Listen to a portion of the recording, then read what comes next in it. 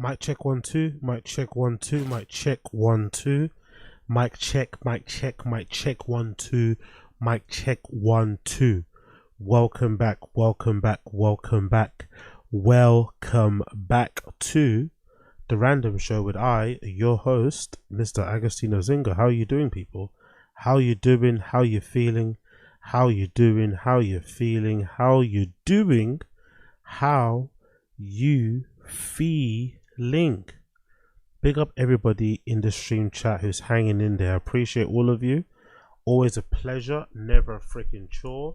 What's going on, people? What's going on? If you can hear me, let me know if you can hear me. Let me know if you can hear me. Let me know. Let me know. Let me know. Just gonna get something up on here on this side of things. Let me know if you can hear me. Big up everybody in the stream chat. What's going on? What's crack-a-lacking? Friday night settings. Friday night settings. What's happening, people? Day number, what are we? Day number 3? Are we day 3? Yeah, day 3 of the 30-day stream. What's happening, people? What's happening? What's happening? What's happening? Talk to me. Talk to me. Talk to me. Talk to me. Talk to me. What's going on? What's going on? Apologia. What's going on? What's going on? What's going on, people? How are you doing? How are you all doing? How are you all doing? Big up the stream chat. What are you guys saying? What you guys saying? What you guys saying? What you guys saying? Big up Apex Putter, I can see you. Joy G1 Roger, I can see you. Abe Martinez, well gone. Daniel Clements, well gone, G. Young God Vibes, what's going on, sister? Black American, well gone. Brian, well gone. Big up everybody in the stream chat. Appreciate every single one of you.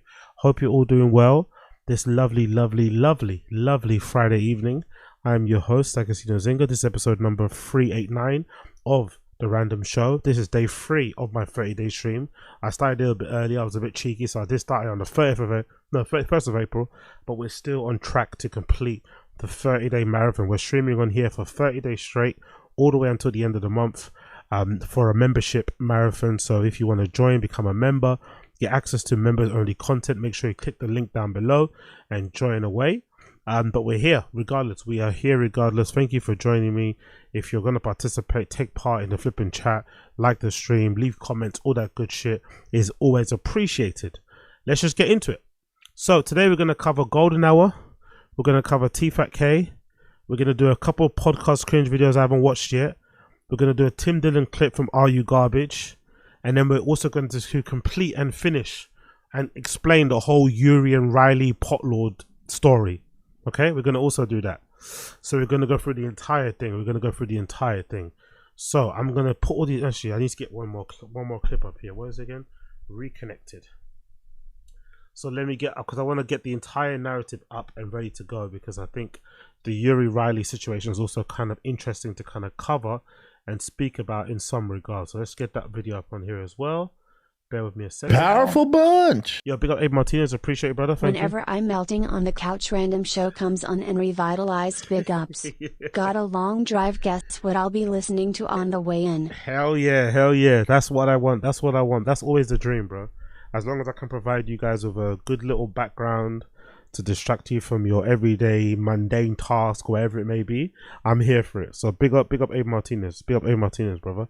I appreciate you. Thank you for the super chat. Let me just quickly get all these videos up on here. Let me just get this thing loaded. Bear me 1 second. Big up everyone in the stream chat. Make sure you smash the like button down below. Don't be lame. Smash the like button. Subscribe. All that good shit. You know how we do. Let me just get this video to load. I'm ready to roll here.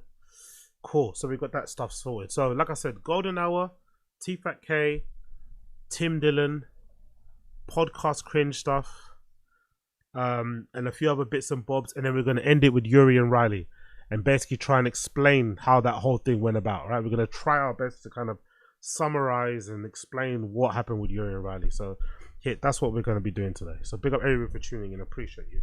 Let me just quickly make sure this is locked in. What's happening here? Bear me 1 second. Cool. Random tech issue. Nice. Good to go. Good go. Cool. Let's rock. So first things first. Let's go through the Reddit. Let's go through the fucking Reddit. What have I missed out on in the Reddit? Bear me 1 second here. Let's get the Reddit up on here. There you go. Oh shit, sorry. Oh. Cool. Let's continue. Fuck it hell. Apologies. Let's continue. So, what do we not check out? Oh, let's check out this. Have you guys seen this? Have you guys seen this? Look at this. Absolutely crazy. So allegedly, this is a bit of merch from Brendan Short's special. You'd be surprised. That's absolutely shocking, by the way. Oh my god, the fucking sneezing. You can tell it's allergy season. Big up all my G's out there with the real allergies. Big up all my allergy guys out there. It's a tough world we're living in. Tough world. Bear with 1 second. Cool. There we go. Oh, Jesus Christ. So, this might be, on God, this might be one of the worst bits of merch I've ever seen from Brendan. And I think overall, even though a lot of Brendan Schaub merch, even though a lot of like Thick Boy, Tiger Thick merch is very basic, right? Not something that I would ever wear. I don't mind it. Like, it's not terrible over the years. Like, some of the Tfatk stuff he's done over the years, most of the good stuff I think has been the flips. I still think that Dicey logo one he did ages ago was actually quite a nice one. I kind of regret not being able to get that when he had the sale. That Dicey logo thing was pretty decent. But I think over the years they've had decent enough merch. Is it worth the price he charges for it? I don't think so. But I think over the years the merch hasn't been that bad from Brendan. Hasn't been that bad. But this might be one of the worst pieces of merch I've ever seen him design or have part of his promotional thing. This was a piece of merch that was made for You'd Be Surprised, the first special that he did on Showtime. And you can see it because he's basically wearing the same outfit he wore when he was doing the special. Or he's also wearing the same outfit he wore when he was like getting ready for the special, I think in the green room and shit. It's got the off-white dunks. He's got that leopard jacket he was wearing, and obviously, you know, the face and the eyebrows, the abuela eyebrows they used to do back in the day.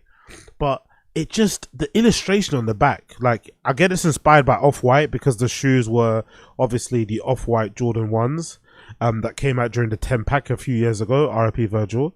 But the illustration of his face, the garishness of the logo, the trainer thing, like, it just doesn't make any sense. Like, what does the shoe, what does Off-White, what does Jordan, what does anything have to do with this comedy special? Absolutely nothing. If anything, a more appropriate bit of merch would have been maybe a photo of Brendan's face when Rogan was saying what he's saying. Maybe that, you know? And then at the back it could be like quotation marks, "You'd be surprised" or something, right? Like, that's what maybe the picture, the fucking thing should have been. Like a nice photo tee, a nice square image, maybe half, like a split image in between of Rogan's face when he's telling Brendan to give up MMA. And then on the other half, it's got Brendan's kind of like dour side face. That would have been a decent enough piece of merch. But making this like fake Off-White thing, like, it just doesn't make any sense. Like with the Off-White belt thing there, the Jordan in his hand, and then if you zoom in on the logo, usually on the instep, like, you know, Virgil used to have the little, you know, bit of blurb that would have Off-White courtesy of wherever it's from, blah, blah, blah. He switched the text up and put "Be sure for Showtime, You'd Be Surprised, San Diego, California, USA," and that's the date that the special was filmed, or maybe released January 19th, 2019. And it's like, bruh, like, what is that? And then you wonder to yourself, like, how does somebody like this avoid going bankrupt? That's what I think when I look at this sort of stuff. I'm like, how is he avoiding bankruptcy? Because it's not as if, even the spending's already crazy, right? Brendan's spending's already fucking crazy. But the crazy thing about it isn't really the spending for me. The crazy thing about it is the amount of things he has done business-wise that have never really hit off. Like, could you imagine the amount of merch? The amount of merch that's been printed, physical goods, t-shirts, jackets, hoodies, hats, woolly hats, beanies, I don't know, little fucking key rings and stuff that he's made over the years that haven't sold well. Could you imagine the amount of stuff that he's printed that hasn't sold, that he's had to like trash or something, or throw in the bottom of the ocean, or throw behind over somebody's gate or something? Could you imagine the amount of money he's wasted on merch that hasn't sold over the years? Because, you know, I know there's places that usually sometimes will let you print to order, so whenever an order comes in, that's when they'll print your merch. But a lot of places, if you want good stuff to be made, you have to order that stuff ahead of time, which is why, you know, starting up a clothing brand is usually sometimes the most risky, hard to break business, maybe next to maybe restaurant, you know, having a restaurant or something. It's really hard to kind of make that shit work. Even if you've got good designs, let alone if you're Brendan and you've got these fucking shitty designs. So it's really astonishing that over the years, he hasn't bankrupted himself just solely based on the failed business ventures. Forget the spending of himself, his wife, just on a business venture. There's quite an achievement. He's been able to keep his head above water, and also shows you just how much money is in podcasting. And also it probably helps that he's got, you know, maybe a daddy that can help him out, because I think any other person would probably be bankrupt by now with the amount of businesses or the amount of ideas Brendan's had over the years that haven't really made or materialized or gone anywhere.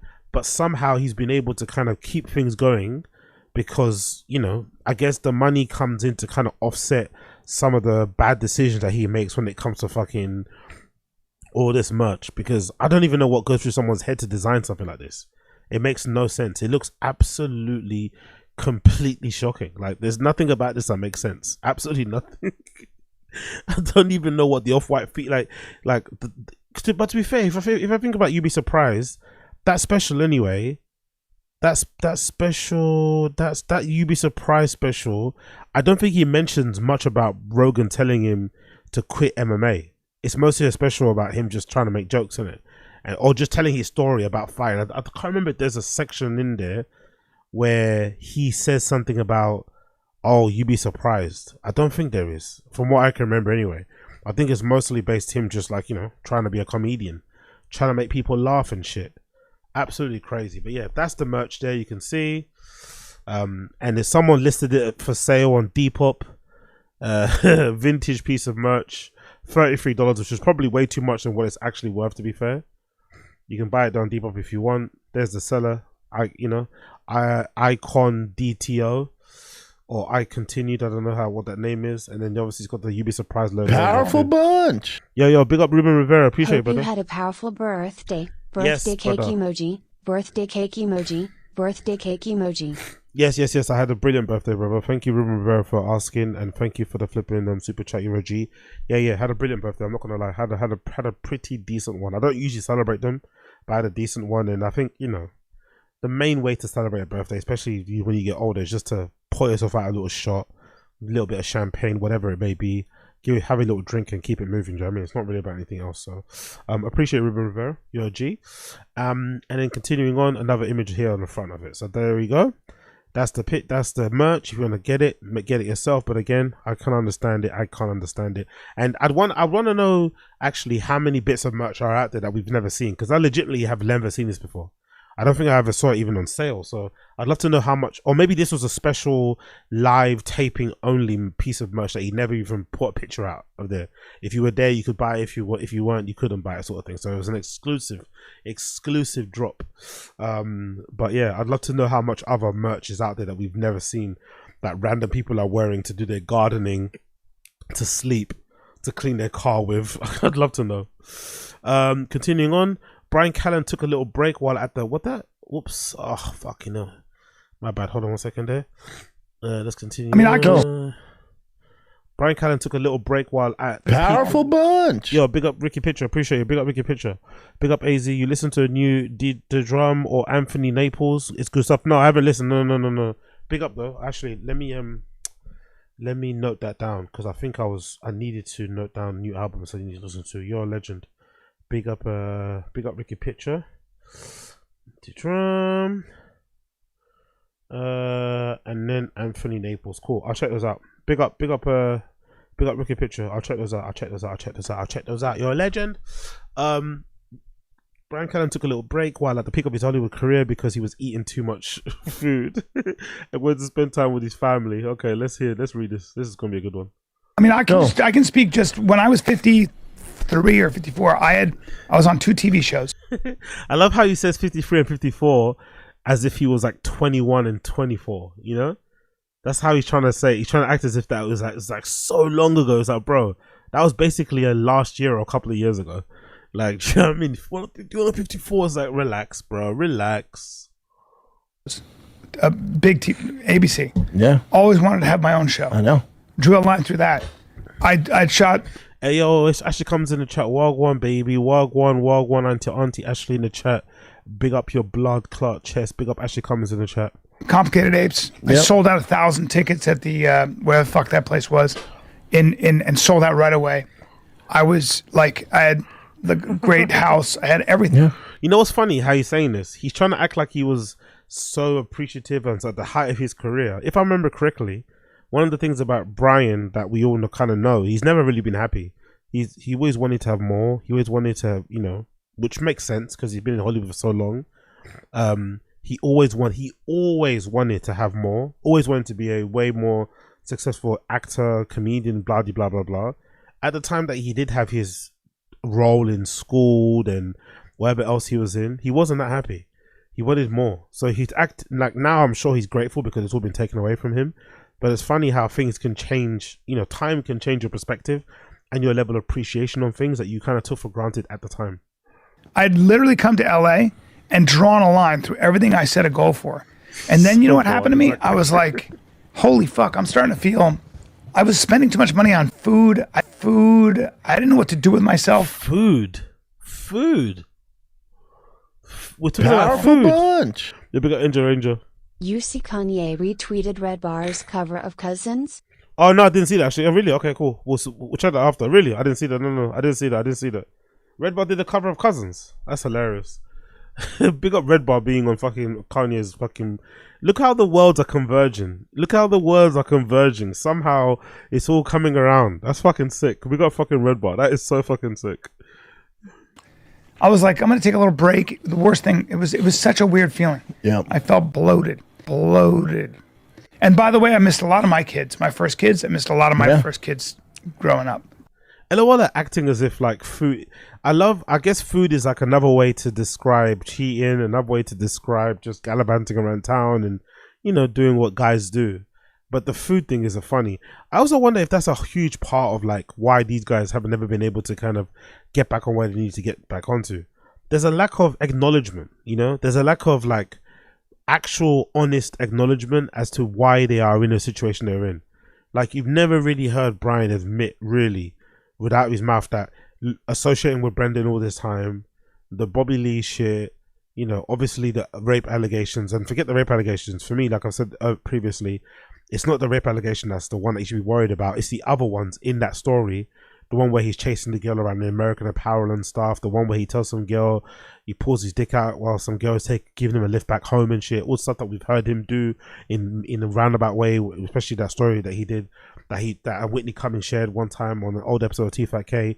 All those things have definitely negatively affected his career. It's obvious to see. Like, I even think sometimes people overlook the impact Brendan's had on his life. Like, Brendan's been a net positive for sure. Without Brendan, Brian will be in obscurity right now because he can never follow through on things. He's a procrastinator. He does stuff half-baked and stuff. How many podcasts has he started over the years? He's never really kind of followed through. So Brendan's been a net positive to him, but it wouldn't surprise me if just being associated with Brendan actually hurt Brian more than he's ever probably realized or would ever realize, you know? And those things maybe is all just the unfortunate luck of not being the guy that's been picked. It's just one of those type of things. You're just not going to be that guy. But instead, we're going to blame it on food. We're going to blame it on spending too much money on red wine, on cigars and food. That's why we're not where we're out to be. So I don't know, man. Maybe I'm just too much on this radical self-acceptance or radical self-ownership type of thing, right? But I really do think in these type of affairs, I wonder how much difference it will make if he just owned up and said, you know what? It was all my fault. I effed up. I really messed up my career. I was given loads of chances, loads of opportunities that most people don't get. I came up in around a time when people were finding it really easy to make it and blow, and I fumbled. And then I'm just trying to work my way up again. I wonder how much that would actually benefit these guys instead of these kind of lies. Because you're only lying to yourself, really. Like, no one really cares about them apart from us, right? We watch these guys to laugh at, but we also kind of care. But really, they're only lying to themselves. Like, who are you trying to convince, you know? Food is why you're where you're at now. Food. Okay, interesting. Let's move on. Another clip here. Oh no, this is another person posting about the videos failing to hit 40k. Another poster says here, Clint has more best brains for the art than he leave the marketing to me, boss. Okay, let's see this. I don't know what this is about. Charcoal grill by Chin. Charcoal grill. Oh, this is okay. This is the charcoal grill thing. Okay, cool. We don't care about that. Dana White's power slap receiving hair criticism after a fighter is left redacted by a powerful blow. This is great, actually. I watched this before. Look at this. This is fucking brilliant. See if you recognize somebody in this. See, I think he's a little too far. I agree. Yeah, you're good. That's your measure. Sure. You want to land with the palm and the finger. His palm's not going to let. Oh, I stand corrected. Okay. I like it. I like it. Oh, I like his reactions, though. In the water, Papa. I like Cut my life into pieces. This is my last resort. Suffocation, no breathe.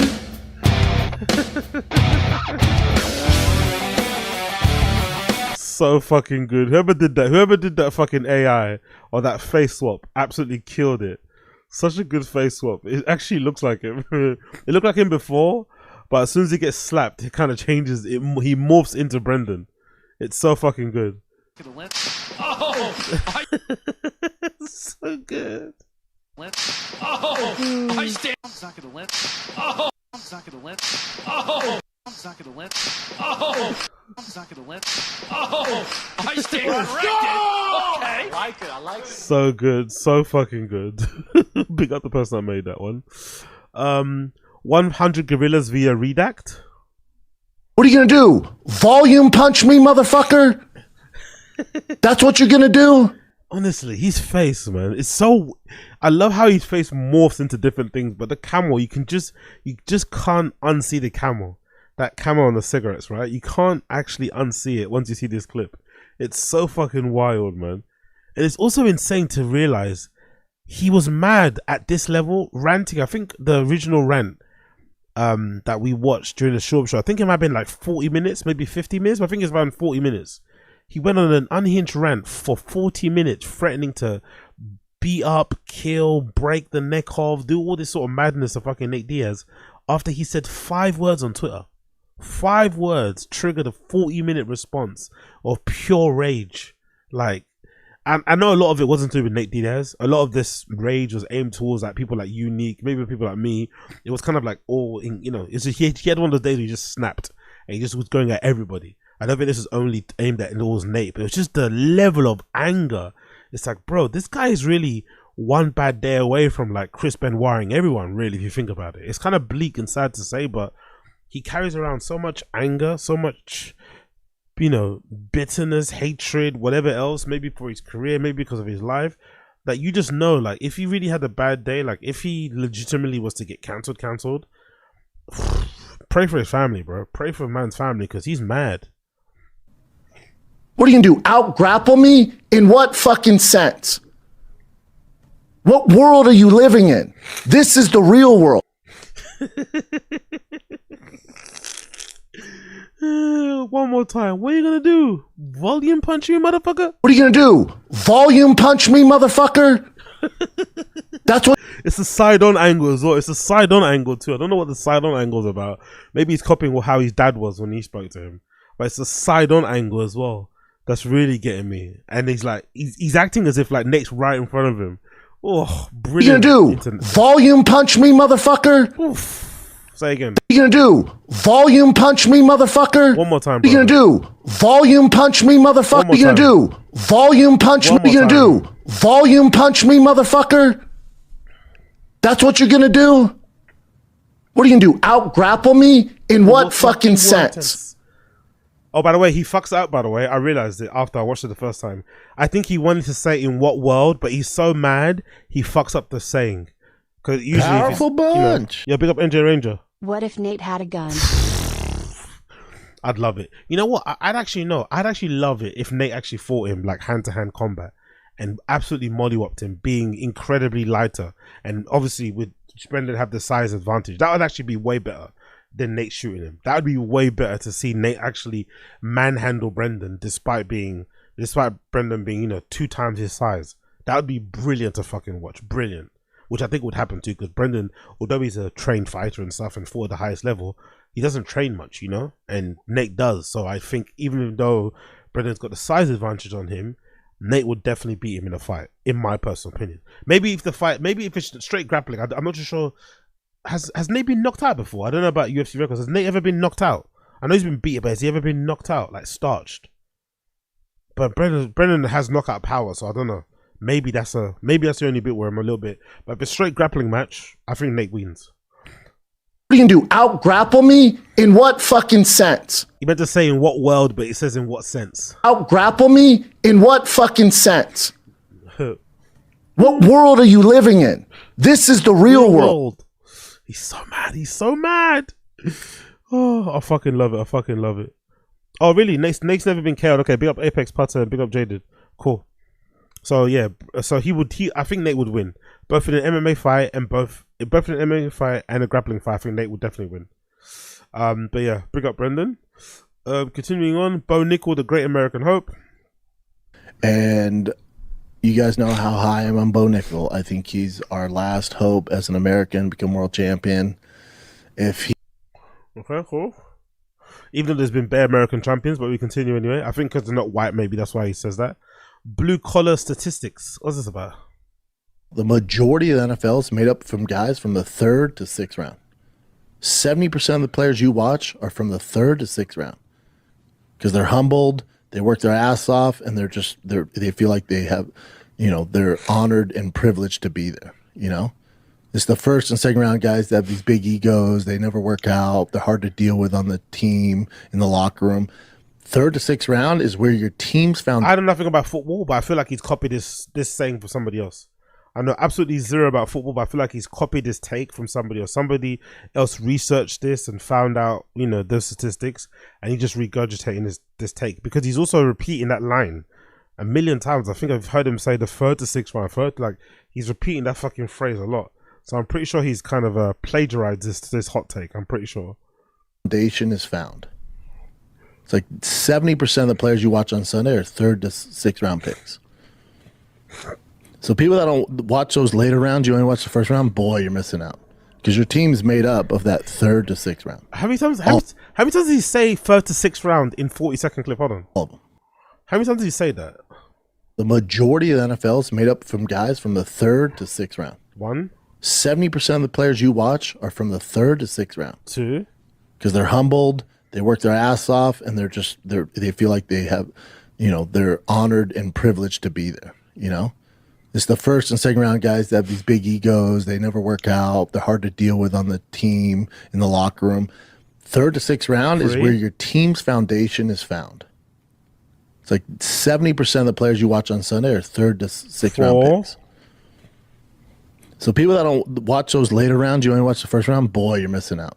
Because your team's made up of that 3rd to 6th 5. round. All of them. 5 times he said 3rd to 6th round in a 40-second clip. 5 times he said the same phrase. Absolutely incredible. I love it. Powerful bunch. Yo, big up JU for life. Wagwan G. Volume punching some memberships. Hell yeah, big up. Volume punching some memberships. Big up JU for you. Big up JU for life. You're a G. I appreciate you. Appreciate you, GG.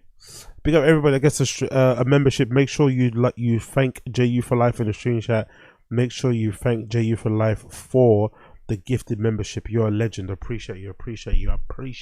JU. Powerful bunch. All right. Let's continue on. Big up JU for life. Baseball Dad v UFC Bills practice squad.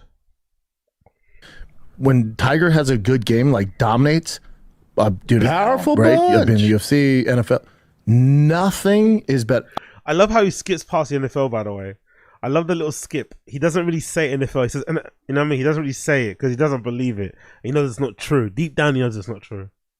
Right? I've been in the UFC, NFL. Powerful bunch. Dude, right? I've been in the UFC, NFL. UFC, NFL. Say it properly. Say it with your chest, brother. Say it with your chest. When Tiger has a good game, like dominates, dude, right? I've been in the UFC, NFL. Nothing is better. There's nothing else I'd rather do. There's nothing. Yes. There's absolutely nothing. Like when he's playing well and balling out, that's all I need, man. That's fucking brilliant. I fucking love that. I really did enjoy that, by the way. One more time. When Tiger has a good game, like dominates, dude, right? I've been in the UFC, NFL. Nothing UFC, is better. There's nothing else I'd rather do. There's nothing. Yes. There's absolutely nothing. Like when he's playing well and balling out, that's all I need, man. I don't know. Again, because there's kids involved, I'm always going to be happy that he's, you know, being an active dad and taking pride in his kids' achievements and shit, and happy to spend time with his kid. But I do find it quite you know, sad that he only seems to enjoy hanging out with his kid because his kid seems to enjoy playing sports. That's the only reason why he relates to him, and he seems to take a lot of pride in that. And I wonder what's going to happen if and when Tiger decides sports is not for him anymore and he gets more interested in girls, boys, or video games, you know? What is he not going to be proud of him anymore? He's not going to want to spend time with him. He's not going to want to brag about him on the podcast anymore. It's kind of sad. And it's also kind of sad that he's only realizing now that being a dad is kind of cool. You know, when he was on the road, when he was doing stand-up, when he was hanging around in comedy clubs and stuff and going on tour all the time, he didn't seem like he gave a shit about being a dad. Now, all of a sudden, he couldn't sell tickets, had to quit stand-up in fucking shame.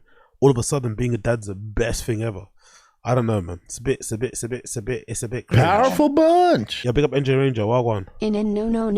No place I'd rather be. File an emoji. File an emoji. File an emoji. There is something super fake. I said it before. There is something super fake about people that do it anyway. Same thing goes for the guys who overly name drop and mention their girlfriends. Like, we all know what a wife guy is, right? A girlfriend guy. Like, usually those guys are so proper dudes who kind of hold down their partners and stuff. But guys like Brendan who go out their way to drop, you know, to always talk about being a dad and their kids and shit. I don't know, man. Either you're overcompensating or you're just, you know, full of shit, really. Which is both the same thing. But anyway, what you can do. Big up NJ. Let's continue. Josh clearly hasn't been to PF Chang's. Where's the proof that he cheats on his wife and that's why he quit comedy? I've seen it said before, but I've never seen an ounce of proof to back it up. I don't think that's true. Who said he? Oh no, sorry. I think that might have been the title of my video, innit? I think I might have said on one of my videos that, or the clip, the title, kind of clickbaity to be fair, that Brendan quit stand up because he was cheating on his wife. But to be fair to me, in the clip, Brendan kind of insinuates that stand-up was the worst thing to happen to him, because this is his new kind of thing. It's one of his new kind of grifts that he's doing at the moment, where he's basically trying to say that stand-up was the worst thing to ever happen to him. You know, I'm sure some of you guys have kind of heard him kind of say a similar thing, like he was doing stand-up and that's why he was drinking, that's why he was cheating all the time and not being a present dad. Like, he blames everything else apart from himself for his actions. So that's why he's kind of say that he's never going to do stand-up again because it quote-unquote brought out the worst in him. So I think that's what people was alluding to when it comes to that cheating stuff. The person anyway replies back to him, this person, and says, you mean the security cam footage of him handing the number to a girl at the club? The YouTube channel Unique posted it. How about when BGL Mark Henry showed all the texts he was facilitating for Brendan to flirt with other girls? I can keep going. You know what's kind of wild after this person mentioned it, because someone mentioned it in the thread actually, and I just realized it myself as well. You know, there's been like 3 separate incidences, right, of Brendan allegedly cheating. There's been the Addies and Baddies text messages, right, that were leaked, which essentially BGO leaked these text messages where Brendan at the time hired BGO to kind of be his kind of go-between or to handle his social media. So BGO would be the person who would be DMing girls on the socials via sometimes Brendan's account, via his account. But I think it mostly through BGO's account. He'd be hitting up girls and telling them, hey, Brendan wants to hang, and he'd also be sorting Brendan out with Adderall, hence Addies and Baddies. So that was one, right? All of these text messages of Brendan basically asking, hey, have any girls hit you back? Any girls hit you back? Any girls hit you back? Another instance, obviously, was the clip where Brendan hands that girl a note, you know, and we can assume the note wasn't, hey, I like your hair. And then another instance that someone mentioned in the thread that I forgot about was that time early on, maybe it was before everyone kind of knew Brendan on the internet and tried to troll him and shit. This was pre sort of like bald guys who slang dick comment. Some random girl actually posted DMs of him and of her going back and forth with Brendan over IG DMs. and basically they arranged a couple hookups. I don't know what town or state he was going to, but he'd pass through, and whenever he would hit up this girl, and she posted screenshots of it. And I think she even posted one of the screenshots on her Instagram stories and tagged Joanna, Brendan's wife. So he's had like 3 clear-cut instances where he's been accused of cheating, where it's kind of looked kind of wild. And I think for any of us regular guys on here on stream and shit, if we got caught in any of those 3, forget all 3, if we got caught in any of those 3 situations, it'd be curtains for us.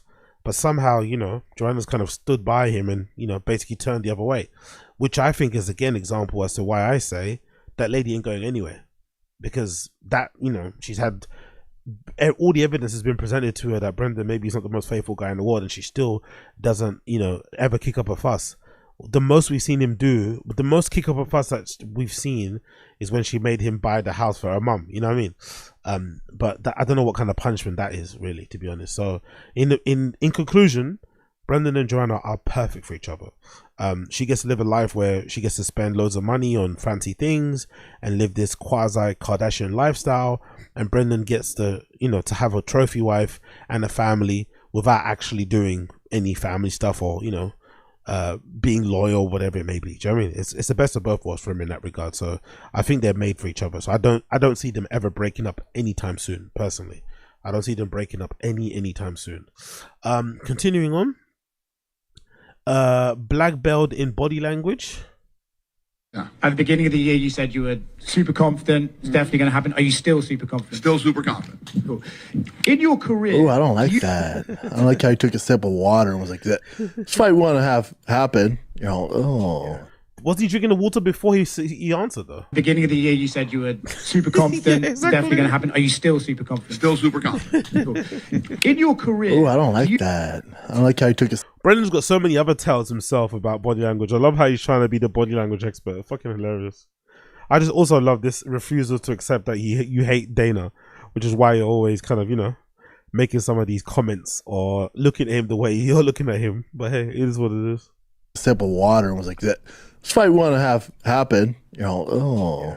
I don't like the way he took a sip of water when he answered it. I'm not buying it. Yeah, that's fight we want to make this year. It's like, ugh, that's not, you don't sound confident, dude. Are we picking that up from like all the serial killer stuff that when they do, you know, interrogations and stuff, like they just kind of, yeah, a little, yeah, they didn't like his body language. Mm-hmm. Okay, brilliant. Big up Young God Vibes. I never got the point of pointing out that he cheats. Darren from Amazon Warehouse cheats too. So what? No, I don't give a fuck too. I think most people only gave a fuck because he was, and the wife at the time were trying to act like they had the perfect marriage. They don't now anymore, but I remember before they were trying to act as if like, I guess it's part of the social media thing. They were trying to both act as if like they had the perfect union and stuff. And I guess when people do that online, the first thing people want to do is prove that you're full of shit.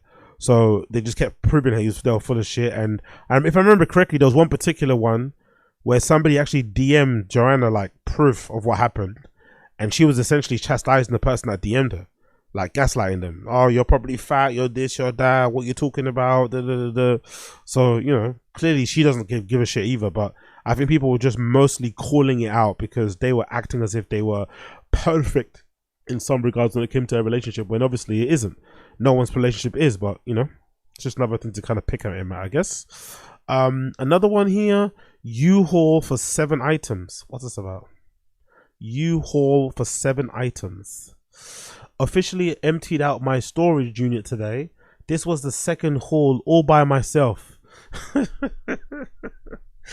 She's really good. I think I don't care about her too much, but I think if you wanted to, there is a potential for you to start an entire YouTube channel around just like some of the mad dumb things Brendan Schaub's wife says from time to time, because some of the things that she does put out on social media make you wonder, really, make you question your own sanity. But I don't want to be too harsh, because I think every, I don't know, bored housewife, especially one with money, probably has just as bad of a social media presence as she does. You know what I mean? Like some of the stuff, like what, all by myself. You want a pat on the back for loading boxes into the back of a fucking van? I don't know. Like, what are they full of? Like Christmas tree decorations, cushions, and duvet. Like, you want a pat on the back for putting stuff in the back of a U-Haul? What? Like she feels really proud and accomplished. But again, I understand why, because she's probably at home all day, bored. She's bought all the Birkin bags. She's got all the Balenciaga. She doesn't probably feel like there's a lot to do. So when she gets given a task like this, she's probably all over the moon. Probably over the moon about it. So hard to be harsh about it. But honestly, if you wanted to, you could definitely start a channel just focusing on Joanna Zanella SCHAUB'S social media, and probably get a decent following around it, because she's kind of loopy. Isn't that the Logan Paul thing, right? We different, isn't that something about Logan or Jake Paul? I think interesting that they're taking that to the new house. Probably some merch or something, some influencer thing they could just probably chuck away in the bin. But hey, let's keep it. But yeah, man, funny shit. Also, it's very American to have like the inside of a the inside of a removal whatever van have advertising on it, innit? It's a very American thing. The inside of the storage unit or whatever, the thing that you're taking, has advertising, just in case you wanted to get some more. Or just in case or in case you took a picture, and this kind of acts as an ad itself. Fucking hilarious. Never stop advertising. Continuing on, Diddler catches some strays. Dude, once I have kids, I stop caring about so much shit. Notice I don't go on other pods. People are like, man, this would be really good for your image. I don't do it. Yeah. I just don't. I'm like, I didn't like delete. Good for your image. Notice I don't go on other pods. You go on loads of other pods. What's with the lying? He goes on loads of, like, if anything, he probably goes on way too many random no-name pods, to be honest. But that also is the reason, probably because the only people that really actually want him as guest. I think if a big enough podcast that didn't want to troll him, like, he's not going to go on my town show. He doesn't want to get trolled. But he goes on loads of random people's pods. Why is he acting as if he doesn't? Strange thing to say. Dalia till he had kids. Facts. Watching Dalia become a dad was the most beautiful change ever. And it's not like I hated Dalia. It's just we were cut from a different cloth. We're not the same guy. Oh yeah, we watched it before. But it's pick up Jeffy DUI, the absolute hater of all haters. But then being humbled, he got very much humbled by the industry and getting into trouble. And then he had 2 children, and he's a totally different guy. He's still autistic, but he's actually a good autistic. I called him up after seeing that special and seeing him talk about his dads and stuff. And then seeing him with his 2 kids. Oh, yeah. And how much he loves them. And you know what I said to him? I said, Chris, I know you've been through. First of all, let me just state this because you said it too. What did you say to him? He was accused of something that he didn't do. Look at Brian. And if you have trouble with that, take a look at the FBI and everybody else who investigated.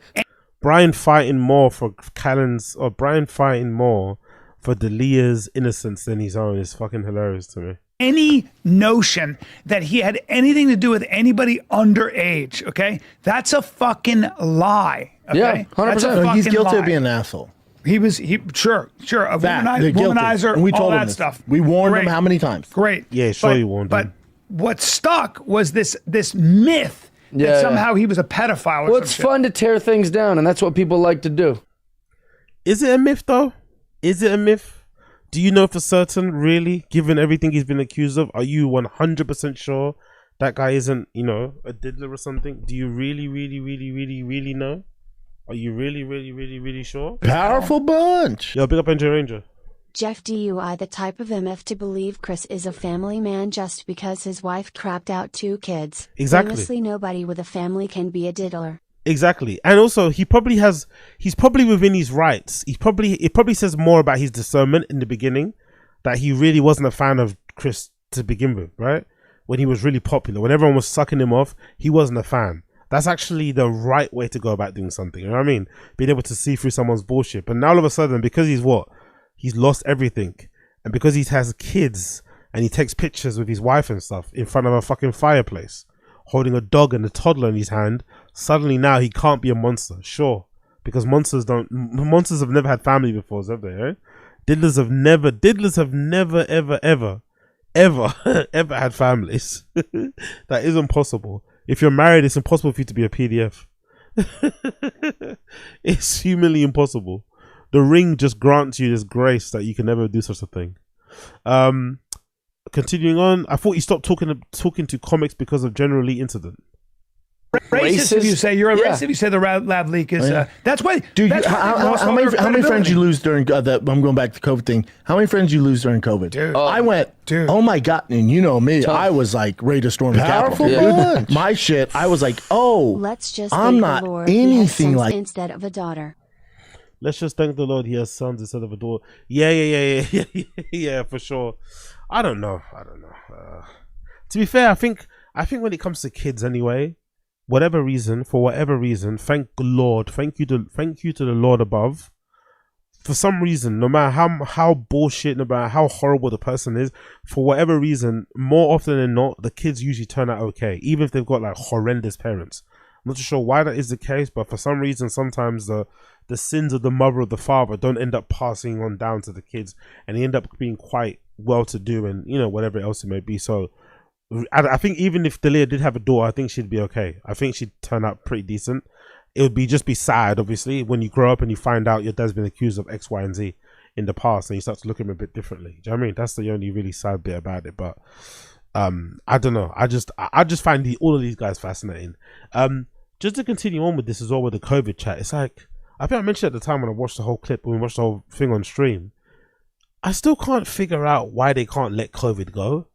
Like, I get it if one of us, regular civilians as they call us, kept talking about COVID because it actually impacted our everyday lives, and some people, you know, had relatives pass away that they couldn't say bye to because of COVID restrictions. Maybe your health has been permanently damaged from catching COVID, taking the vaccine, whatever it may be.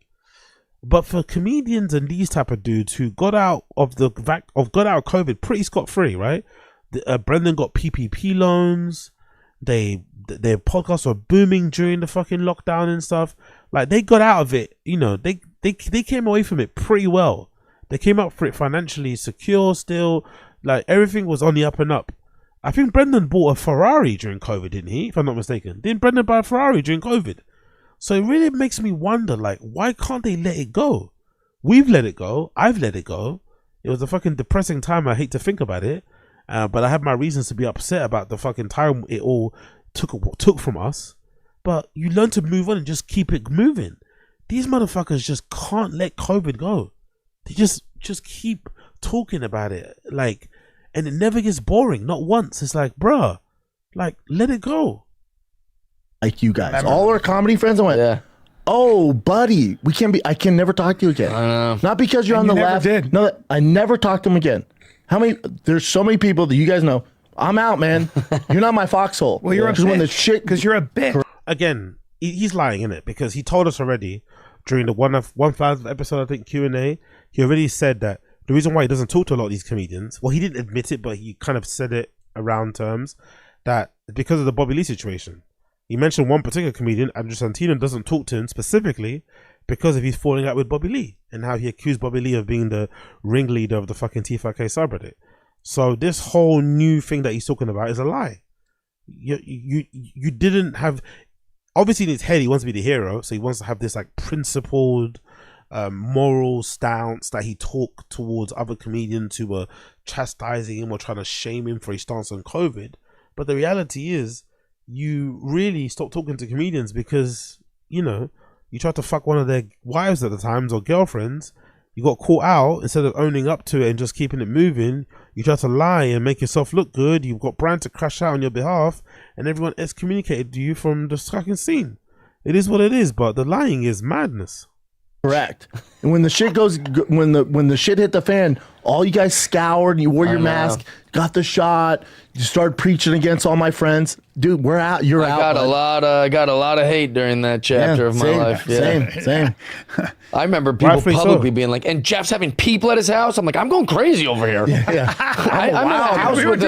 doing the podcast. People yelling at us. Like, I was in my house with alcohol problem and guns. Dude, and I was alcoholic, dude. I'm like, I bona fide alcoholic during COVID. Dude, and also in the one again, I love the blaming COVID for the alcoholism. Can't we blame maybe starting a whiskey company for the alcoholism? Maybe let's blame that. Maybe let's blame starting a whiskey company with no experience, with no knowledge, with no understanding of the industry, just to kind of, you know, flex and stuff, may have been a contributing factor to your alcoholism. And maybe, you know, the fact that his career was on the downward turn.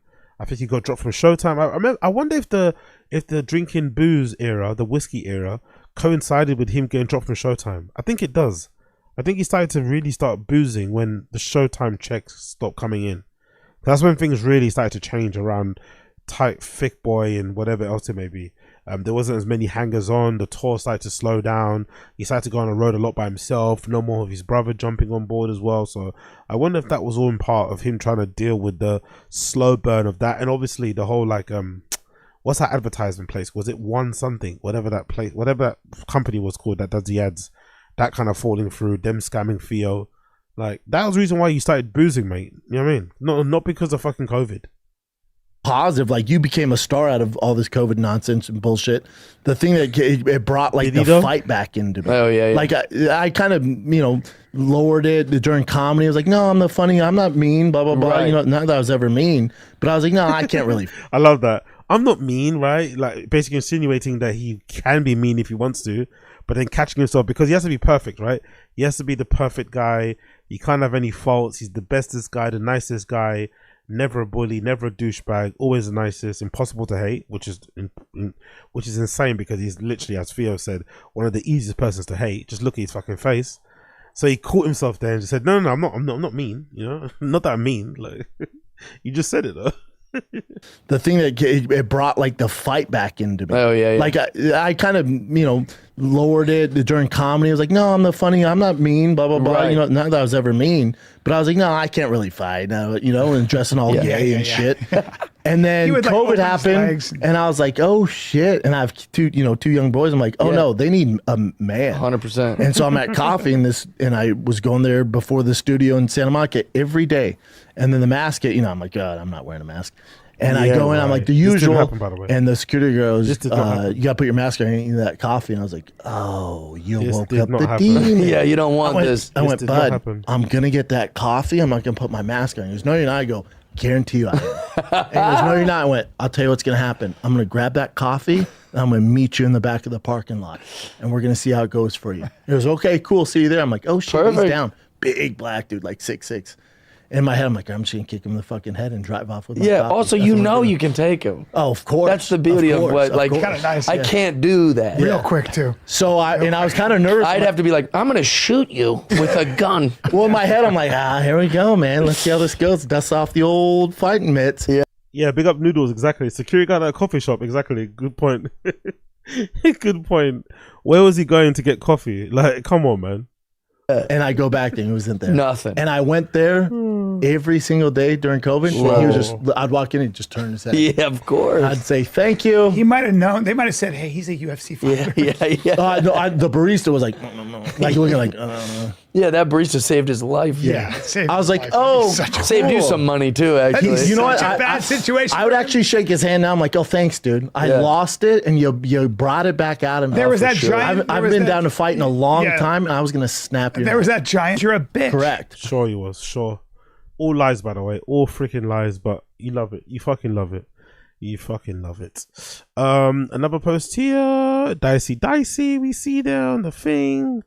Needs more cow. Okay, cool. Yeah, these, I don't know. I'd never take a picture of this in the fucking gym, but yeah. Needs more cowbell. Diesel dad day. Diesel dad fit, sorry. This dad identity thing is just fucking hilarious, man. Like, can't you just be like a regular human? Why are all these fucking avatars and these personalities? Why can't you just be like a dad? And all encompassing, just a regular dad. Why does it have to be an identity that you wear?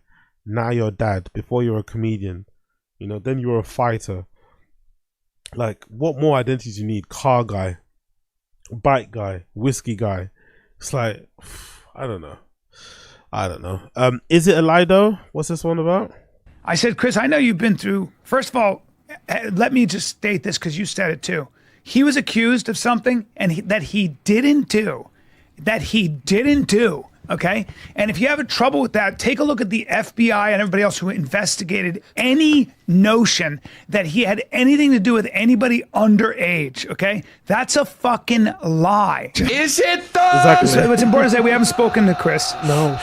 And that's the thing that's fucking incredible about that fucking whole rant and that stance. Like, that would have been way more admirable as a friend to do. Like, I think a lot of people, maybe not everybody in the stream chat, maybe just me, but I think you would have had a lot more respect for Brendan and Brian if they kept it stum when Crystal Lee allegations came out and just ignored it and didn't address it on their pod because that's their friend, or if when they addressed it, maintained that that's their friend and they're going to stand by him and they've never seen him do anything untoward to anybody, and you know, they're going to stand by him as a friend, not going to say anything more about it. That would have been really admirable, considering everything these guys speak about when it comes to cancel culture and all this sort of shit. If they actually took a stance when one of their friends got cancelled, especially with that level of seriousness when it comes to allegation or severity of those kind of allegations, that would have been quite admirable. But instead they didn't. Instead they took opportunity to benefit from it and jumped in front. If I'm not mistaken, I swear they released, it's probably the first time they've ever released, it's probably the first time they've ever recorded and released a special on the same day. Sorry, not special, a podcast episode. I'm pretty sure that episode was recorded on the same day the allegations came out and it was released the same day. Usually they record on like a Monday and they drop the episode on a Tuesday. But I swear to God, if I'm not mistaken, they recorded it and dropped it on the same day, replying to all the fucking, you know, news when it went viral that Chris D'Elia was accused of being a diddler and blah blah blah and got dropped from Netflix and his agency and all this malarkey. So all of this kind of, oh yeah, looking into the camera and being all serious, the FBI, it's like, bro, you didn't have that energy when you got fucking accused. Instead, you actually threw him under the bus like you did here. We've never been on the road with him. You know. I mean, I know you've seen some of the messages online. I mean, there's way more than that. I would get at least 50 messages after a show each city a night, and I would reply to all of them. I'm hurt. I'm mad. I'm fucking mad, man. I'm mad at him. You know, the lies that I would tell my fiance, my friends, and I'm sorry. No, he's guilty lie. of being an asshole. Sure. No, we got to play that one more time. I know the noise is annoying. I know it's annoying, but that fucking is it though in the background. That was a brilliant. Whoever made this, you're a fucking legend. We got to play it one more time. Apologies. One more time. I said, Chris, I know you've been through. First of all, let me just state this because you said it too. He was accused of something that he didn't do. Okay? And if you have trouble with that, take a look at the FBI and everybody else who investigated any notion that he had anything to do with anybody underage, okay? That's a fucking lie. Is it though? So what's important is that we haven't spoken to Chris. No.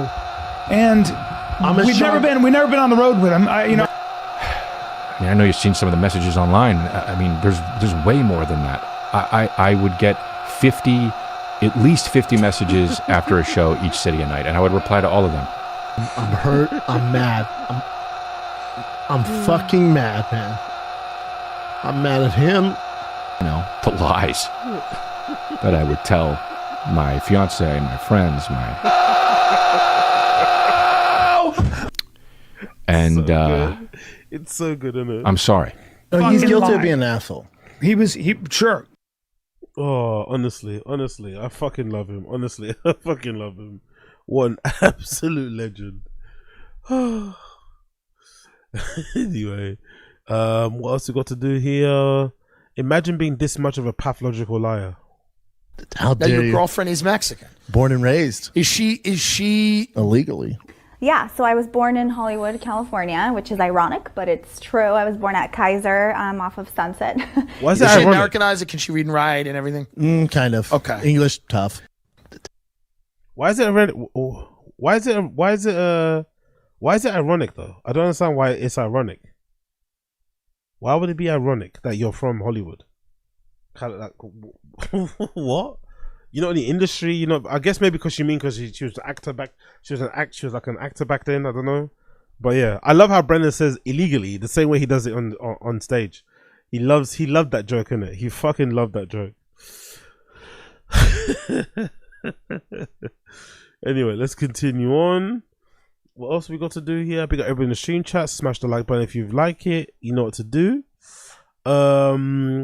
Jeff Dye wants to know why Brendan is moving. Yeah, we need that too. We need that. Where's your place here? Sherman Oaks. Yeah, it's nice. I love Sherman Oaks. Yeah, because we're out in May. I know you guys are going. Yeah, you Brian's there already. What I have you? I May probably already 26th. explained. This might be a repeat for your audience, but what was the decision that made you guys go? We're going. It was what you said to me, to be honest with you. Rogan said after I shot my special, he said, move here. It'll change your career. And then you said, you're just going to become a road comic. Rogan, you know what would change his career, Rogan? You know what would have helped or changed his career, Rogan? It would have helped or changed Brian's career if, when he was getting cancelled, if you actually had him on the show to defend himself. Or if you actually had him on the show just to have him on the show. Just to show some support. Not even address the allegations. Just to kind of support him in that regard. And keep it moving. And act like nothing's going on. But Rogan didn't do that, did he? Because that's when he got the Spotify deal. So all of a sudden, being anti-cancel culture, and standing up for your friends became a bit of a dream, you know? Became one of those things you just thought about, you know, on and off day. Because you had to make sure you looked after the check, which I understand. I get it, you know, the check was fucking massive. I think most of us would have probably done the same thing, but I think that would have helped Rogan, that would have helped Callan's career at the time. If he was able to still go on Rogan and everything was appearing as if it was still normal, as if, you know, as it was still business as normal. Instead, Rogan was one of the first people to sort of like excommunicate and essentially go quiet on Brian, pretend like he didn't exist. Whenever someone tried to bring him up, he would completely change the subject or not talk about it at all, which was really funny. And I think for a year plus, he didn't really utter Brian's name at all in the slightest. And then suddenly, when the coast was clear, he starts talking about him again. And then he tells him to move to Austin, Texas. Seems a bit too late now, doesn't it, mate? Like you're just out here isolated. You're that guy. And that's don't just on be the that road guy. and you're not a Go comics to comic. Austin. And I Like was Brian like- lost his peers. I was like, you got to be out in Austin. And then I said, I'm going. Remember? I was like, I'm going. How'd you convince you? What made you want to go? The fires. Me too. Okay. The fires are what That was my started. last straw. He says fires, but he didn't live anywhere near them, but that's a It different just story. bothered me. I was like, I'm done with this fucking But the fires were right by us, and we lost power for 2 weeks, and then we couldn't be in the house. And then we have this big gate, like this security gate to get in and out, and the gate wouldn't work. And we had to like rush out, and I'm there pulling it, and my hair's in my face. That's when I cut my hair shorter. So I was pulling it in the wind. My wife looked at me and was like, oh, we got to get out of here. Yeah. And I was like, really? Because I was trying to get her out during COVID. I was like, you're down? She's like, I'm down. Put the house for sale like a week later, and boom. Good. Off to the races. Okie dokie. In Papa's eyes, they're equals, but who works on it? They don't care about that one. Actually, let's move on. We've done quite a bit of this, haven't we, already? Oh, actually, let's go. What the fuck is that from my Instagram? What in the hell is that from? Let's go on Joanna's Instagram. I want to see that. Where the fuck is that fucking? Where's she wearing that outfit in? Where do you wear that fucking? Oh, look at the profile picture. They definitely moved to Austin already. Look at that cowboy, slightly cowboy era. Okay, she's definitely in Austin already. Look at this outfit. Let's see the stories first of all. Where the fuck did she go with that outfit on? Oh wow. Are these like other Austin mums? Why is she dressed like that? And they're dressed like the way they are. What a fucking legend. Look at Brendan Shaw's wife. Look at this. And then Mikey. Yeah, don't say anything bad.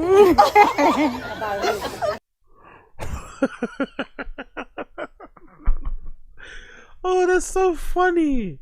How the hell, like, how does she turn up to like a girls' night or like a girls' lunch wearing what she's wearing when all the other mums seem to be wearing completely normal? Don't get me wrong, there's nothing wrong with the outfit, you know, it's a pretty hot outfit. It's a little bondage cowboy type of thing. It was, actually, she looked quite good if she wore this and went to Burger, and she'd fit in really well. But the outfit there's no issue with the outfit. The problem is when it pans across the table and you see all these like regular looking women. The girl next to her is wearing a turtleneck. The other lady's wearing a black top, a jacket or shirt of some kind, a black top, a t-shirt, a button-up shirt, a simple top, a suit jacket, another long sleeve top. Like, they are all pretty much like, you know, dressing like, you know, regular women, and she's got this like club outfit on. This like kink rave party outfit on. Like, what the fuck is she doing? What an absolute freak. I love it. She's so amazing. And you know what's funny as well? You know what's funny too? I bet you she's probably got the most kids out of everybody on that table. That's probably the funniest thing. She probably has the most kids of everyone on that table, yet she still somehow looks like the one who's the most single and doesn't have a family and just doing her thing. You know what I mean? And like, it's you know, even that, it's not even like she's like in her 20s, but it makes sense. She definitely isn't the youngest person on that table and probably has the most kids, but still looks the way that she does now. What an incredible era. So I guess we're going to get a lot of like slutty cowboy outfits, which is weird because you'd think she'd go for that slutty thing in LA, but I guess we're going to get more skin showing, more cleavage, right? More maybe Wonder bras or something being used. We're going to get a lot of cleavage, a lot of oiled up cleavage, a lot of shoulder. Okay, cool. This is what we're going for when it comes to cowboy looks. Big up Joanna. What's this? I guess one of her friends, happy birthday thing, and another post. Okay, we see another post as well there. Let's see the post here. There's a post here with loads of pictures actually. Getting my new style ready for Texas.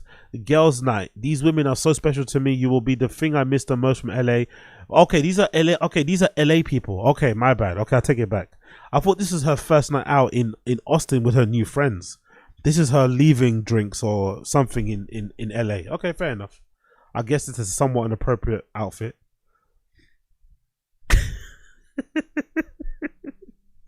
It's so funny.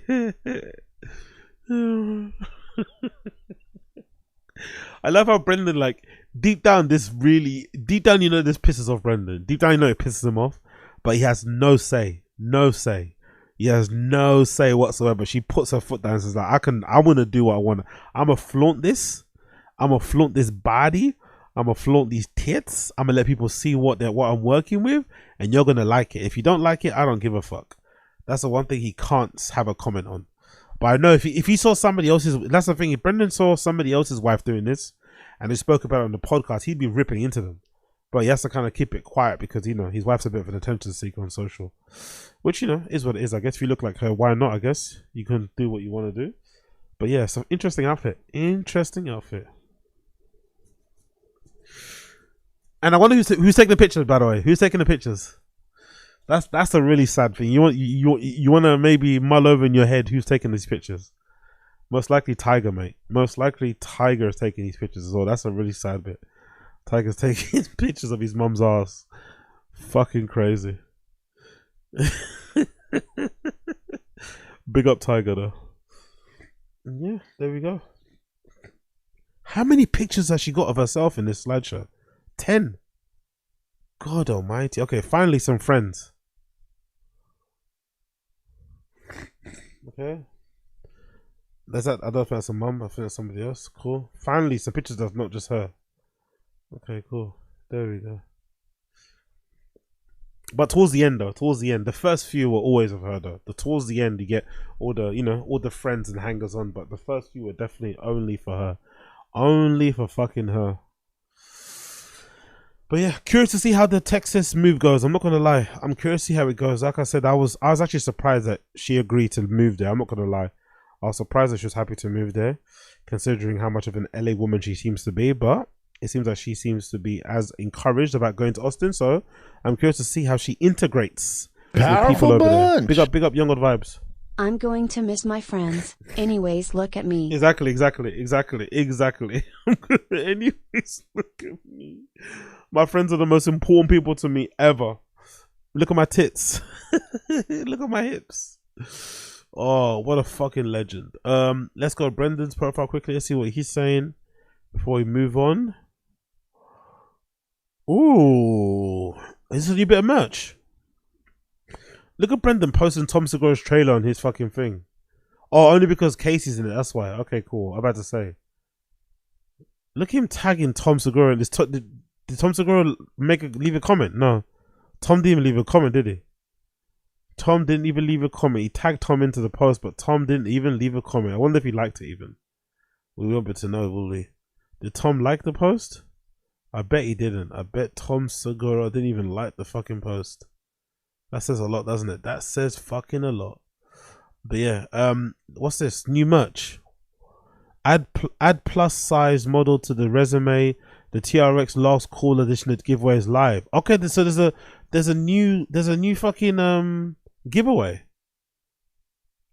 This one's a monster, 800 plus horsepower, King Shocks, Kibby Tech, wide body. It sounds like everything else he's done before, to be fair. Wide body fenders and more. Hope some baseball dad wins so you can reflex on your parents. On other parents. Good luck. Let the games begin. I hope somebody wins that isn't somebody that looks like Brendan, or somebody that's in the fitness industry or has some sort of experience or a business in trucks and garages and shit. Why can't just some regular mum, some regular person win this? Why does it always have to be someone that looks like him? It's fucking bizarre. And they always, weirdly enough, live very close. They're never out of state, or they're never super far away. Very fishy. Very, very fishy. But this is the merch. What's that? Anti-electric vehicle club. I don't like all the different, apart from the SS themes going on here, I don't like the different fonts.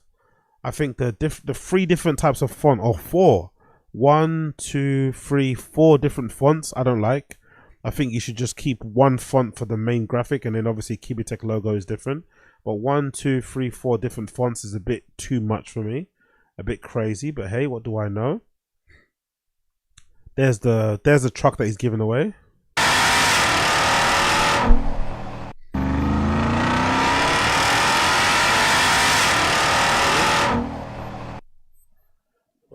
Okay, that's the is that the pimp my ride font? I think that might be the pimp my ride font, isn't it? If I'm not mistaken. Pimp my ride logo. Why do I recognize that font straight away? Yeah, it is the same logo. There we go. Yeah, it's the same font for the pimp my ride, the exhibit show from back in the day. So yeah, more copying, more plagiarism from Brendan when it comes to the designs. But I don't mind this, to be fair, because I come from streetwear, so I'm a fan of logo flipping, and I think that's one of the good things about streetwear. You can flip logos and add your own fucking add text into it and stuff. So I don't really mind this too much, but it's just funny that he doesn't really have many original ideas. It's all just flips of things. Oh yeah, the reflection. Yeah, true. The reflection of your glasses. Yeah, I don't know who that is. I don't know if that's Tiger or Casey or somebody. I don't know who that is, but yeah. You can see him taking a picture in his driveway of his house. Also, Jesus, man, like a bit of moisturizer, Papa. Like the face is looking mighty dry. A little bit of moisturizer.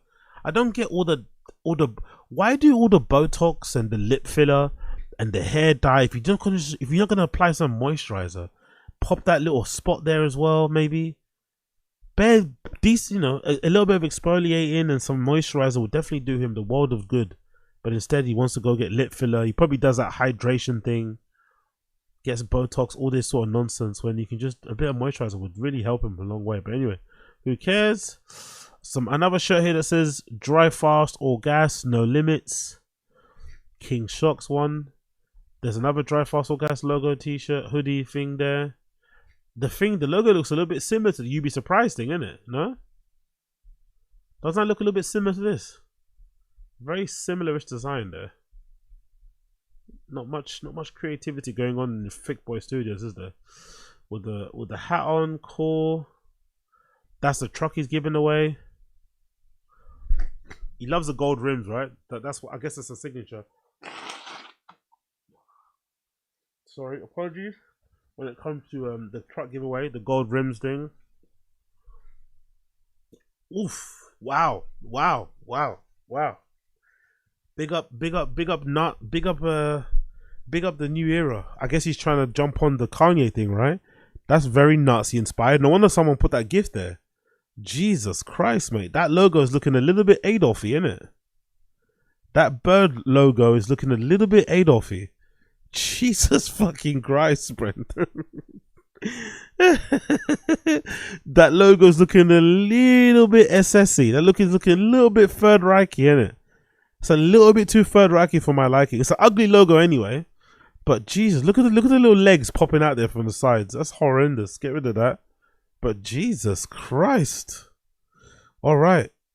Okay, I guess. There's the wheels or the rims. Wendy's fully custom TRX plus 10. Oh, he's also giving away money. Interesting. So this giveaway also includes $10,000 in cash. Huh. How? What the fuck? Where does... I don't know. None of this makes any sense, innit? He's not going to sell enough merch to make back what he spent on doing the truck up. But then he's also giving away $10,000 cash. So what? Do you get to win the TRX truck and the $10,000 if you win the raffle? This smells a bit fishy. Smells a bit funny. Smells a bit scammy to me. But I could be wrong. Let's see his stories. Oh, okay, cool. We don't care about that. Cool. Oh, there's there's the there's an Instagram page for it now. There's an official all Drive Fast All Gas Instagram page. There's an official page for it now. Okay, cool. There's an official IG page for Drive Fast All Gas. There we go. Here, look. New page just loaded. New page. There's Brendan talking. Let's play this clip. Away the one more time. What's up, guys? I'm giving away the ultimate Ram TRX with over $50,000 in upgrade. This thing is one of one. You won't find another truck on the road like the Ram that we got here. It is one of one, last call, final edition. This thing is badass. It's easy to win. All you gotta do is go to drivefastallgas.com, pick up some merch. You automatically enter to win. Good luck. I love that comment, by the way. You might do good work, but having a known liar as a spokesperson doesn't sit well. 2 likes, a known liar. Who's the known liar? Brendan or somebody else? I guess it's talking about Brendan, but yeah, here it is. Win this truck, custom TRX plus $10,000 cash. Everything you buy on Drive Fast All Gas gets you entered to win the custom built, yeah. Custom TRX truck. Okay, cool. Again, I don't know where the money's coming from. Like, I don't know how this isn't being exposed as, you know, as illegal or fake or whatever, but there's something dodgy going on here. I don't know what it is. If it's not, then fair enough, but it feels very dodgy to me. Here's some more pictures of the truck, if you can see it here. Giveaway alert. Check out this one of a kind 2024 Ram TRX truck. Cool. It's maybe the most understated one he's done so far when it comes to the giveaway. So probably a lot more people would probably end up entering this because it looks, you know, fairly regular in terms of the body, right? Most of it is like dark, no crazy colors except for the rims and stuff and maybe the brakes. But apart from that, it's pretty easy to kind of drive every day if you wanted to. But I'd assume most people, if the giveaway was legit, you'd probably want to sell it anyway, innit? You wouldn't want to keep it. You probably want to sell it regardless. Let's check out the stories. Cool, we got that. Okay, he's gonna be posting, reposting shit again. Another repost of a repost of a repost of a repost of a repost, of course. Okay, cool. We've finally got a Drive Fast All Gas account and it's only got 95 followers. Jesus Christ. I guess the money's definitely gone in. He's definitely not trying to fake pump up his accounts anymore. 95 followers. Ouch. For someone that's got 1 million, doesn't Brendan have 1 million followers on his own account, right? I think Brendan's got like 1 million followers on his own account, and he can only muster 95 on like a business account that he's allegedly got. He's allegedly got 1 million followers, and he can't even get 1,000 followers on on a separate business account. Maybe tells you everything you need to know, innit, about his social media output. But yeah, continuing on. So let's watch some clips, videos. We're gonna see. First things first, let's do a bit of golden hour. Or no, before we do golden hour, yeah, let's do a bit golden hour. Golden hour episode number 130. Okay, let's do a little bit of golden hour watch along. Big up everybody tuning in, appreciate you. Smash the like button, hit subscribe, all that good stuff. Big up Colin in the chat, Wagwan G. Big up Jesse Black, winning slightly, flip truck, exactly. Big up Booth McGee. In LA, it was a Mexican. Now it's the Woods for sure. Big up G for life, probably saving a ton of money on state taxes and downsizing. Booth McGee, bro, whole personality is biting. Exactly. Gas prices and insurance would make it unaffordable for most folk. I'd sell. Okay, really? Okay, cool. Yeah, I never thought about that. You can tell I don't drive in it. That's a really good point. Gas prices and insurance. Yeah, true. The truck obviously getting it for free, but the daily maintenance or just maintaining it or the bills, whatever, would definitely make it unaffordable for most people. And just unnecessary, isn't it? So yeah, keep the cash that he gives you, of course, and then sell the truck for extra cash. No more flat brims. Okay, cool. Let's continue. Episode number 130 of Golden Hour. Let's go. Whoops. I got to unmute this, innit? My bad. And so, you know, it's a weird kind of thing to get sucked into, but anyway. Living next to someone who gets bukkake. Yo, big up Father Flazzers. doesn't own the trucks. He is paid by a third-party giveaway company to advertise the giveaway. He then gets commission. Oh, that makes sense. That makes sense. That makes sense. That makes sense. That makes all the sense. Okay. Okay, so he basically acts like the front. He fronts the whole thing, but it's somebody else financing it. That makes a lot more sense in terms of him selling.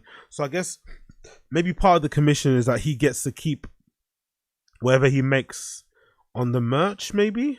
Maybe he gets a commission fee and he also gets to keep whatever he makes on the merch. Maybe that's part of it. That's actually a good point. Big up Flazzers. Big up. Thank you for the info. That makes a lot more. That makes a lot more sense. It is a no-no. Facts. We're friends that laugh. We're friends that shout. Sometimes we don't know what we're talking about, but that won't stop us. Nothing can stop us. Ooh, yeah.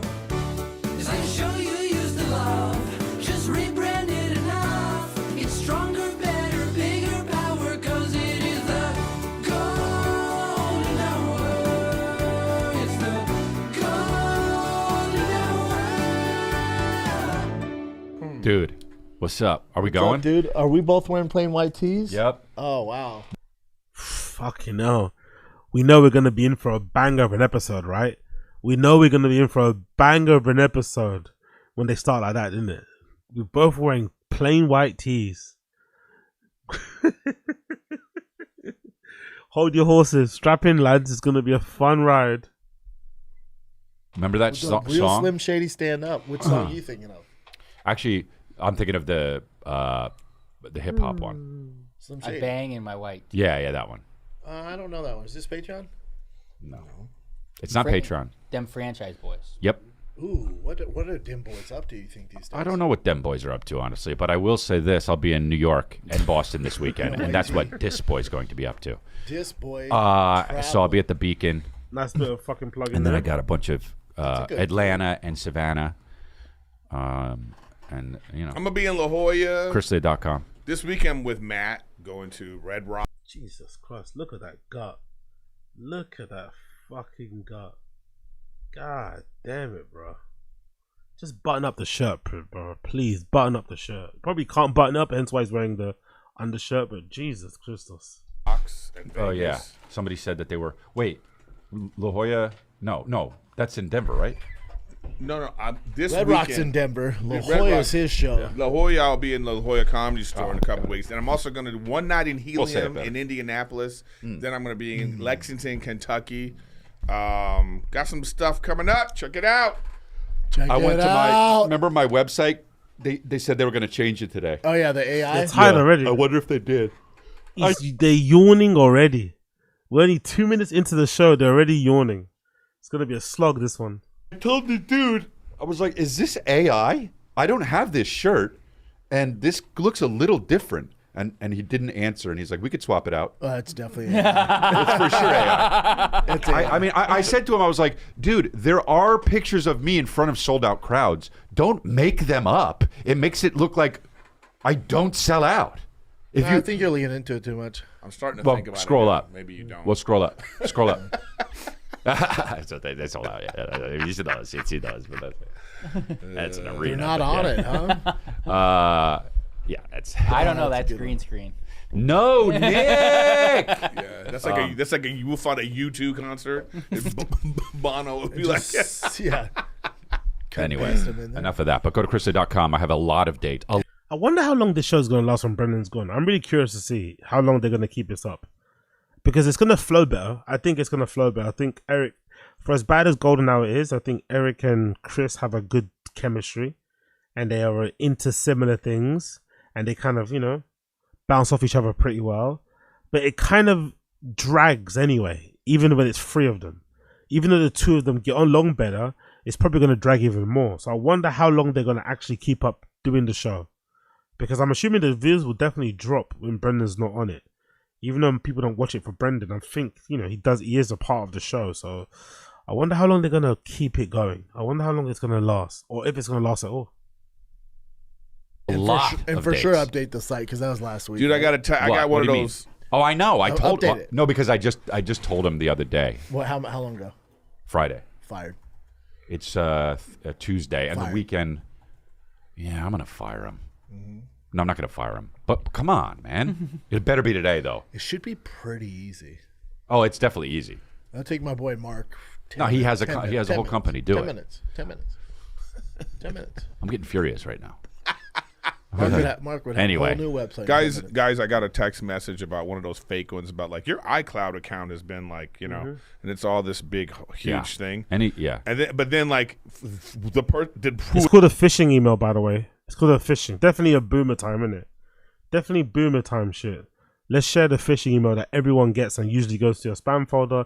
You never think about it twice, or if it does come in, it's a nice little chuckle to yourself. You keep it moving. We have to mention this on the pod. Do we have to mention this on the pod? Do we have to mention this really on the pod? Can you just keep this one to yourself? Who it's from, you know how you can see who it's from? Oh, the email is crazy. Yeah, this one's from AngelaWatson.768 at pediatricians.com. Oh. Legit. Tell her I say hey. Give her my. I just think it's so ridiculous that they don't know whoever's trying to do this. If I see a text message that long, I don't read it, no matter who it's from. No, if that long. It's my brother, maybe. Brian sends long text messages like that, and I'll read the beginning and the I'm end. not going to read it. Sum it up for me. Oh, dude, what about when like somebody, like a fan or something, sends you a long message on a DM? I just be like, if I have to listen. Of course, he's gonna say this, isn't it? Of course, Eric, the curmudgeon, the fucking dour, miserable sourpuss that he is gonna mention something that you shouldn't mention. Even if you do feel like this, and you do feel like maybe fans do send you too many long messages and you're not gonna read them, you don't say shit like this because it makes you sound unappreciative. It makes you sound like a bit of a cunt. But he's going to mention it because deep down, he's a fucking miserable guy. So he has to mention this. But what a way to thank your fans, right? Whatever fans he does have is fucking shocking he has any in the first place, based on his personality and his lack of being funny. But this is hilarious. If I have to go like this, just one. Yeah. Just that. But anyway, I hate it because then they'll be like, you got me on read. It's like, oh, no. When you open this, it says read. Mm-hmm. Yeah. Like there should be a more accurate I think account. red, I would say red. Yeah, red. Red means you same read thing. it. Yeah. But yeah. I also know the algorithm. You got me on red. You got me on read. Isn't it seen, by the way? It's not red, but hey, who cares? Get my attention right away. No, I don't know. Dick pic. I'm just saying it should say like right away. Like it should not say that you read this. It should. You can turn that off. I know, but what I'm saying though is like just because I opened it doesn't mean you read it. Doesn't mean Opened. Have it should say open, and it should be like a timer. It should say opened. You're right. You know what I mean? It's just God, say you open. guys are asking a lot from Instagram. Yeah, well, they can do it for sure. They have the technology to do it. You know what I mean? It's like, come Nick, on. how was Zuck on Theo's? It was good. It was Cool. good. I mean, you don't get anything. Nick not that impressed with Mark Zuckerberg, eh? Mark Zuckerberg is no chin. That's why Mark is not a fucking. Doesn't come close replicating the genius of Chin Su-yi, the guy sat next to him. It's all the same. Really I usually always listen to Theo and I went, I'm kind of set on that guy. I got it. He had some. Is he still acting tough or what? Yeah, he was like, the first thing I do is fight people for 2 hours in the morning. But Theo had some funny shit. He was like, you Still look like a running with guy it. who looked up how to be a guy on YouTube. That's hilarious. And it's so quick, like, because then he follows it up with a question. So you, like, They don't have time. Like, Yeah. it's such a dig. And like, okay, he's on to the next one. But it was Yeah, cool. Zuck It was cool. Yeah. Yeah, wow. Crazy. Could you... I was thinking about this the other day, but like, I don't... Do you do... I guess you don't... And well, you have people on Fighter and a Kid. You have people come. Guests? Yeah. Very rarely. Oh, really? Yeah. What do you mean very rarely? The last 2 ones you had guests on there. Very rarely. You always have guests on there. Very rarely. What? Hold on, where are we? Very rarely. Why are you lying? It's like every time he breathes, every time this guy opens his mouth, he just lies. It's like, why? They have guests on all the time. Look at the videos. Let's go on recent episodes. Right? Look at that. Episode number 1. There we go. Guest 1085, 1084. Where else? Here we go already. 1071 guest on there. 1063 guest on there. 1059 guest on there. They have guests all the fucking time. Rarely.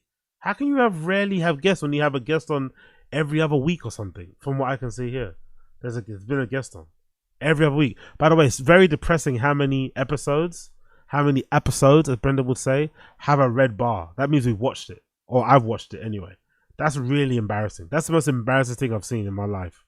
That I have all these episodes of Tfatk that we've watched together. Look all the red bars. Look at all the red bars. Fucking hell. Embarrassing. So many episodes we watched. Jesus Christ.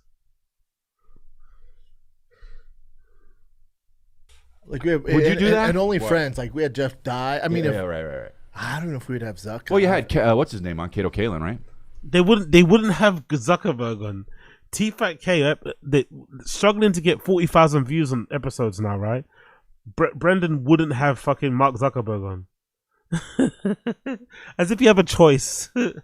As if you had a say in it anyway. As if you want to come on the show in the first place. I love the hubris. I love it. I love the hubris. Yeah, but that's something I'm interested in. Yeah. No, I understand. But we get hit up all the time. Like there's agents Yeah. like, what about this big star? Right. I'm like, no. Right. No, but I think but there are certain. Okay, it's one thing to have like, hey, my this actor's coming out in a movie. Can they come on Fighter and the Kid? Okay, I get it. Yeah, no. You get what? No. Yeah, I get saying no, Yeah. but Zuckerberg. No. I'm not saying Zuckerberg. I don't think so. I like, and I'm not discrediting me or Brian. I have nothing to say to him. Yes, you do though. I don't though. I think you do. I don't buy his shtick. I don't buy any of it. That's I'm what not you a have fan. to say to him. No, I wouldn't bring him in and disrespect him. I respect him enough. I wouldn't bring him in and be like, hey, dude, I still It's think okay you're to question. I still think you're a cuck, dude. But I'm not saying not Zuckerberg. Like you have Zuckerberg on because Yeah, that's he's what Zuckerberg. But that's I'm what I saying, mean. It's but just what so I'm big. saying is having people on that you're not interested in. Not that Theo's not interested in Zuckerberg. Theo is interested in everybody. Everything, But I'm not. You know what I mean? That's so like, my thing. Yeah. So I'm like, we had guess you would know. I'm like, I just. Yeah, I get that. Yeah, I'm just not right. interested. I know what you don't- mean. I Would know you what do you it? It'd mean. be good for ratings. I'm like, I don't. Yeah, but why would he be on Riffing with No, Griffin? I'm not saying. That'd be I'm great. not At saying. last, somebody with some level of self-awareness. At last, Eric says what everyone should be saying there. Why would Mark Zuckerberg come on my show in the first place? That's what you should be saying. Brendan's actually answering it seriously and be like, no, I wouldn't have him on. As if he'd ever want to go on your fucking show in the first place. Like, come on, bro. Zuckerberg. I give him the singing mic. Come on, I'm Zuck. saying, would you have an interview kind of thing where it's every week, and then it's people? Sometimes it would have to be people you don't care about. Yeah, I would. You would do that. I would do it. Yeah, I enjoy doing that. That's why I was just But I think like what I like about what Theo does is Theo just likes telling stories to different people. That's what I think is funny. So Theo's telling a story about one time there was this black dude in a tow truck, and then you cut over here and it's Elon Musk. Yeah. I mean that's hilarious. But That's You know what I exactly mean? how I look at it. Yeah. I want to see how they react to him. Yeah. Even if it's someone I know everything like about. when Ben Affleck was on Theo and There was some great clips. the from that. accountant too, and he's like, yeah, John's my brother, and Theo's like, damn, that's your brother? He's like, yeah, I love that dude. He's like, damn, that's crazy. And clearly Theo's joking. He just doesn't. And then Theo keeps going, that's great. I didn't know it was your brother. Like, clearly joke around. And then you see Ben's like, well, no, man. He's not like my blood brother. And Theo's like, yeah, but those guys. So what do you mean? Like Affleck is like doing junket after junket. Honestly, Brendan retelling or trying to explain Theo jokes. Like, oh my, just don't, please, for the love of God, for the love of God. Get with fucking person who's just like, so tell me about your cast. Right, so he right, doesn't, you know what I mean? It's like he's just used to saying a certain way. Then you sit down there and like Ben Affleck sitting there, Theo's like, so the first time I did coke, and you're like, wait, what? I love that. That's what I'm saying. Yeah. But like for you guys, I just think it's funny to see Brian going in about some nonsense. But you know what? That's Man, I just don't want to be there. Yeah, I'm just trying to say that is what I'm saying is great about That's you. where I'm The funny thing about it is that they've had plenty of guests on that he's done the same thing to. He's acting as if his time is that valuable, that precious. Like, even the guests that they're meant to have fun with and have a good time with, they don't. They still end up fucking it up. So maybe he's in the right. Maybe he would be a waste of time because he literally has nothing to say to Mark Zuckerberg because he's fucking, he's an imbecile and pretty dumb and shit. So that makes a lot of sense. And obviously he doesn't like the guy because of his political leanings. And maybe because he thinks, as somebody mentioned in the stream chat before, I was like, oh, why does Brendan have this weird hate boner towards Zuck? Like, I don't understand it. Is it just like him trying to tick off another one of those things to be like, oh, look, here's me, a fucking Republican. I hate Mark Zuckerberg. But someone mentioned that maybe he does actually hate Mark Zuckerberg because he blames him for his Instagram reach dwindling or something. He blames him for his Instagram page being shadow banned or whatever it is. So that might explain why he has such a hate boner for Mark Zuckerberg. But this whole conversation is fucking hilarious because he'd never go on the show because they don't get enough views and they simply don't matter. But Brendan really does think like there would be an opportunity, there'd be a chance it would happen, and he would say no out of principle. Because he just doesn't agree with Zuck's point of view, worldview, political view, blah blah blah blah. And as a weird protest against him and shit. So, oh, shut up, man. Of course you take him as a guest. You need it.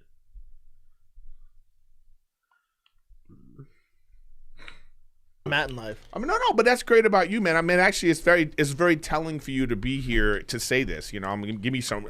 Eric, man, Eric, come on. You surely don't believe them. And while sucking someone's dick off for saying this is just crazy. I don't agree. I don't believe him, by the way, but just saying, okay, cool, that's fine. And just moving on would suffice as a response. You don't need to get on your knees and start sucking him off of this. This is not necessary, really. I'm giving you some praise right now.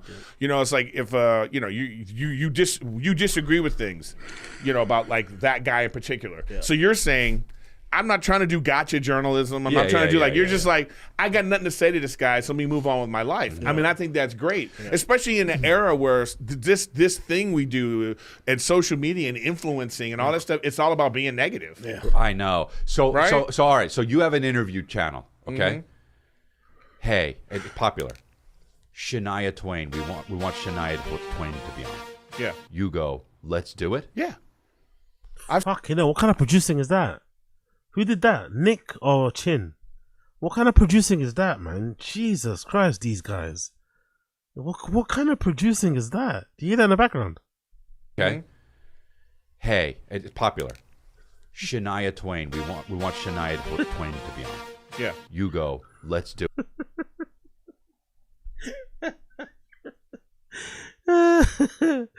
That's the two biggest brains in fucking podcast producing, Chin and Nick coming together for that little backing clip, whatever that was. Oh my god, one more time. That was so horrendous. One more time. Shania Twain. We want Shania Twain to be on. Yeah. You go, let's do it. Yeah.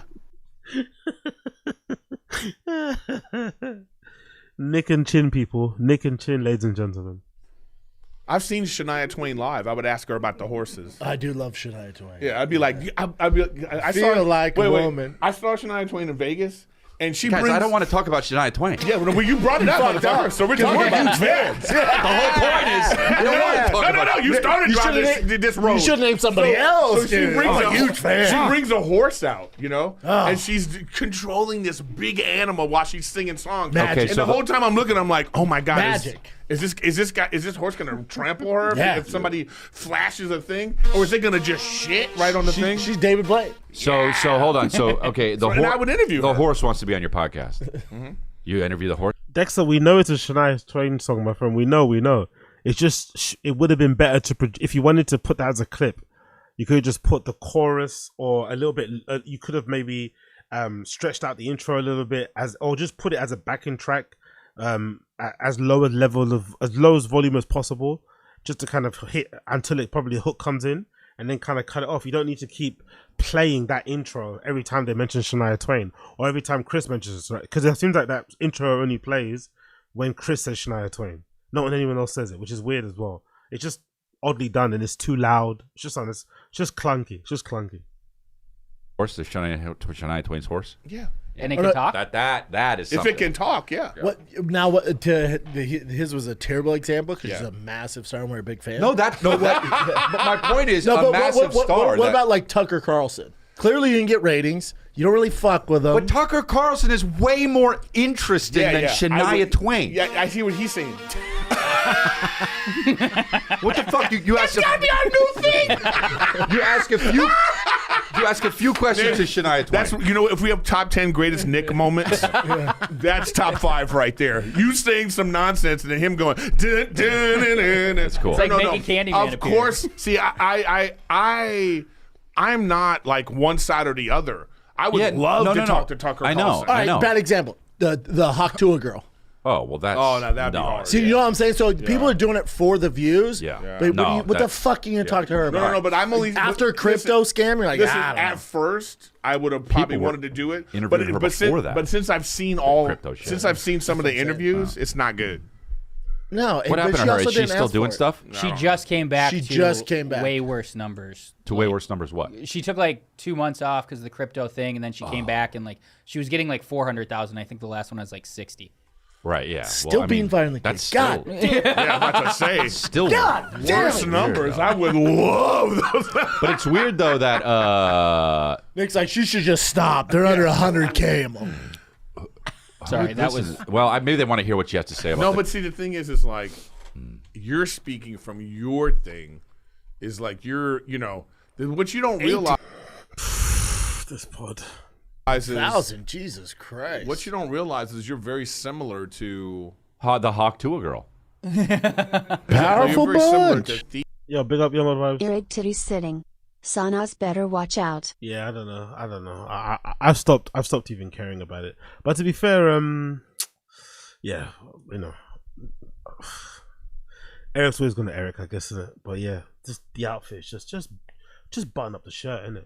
It's not that difficult. Usually flannels are like the go-to thing for fat dudes, I know, because I've been super fat and I know sometimes flannels help to kind of make you feel less fat and shit, because you can get them in really big sizes and they're sometimes really flattering, and the checks can kind of make you look a little bit more bigger and stronger and blocky and less flabby than what you are. But it helps when you button it up, when you button it up, it makes you look a lot better. But the slouchy t-shirt, the flannel that's already looking slouchy itself, and then the tits hanging, I don't know. It's a horror show. It really is a horror show, but somebody loves him out there, which is a shock in itself. But just looking actually on the videos, the views, that's pretty brutal, isn't it? It shows you what a scandal and what fucking scamming can do, isn't it? Negatives. Or maybe it just shows maybe she ran out of money botting the views in the first place. Look at the views. I know the guests are amazing, but she's got Jake Paul here, 565,000 views. Wiz Khalifa, 371,000 views. Mark Cuban, 324,000 views. Wow. And then suddenly it goes from that to like 77,000 with KSI, 21,000 with Chanel West Coast, and someone called Haley and Chelsea, 18,000. What the fuck? That's a brutal dip, in it. That is a brutal fucking dip. 300K to 18,000. God damn. Theo. In what way? Because Theo doesn't mind doing his He has thing. his own language, yeah. I have my own language, yeah. You have your own language. Yeah. So I would love to see, like, Yeah. Tucker Carlson sitting next to you while you're going like this. Yeah. But my shit would be, I would be bombing in front of these motherfuckers, dude. Bombing. Oh, you know what I mean? You're all upside down. JD Vance is just like... You know, it'd be funny when they're talking all instinct. That would be great. No, congratulations. Imagine JD Vance. Imagine the fucking... Imagine Imagine the vice president of the United States sitting down with Diddler accused Chris D'Elia on his podcast. Honestly, why even entertain the idea in your head? It's never going to happen. Why would the vice president want to sit down with somebody that's been accused of diddling? Like, come on, bro. Come on. Let's be real for a second. This welcomes JD Vance. That'd be great, Chris, with like Candace Owens, and you just keep going. Really? Yeah. Like Really? yeah, Candace Owens. I wouldn't even know. Yeah. Candace Owens is a good one. But I think she's interesting. But yeah, I love But see, the Candace thing Owens. is like I would want to talk to these people. Of course you love Candace Owens. Said Of until now. course. When you find That's what not what out? you said. You didn't even let me get there. When you find what out? Who? Sorry. Whoops. I skipped ahead It's there. one of the rules. It's Mark's studio, so I don't know. Oh, I skipped ahead there. My bad. I skipped ahead there. Shit. My bad. I skipped. Out your goddamn. Where is it? Because Where Theo is it? doesn't. But Theo There. doesn't mind doing his. he has his thing. own language. Yeah, I have my Okay. own language. Yeah, You have your own language. Yeah. So I would love to see like Yeah. Tucker Carlson sitting next to you while you're going like this. Yeah. But my shit would be, I would be bombing in front of these motherfuckers, dude. Bombing. You know what I mean? You're all upside down. JD and Tucker- Vance is just. By the way, I just remembered. Didn't Brendan have Wes Watson on his show? Wes Watson. Didn't he have that other guy on as well? The what's the meat guy? The raw meat dude. Brendan had the raw meat dude on, Wes Watson, but he is scoffing at the idea of having Mark Zuckerberg on his fucking podcast as a guest. That's where he draws a line. That's where he draws a line. Huh?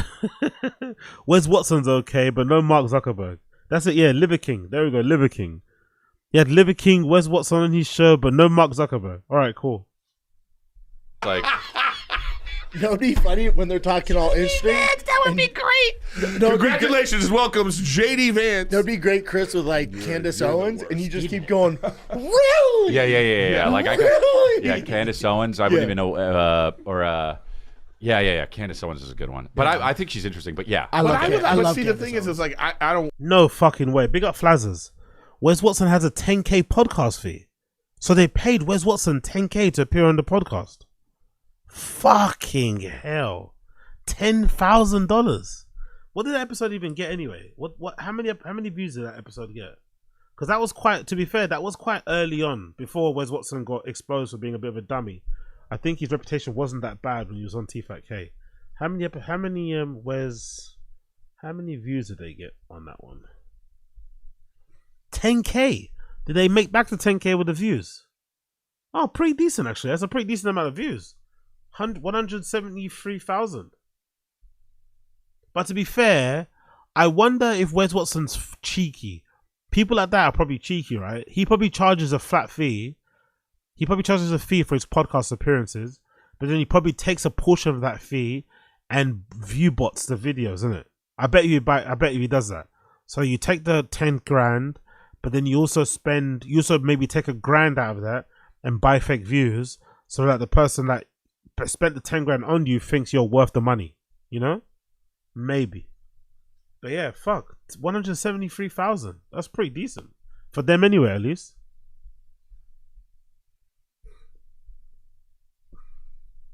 I would want to talk to these people, but I just would like it to. Hell yeah.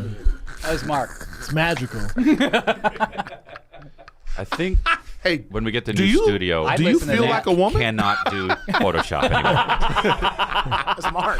It's one of the rules. It's Mark's studio, so I don't know. I don't know.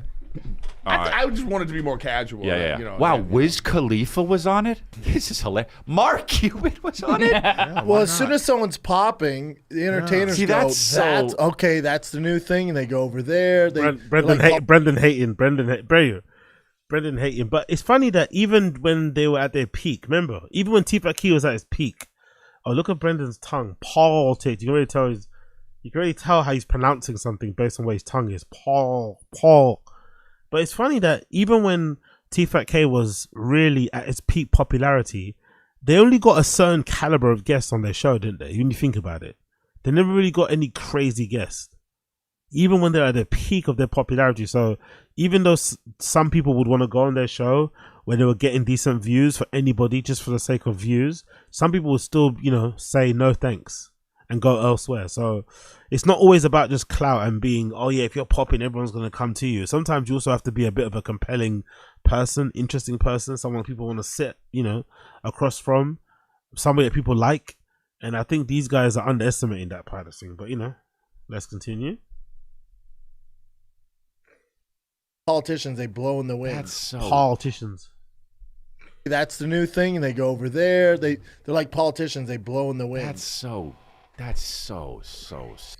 Yo, big up, Coiler. You can tell when they buy bots because vids count jumps a few days later. YouTube won't pay for the view count today. They hide the bot view until they filter them out of the revenue count. Yeah, true. Yeah, I don't think they do it for AdSense. It's mostly just for advertisers because I think YouTube is pretty good at not paying people for botted views anyway. So I think it only counts because the advertisers, you know, want you to look at. No, you want your advertisers to think of you a certain way, so you bot the views. But I don't think YouTube actually pays out on it because if they did, people would scam it. It'd be easy to scam. You just set up loads of fucking ghost YouTube accounts and just run bot views on them. But I don't think YouTube pays off of the back of them. I'm pretty sure they don't. Because no, they don't. Because I remember once actually, I don't have it on my channel anymore. But I used to have like a Virgil. Yeah, I know this happens because I had a Virgil video on my channel, on the Yaxno Zinga Show channel, that I screen recorded from when Virgil did a lecture at the Harvard School of Design. It was, I think I had it first uploaded on YouTube, so my one got like 1 million views. I think it was the only video on my Tfatk on my Taz channel that had 1 million views. And it got 1 million views organically because, you know, I was one of the only people that screen recorded the live stream of Virgil doing that presentation or that lecture at Harvard. Many years after the fact, Virgil became really popular, right? Got the job at Louis Vuitton, and I noticed one day that the fucking views just spiked out of nowhere, like just went crazy. And I think Taz this was before I was doing comedy content on there, so it wasn't that, you know, it wasn't that popping off. I wasn't getting a lot of views on there, and it randomly went up, and it went super high, and then all of a sudden, I think a couple of days later, the views went down again. So I think, and I think, yeah, I'm pretty sure I got an email from YouTube going that, oh, certain views don't count, because of botting things. And I think it was around the time when Virgil got announced as the designer for Louis Vuitton. So I think either Virgil or somebody in his team had sent botted views to that video to kind of get it even higher up. Because I'm assuming, again, you know, this world works in a weird way. But I'm pretty sure he used that video as part of his hiring. You know what I mean? No, when he was interviewing for the Louis Vuitton job, that was probably a part of his packet. I've got this video that's got this amount of views. I've got this kind of reach. You know what I mean? All that stuff kind of counts. So I think these guys use YouTube views as a way to kind of prove that you've got a fan base, even though YouTube don't pay on their end, so that you can get better terms on the contract you want to sign, blah, blah, blah, blah, blah.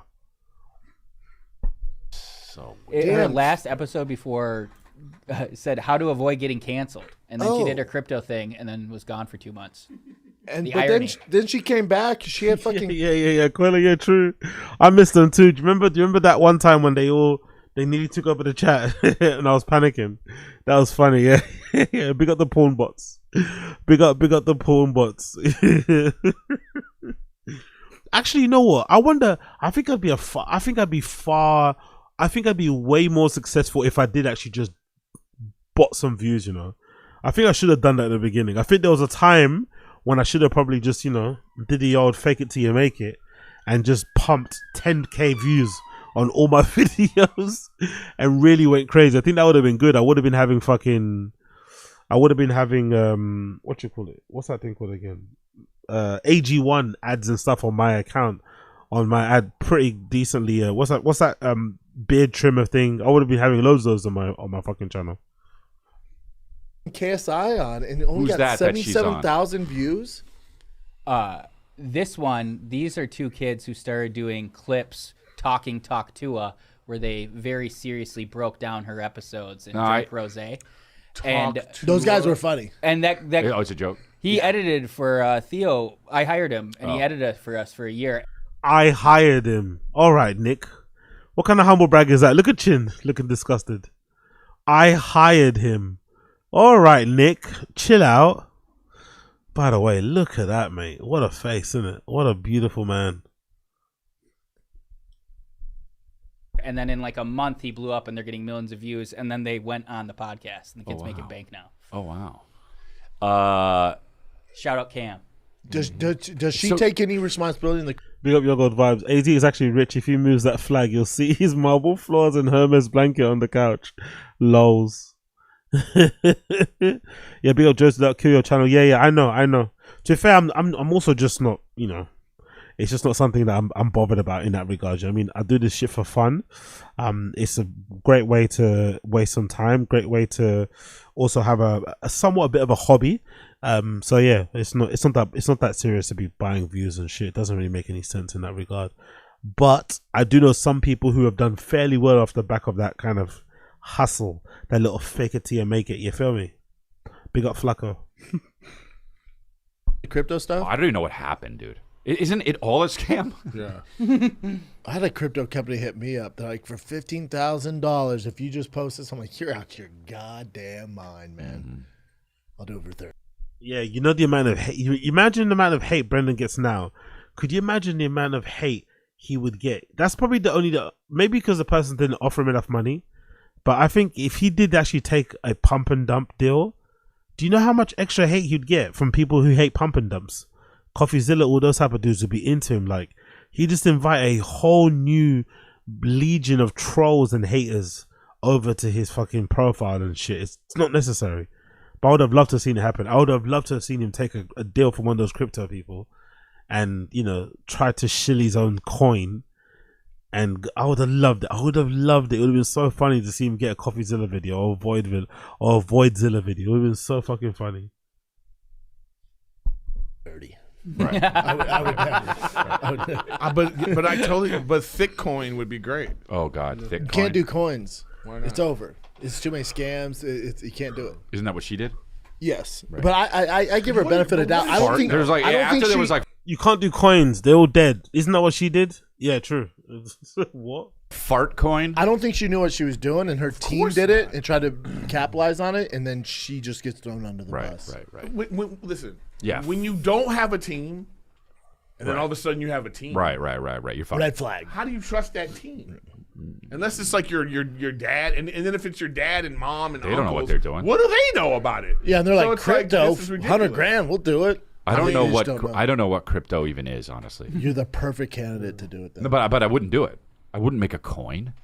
No way. I would never have ever done that. Coin? No, maybe in like 2000. Diddler coin. Diddler coin would be fucking hilarious. Congrats coin. When it first came out, I didn't. But no way now. Yeah, that's crazy. I don't know anyone doing it now. I don't understand what it is. Huh? Kuda coin? Yeah. It's the ship sailed. Yeesh coin. See something you like? Of course you do. This is a 2024 final edition. Oh shit, they're doing ads now on Golden Hour for dry fossil gas. I wonder how happy those guys are about this, by the way. This is a hard-baked ad for a thing that Chris or Eric don't receive any commission or any fee from. I'll be pretty pissed off, I'm not gonna lie. Not that it matters, you shouldn't be counting people's pockets like this, but I'll be pretty pissed off if I was Chris D'Elia or Eric Griffin and I saw this ad and I saw this promotion that I wasn't being paid for being inserted into my episode that I was on. You know what I mean? I'd be pretty annoyed. Because for sure he's not paying them out of the fucking dry fossil gas coffers. He's keeping it all to himself. Ram TRX, but not your normal Ram TRX. This thing has over 800 horsepower. It's 3 inches wider. Those are carbon fiber, Fiberworks wide body fenders front and rear. Also 20-inch wheels. You got the big brake kit up front from Willwood. You got 38-inch tires. This thing's one of one. And this could be yours. It's not for sale. It's just again, the many pictures on social media looked okay, but it's just, I take it back now. Now I've seen it driving around and in motion. It's just, what's the point of this? I think whoever said in the stream chat was right about, I'd sell, if I won this as well, I'd sell it in an instant, innit? You wouldn't want to drive this as your daily driver, would you, really? Like, what is the point of this?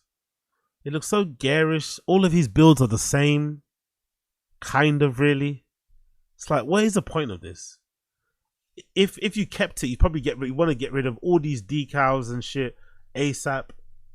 You know, it's just, it's a bit obnoxious, isn't it? Imagine pulling up to your kid's school on the school run with this. Like, it's so unnecessarily obnoxious.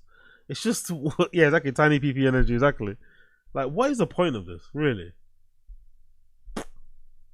I'm sure truck guys would love them, but I don't know. Definitely sell it. As soon as you win it, you'd sell it ASAP.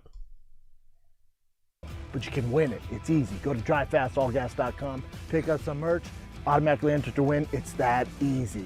This could be yours. Carry on.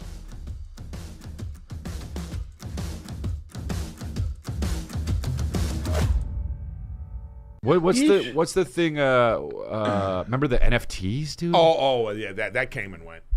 It's absolutely ridiculous. I had people hit me up about that. Dude, Callan tried to get me in a Ponzi scheme with NFTs. No, the difference between NFTs and coins is that you real. can actually understand. I love how it's always somebody else's fault. Never his fault, by the way. Callan got me into it. Yeah, sure, Callan.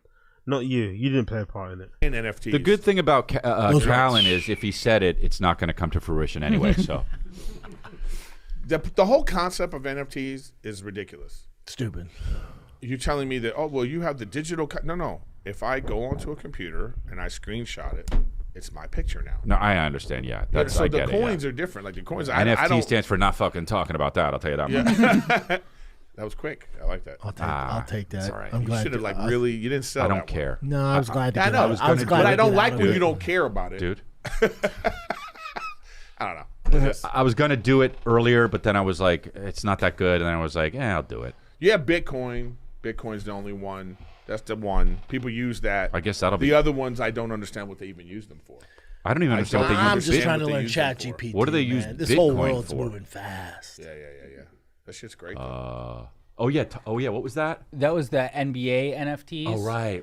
And the most expensive one sold for $208,000, and now they're going for like 30, which is still dollars. $1,000. All right. But still, that's way lower though. But that's still a lot. But who the fuck will buy one now? An idiot. Yeah. Well, I mean, rich people got dumb money anyway. I don't understand this. I don't think I'll ever understand it. I don't think I'll ever understand it. If you looked into it, you would. But it's I don't know, bro. I'm pretty dumb. I think it's all money laundering. Rich people use it just like they do with like old art. Like, oh, I'm spending $1 million on this, but I'm buying it from my friend, and then you're like, do some shit that way. But how does that work? So you have Nick getting really chirpy, isn't it, in these episodes now, isn't it? He's really vying for that co-host seat. Nick is getting really chirpy. Look at fucking chin. Stoic and stum. $1 million. Man, you buy an art so piece, and that money then is laundered because you gave it to somebody. I think you'd have to buy it from someone you know. It's like Hunter Biden's I'm going to thing. sound Remember stupid, Hunter but Biden's I know art? art is used to money laundering. Remember Hunter Biden's art was going for like 500,000, 600,000. Like, he's a legit artist. No, it was all laundry. It's all laundry. Going for like 500,000, 600,000. Like, he's a legit artist. No, it was all laundry. It's all laundry. It's all money laundry. His art was going for like 500,000, 600,000. Like, he's a legit artist. No, it was all laundry. I just what? Does not explain money laundering at all. No one on that table, no one on that desk, no one on this show knows how to explain money laundering. The basics of money laundering at all. Zero. Comedy club. This isn't for you. Comedy club laundering. I get. You know, you could just say, "Here we go." Someone sold out. There we you go. Say you sold out. Here the we weekend. go. Here we go. Like if you own the comedy club, you know, I bring somebody. Yeah, in, I get that. Here we go. go. Then they just say they sold out. Suddenly, It's a cash business. Thank you, Eric Griffin. Finally, somebody's explaining the basics of what money laundering is. Brendan, money laundering. Take the drug money, you put it in the coffers of the comedy club, and then right. It's you know mafia what I mean? shit, dude. Yeah, it's called money laundering. In terms of like art, though, I don't. I mean, listen. Anything that has like an inflated value, We got to launder. That's based off of like the culture of that. Yeah. Like trucks and shoes and all that kind of stuff. That shit ain't worth that stuff. Right. There's no car worth. Yo, big up Quayla. Such a great description. Accurate description, actually. Nick looks like the guy you haven't seen since high school. He hits you up on Facebook for a last minute grift. I'm assuming you're saying, and that's so precise because he's definitely the person that will definitely hit you up on Facebook. You wouldn't find you anywhere else, but he'd find you on Facebook. That definitely is that guy, 100%. Big up Coiler. That's fucking brilliant. Whatever you're saying it's worth. I know. It's a freaking car. Yeah. It's only worth off the nostalgia of the people buying this. I get that. The exclusivity. Careful though, you know. But yeah. Yeah, tread lightly. My car's crazy good, but careful though. But yeah. No, it's a piece of metal with an engine. Oh, MLM. Okay, cool. Multi-level. Oh, yeah. Like the what's the MLM we had here that was popular? I'm not sure if you guys have it there. Forex. Do you guys remember Forex? Not sure if people still do that, but that was super popular here for a bit. I remember some guy actually from school, I bumped into him at a shopping center once, and he was trying to tell me about it. Like, he sat me down and just at first I thought he just wanted to catch up, but then I realized, oh shit, he's trying to pitch me on this fucking Forex shit. So yeah, man, making a lot of money, man, could really like help. It's like, what? Forex? Fuck off. Oh yeah, cool. Forex is Herbalife. Yeah, exactly. You know exactly. Okay. You know Money laundering might be the wrong term for the art. It's like tax evasion. Yeah. Okay. There you go. Okay. And either way, I got to start painting. I got to start painting. A way to hide money. You know, you say that like we're making jokes right now. Yeah. But this is the thing, though. What's the thing? If you actually did start painting, you would make a lot of money. I think you're wrong. No. Now that's the second dig you've given me. That's what was the first? Shania was the first one. No. It was. I didn't like it. You called yourself stupid. Yeah, I know. Don't agree with me. No. I get you know, you should put a poll up. If Chris was started making art, it would have to be good. No, of course. Yeah. I'm just saying, if you were, maybe you've been taking classes for 4 years, and this is your hobby. I would never tell anyone. It's because you're stressed out, and you're like, I'm painting because I'm stressed. And then you came out right now, it's like, when I was going through all that stuff, this is what I painted, and people will be like, wow. And then this is like, how people are like, you're helping me with this art. I'm telling you, man. Oh, I should have done it. I'm telling you, you would. I'm just saying, because of your celebrity status, you would make famous. Yeah. So it's like that's what it is. So what Jim Carrey is another one. I understand. Well, he's a little more famous than I am. Jim Carrey, though, right? So Jim Carrey. It's Jim Carrey. I know, but his art was like very controversial. And that's the third one, and we don't like that. And so Jim Carrey is very famous. But yeah, so I'm just how much does he sell these for? I mean, like, or does he? He also can paint. Yeah, no, I know. It's like I don't know if I could do that. I can't. You never know. You're not doing that. Yeah, I guess we don't know unless you try, but. Yeah. I like the positivity. I like the positivity. Remember I told you could make $2 million doing OnlyFans? Yeah. I lied. That's 4. Yeah, he's on a roll. I think you could make more. Oh, all right. We'll take it back. I'm not going to do OnlyFans, but OnlyFans is a much easier route to make money. Oh yeah. I don't think so. You talk about learning art versus fucking shooting ping pong balls out of your pussy? No. Who was actually shooting ping pong balls out of their pussy? I don't know, man. Can you look that up, please? But there's coming one that we don't know about. I think it was like when they went to Vietnam. Tijuana does it too. Yeah, Tijuana, Vietnam. Yeah, it's a whole thing. Too, right? Yeah, it's Tijuana. Tijuana. The donkey shows. OnlyFans. What are donkey shows? I always hear that. OnlyFans. A woman fucks a donkey. Oh. Yeah, $20. OnlyFans is crazy, bro. Like, okay, let's have a break. Let's switch it up. Let's have a break because this is fucking brutal. Let's have a break. Let's switch up, kids. Let's go and do a little bit of what's his face. Comedy Apologia. What's his name? Where is he? Let's switch up a little bit. Let's do. Where's Apologia Comedia? Where's my guy? Oh, he's not in here. Don't I have him here? Where is he? Cool. Let's go Apologia Comedia because this is brutal. Let's watch Mixed Up a bit. Let's go Apologia Comedia. Then we'll do a bit of podcast cringe. Let's mix it up a little bit. New episode of Apologia Comedia. Most despised v the most beloved comedians. Let's see what he's saying. I usually like his videos. We got Apologia Comedia. Let's see what he's saying. Boom. Let's go.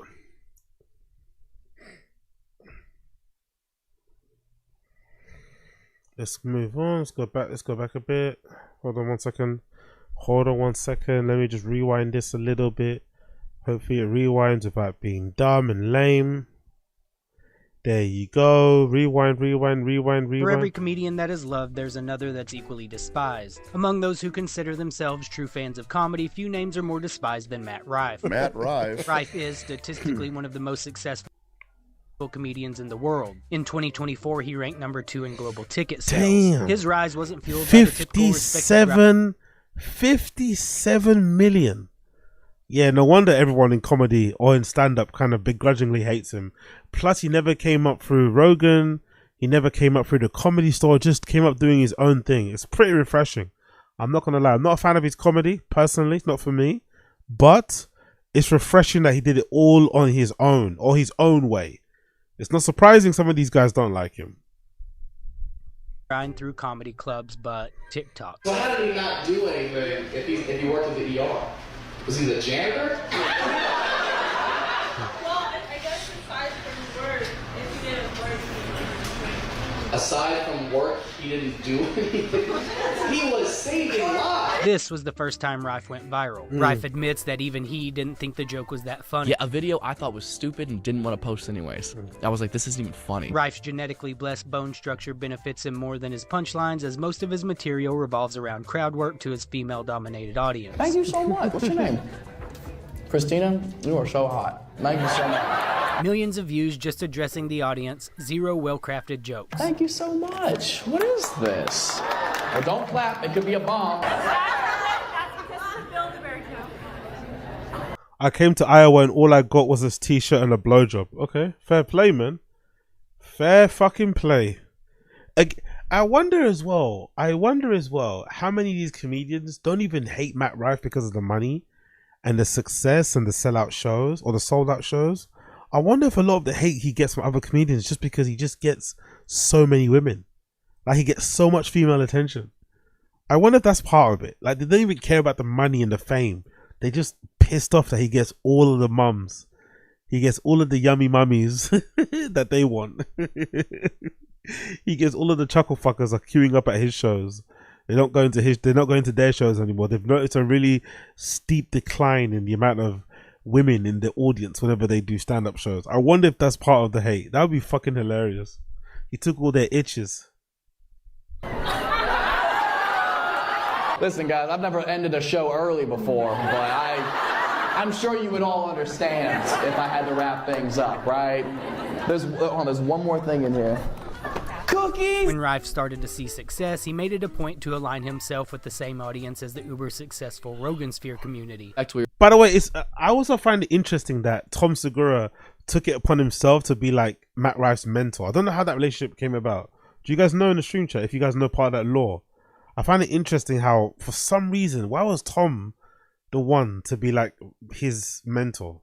Did he kind of appoint himself his Matt Rife's mentor so he could be next to him and be like, you know, adjacent to success or something? That was a strange one out of nowhere. It kind of felt a little bit clout chasing, I'm not gonna lie. It felt a little bit clout chasing. Maybe Matt Rife seeked him out. Maybe he's a fan of your mum's house. Maybe he kind of tries to, or maybe he looks up to Tom and that is one of his North Stars. But I always found it strange that Tom Segura was like his guy. It's very, very odd. We were saying about my looks earlier. Yeah. It's created this very hungry, supportive fan base that I'm so grateful for and has gotten me this far. Yeah. But now Powerful I am having bunch. to... Yeah, Young God vibes. It came about because he sat in the corner while Matt pounded Christina P. Yeah. I could imagine that. That whole lifestyle, that whole cuck lifestyle is probably a lot more popular than I would ever imagine, or that I would ever think it would be, to be fair. So that could definitely be true. Or maybe Christina P's had a little play, or has had a little go on the old Matt Rife magic stick, even without fucking Tom Segura knowing. Who knows? Big up Young Old Vibes. Weed through those and find the real comedy fans, because that's what I've been working so hard for the past 12 years. You know? Right. How do you do that? Like, you just...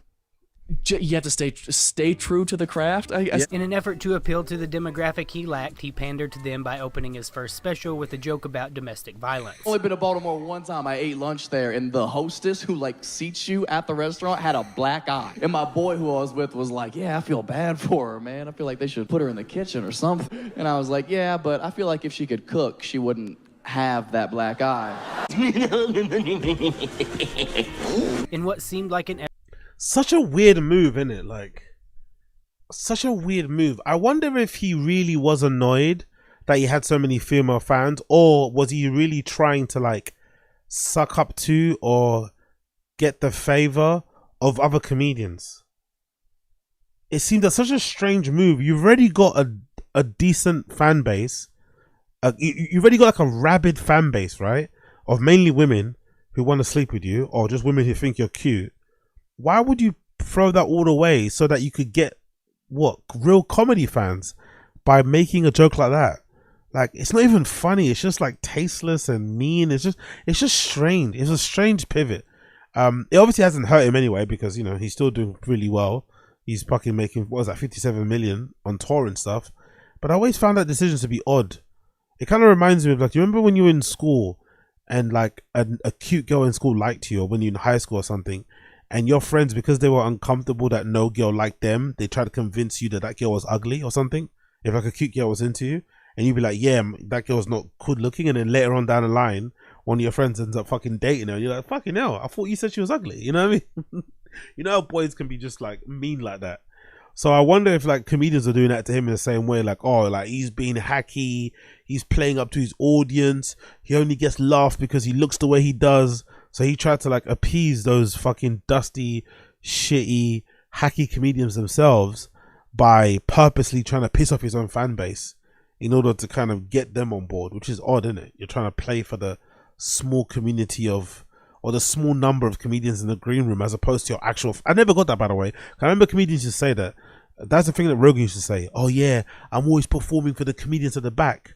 How about performing for the people in the crowd who've paid for their seats, who've paid for drinks, who've paid fucking, who contribute basically to your fucking booking fee? What about that? I always found that extra odd when they used to do that. But yeah, maybe Matt Rife knows best. Effort to cancel himself. When the backlash inevitably followed, he doubled down, posting a link titled "Click here if you were offended," which redirected users to an image of a special need. Oh really? Big up Young Odd Vibes. If you ever listen to what he says, he's always been very rude to women. They legit had a group chat for all these side chicks. Okay, really? Okay, so he's always been a bit of a piece of shit to the ladies. Again, that's a shame. Like I said previously, like, I don't understand why they can't. I'm sure there is prominent ones that exist, but for the most part, I don't really like the fact that a lot of these you know, well-known bachelor types are usually pieces of shit to girls, especially the ones that kind of jump into their DMs and stuff, or slide into their DMs. I don't think you need to do that. Like, why can't there just be dudes who are like, you know, like to fuck, girls like to fuck them, but they just treat girls nicely and, you know, have decent interactions and experiences with them? There's nothing wrong with doing that also. But it doesn't seem to be the case. For whatever reason, all these like playboy bachelor types seem to always treat their female fans very, very poorly. Maybe it's just too much power, right? Maybe you get kind of drunk on that kind of power and influence and the ease at which you can get some of these women. But I don't know. It doesn't need to be that way. It could still be a nice experience, you know? Where you don't sell people dreams, where you don't lie to them, you're honest to them, you treat them well, show them a good time, blah, blah, blah, blah. I don't know. Needs helmet. While Matt Rife built his career on his jawline and viral TikToks, Shane Gillis took the long road, the one paved with failure, open mics, and actual jokes. Originally enrolled at West Point, Gillis dropped out and returned to his hometown of Harrisburg, Pennsylvania. I went from like being a senator to school as soon as I quit, because I stopped going to class, and then I quit while I was there, like right away. So you were good? I was good, but I also failed out of school as soon as I quit because I stopped going to class. Oh, you did an episode with Dave Chappelle? I don't remember that. That's pretty sick. So I went from West Point to Harrisburg Area Community College in like a year and a half. Jesus. I went from like being a senator to I was literally washing dishes at my friend's restaurant. Gillis would soon discover stand-up comedy through open mics. One of the chefs, one of the guys that worked at the restaurant was doing an open mic at the Harrisburg Comedy Zone. And I was like, oh, that's how you get into comedy. I had no idea how to get into comedy. He built a following the old school way, grinding on the road, working in Philadelphia, and eventually making his way to New York, all while co-hosting a weekly podcast with his best friend, Matt McCusker. We're going to touch on a few topics today. We're going to touch jacking off for about 1 hour, and that's it. That's the only topic. That persistence finally paid off when he was cast on Saturday Night Live. But almost immediately, the same podcast that got him the gig resurfaced in a now infamous clip. The news article headlines outweighed the context of the actual joke. I should have done it harder to make it clear, like the meh. Do you remember when Brendan criticized him on this as well, by the way? That was still a funny era. Brendan criticizing Shane Gillis for the fucking joke that got him fired on SNL. Brilliant. Kicking him while he was down. Brilliant shit. But it was clearly, to me, what I was going for was pointing out how dumb somebody would have to be to segregate a neighborhood. Yeah. And the type of words they would use. Now, what really sucks is having to break down comedy and explain anything. With SNL simultaneously celebrating their first Asian American cast member, the writing was on the wall. Despite making an apology, Shane was fired before he ever made it to air. Ironically, the firing made him more famous. Viewers who looked into his work didn't find hate, they found someone who was actually funny. I was in an Uber, I was talking to Matt, and I was like, dude, Ye just texted me. That's crazy. Did you show that to the guy next to you? I was in the back of an Uber, just like, like he wants to talk right now. I was like, I'm in an airport, I can't. I was just trying to buy time. I was like, holy, because I knew whatever he said, I was going to say yes. I love Kanye West. I love his music. Instead of fading away, Shane doubled down, releasing sketches that many consider funnier than anything SNL has produced in decades. Shane! Hey, good morning. Good morning, come on in. Wow. Wow, nice shirt. What sound does a wolf make? Wolves. His podcast has grown to the #1 podcast on Patreon, and his first special, Live in Austin, currently has over 41 million views on YouTube. He might have 41 million. God damn. That are straight as hell, dude. We hate the environment. This guy delivers his comedy in such a natural way. He sounds like a buddy cracking jokes at a party. What I love about his style is that it feels improvised. His cadence and delivery sounds less like a stand-up routine and more like he's just talking with his friends at a bar. The sign of a classic comedy special is that you can go back to it dozens of times and laugh as hard as you did the first time. This is one of those specials. Wow, you don't get some of these reviews on the on some of the stuff that we watch, innit? Some of the stuff that we watch on this stream, you don't get some of those comments. Jesus Christ.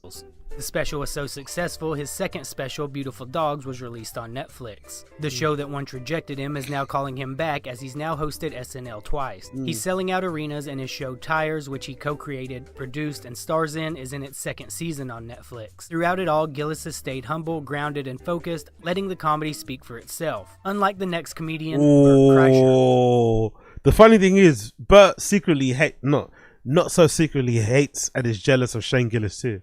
So this makes it really good how he's paired this up, because Bert absolutely hates Shane.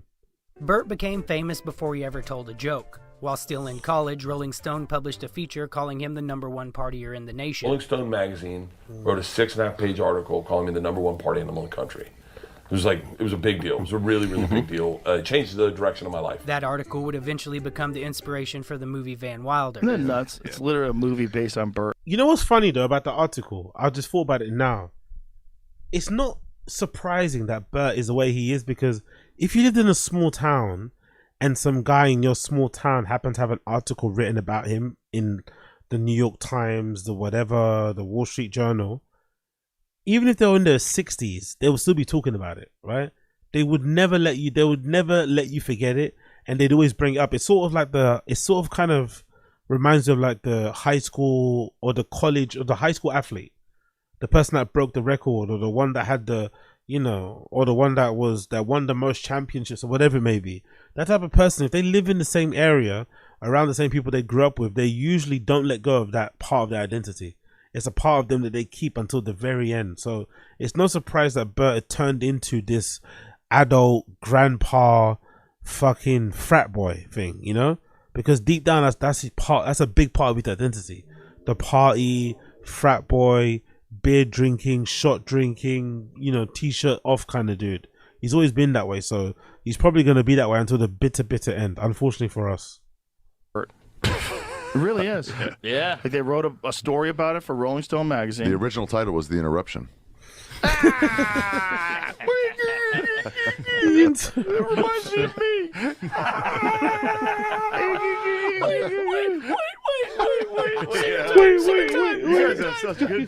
And for Bert, that reputation of a loud, shirtless, hard-drinking party guy became the act. To casual fans, he's a lovable goofball, but among die-hard comedy purists, Bert is often viewed as everything wrong with modern stand-up. I am the machine. Aside from being shirtless and abusing alcohol, he built an entire career off of a persona that revolves around one story. Don't worry, I didn't drive out here not to tell that story, okay, guys? You think you gave me all these cameras and I won't bring that up?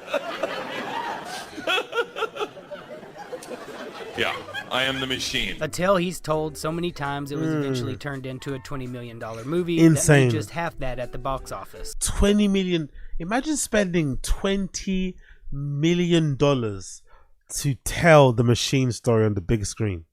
$20 million. Money really is fake, isn't it? Money is fucking fake, man. It's all a scam. Like, could you imagine needing $20 million to somehow get across the Machine story? God. On stage, he's shirtless and hammered. Off stage, particularly on podcast, he's known for talking over guests. Oh, what Joe does that you don't have the capacity to do is not make it all about himself. Hold on. Exactly. No, hold on. There's a clip. Dude, hold on. That's you. There's got to be a clip out there of you not interrupting. No. Fine. If it's like intense cardio, I've sometimes had to reach into my pants and pull my it dick out of my body. Out of my body. Yeah, I had to pull my dick out of my body dick's before. inside my it body. goes back inside like I'm getting. Wow. Look at the interruption. I didn't even realize that. Look at it's literally like he's inside of Tom's body. That interruption was so weird. Like, let him finish his fucking thought. Wow. There's got to be a clip out there of you not interrupting. No. Fine. If it's like intense cardio, I've sometimes had to reach into my pants and pull my dick out of my body. Out of my body. I had to pull my dick out of my body dick's before. inside my it goes body. back inside like I'm getting recircumcised. Yeah, I can't even. I am so glad that you said that. I feel like he can't finish. It's so good. He can't finish his thought. I was the only one that moment where I said to Leanne, I was like, "Am I a narcissist?" I said this in Paris, and she was like, "No, you're not a narcissist." I go, "Would a narcissist know it though?" This is like the 5th time on a podcast Brent has realized that he makes everything about himself. The biggest difference between Shane and Bert is that Shane is funny and Bert hangs out with funny people. Bert doesn't have the capacity to understand the difference between caring about yourself and making everything about yourself. Bert's not only considered a narcissist, but his drinking has become such a concern that his friends created Sober October just to force him into a break from alcohol. I have like 9 drinks a night, and you know Joe with his little like I'm Karen eyes, buddy. Wait, hold on. Oh, you almost see him write you off in his eyes. Like, I can't with people that drink like that. Because you're going to die anyway. Yes, Tom Segura starts laughing and he goes, "They're doubles." Joe goes, "What?" So that's 18. He goes, 18 drinks a night. 18 drinks a night. He has 18 drinks a night. And you watch Joe just. So then Joe said, "We should go sober. We should do Sober October." That's why he did this. And then, yeah, of course. To help you. And then he said, he goes, "Hey, man, you may need medical help to get off this." Ironically, Bert would later become the reason the group stopped doing it altogether after repeated fallouts. No, what Joe does that you don't have the capacity to do is not make it all about himself. And yet, despite the criticism, Bert remains one of comedy's top earners, routinely landing in the top 10 year after year. While it's a bit skewed though, as someone else mentioned previously in the stream chat. Big up the stream chatters. This number's a little bit, it's kind of out of context because most of this also accounts for that fucking, what's that tour he does? That tour he does with all these other comedians. So that's the reason why he's able to gross nearly 30 million when it comes to his tour. It's not just solely based on his own tour, which is, it's still bad because, who's watching him even perform live is fucking crazy. But that kind of puts some context to it because he's got loads of other big comedians on his tour. Sometimes he has like some Bobby Lee, other ones as well on there. So it makes a lot more sense. Theo Von may not be in the top 10 in ticket sales, he's number 1 in comedy fans' hearts. My cousin got bit by a gay guy.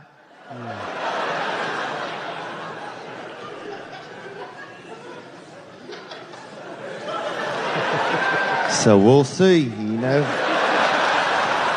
Theo's podcast this past weekend is one of the most beloved among all comedy podcasts. I appreciate it, and thanks, brother. We're not racist, or I'm not trying to be. I have some flare-ups in traffic, but overall, I'm good. I'm doing my best, man. I'm out here on the front lines of not trying to be. What makes Theo likable is that he's not just a stand-up or a podcaster, he's a true comedian. Dude, I used to do, sometimes I would do some... Isn't that funny, though, that they're two of the opposites, right? These guys are two of the opposites. My freaking eyes. Two of the opposites, right? Let me go back. One person, Sebastian Maniscalco, one of my favorite stand-ups, He's great stand up in my personal opinion. Super, super funny. But on pods, he's awful. Really bad podcast guest. I think he used to have a podcast too, and it was super boring. I remember trying to listen to it a few times. Very, very boring. His own podcast, as a podcast guest, he's absolutely terrible. Theo Von on the other hand, incredible podcast host, great podcast guest, right? Got some legendary clips of him on there on pods, really funny, but his stand-up is pretty dog shit. You know? It's really interesting, isn't it, how that happens. For whatever reason, Theo can't seem to replicate his, hilariousness on pods on stage, and for whatever reason, Sebastian Maniscalco can't,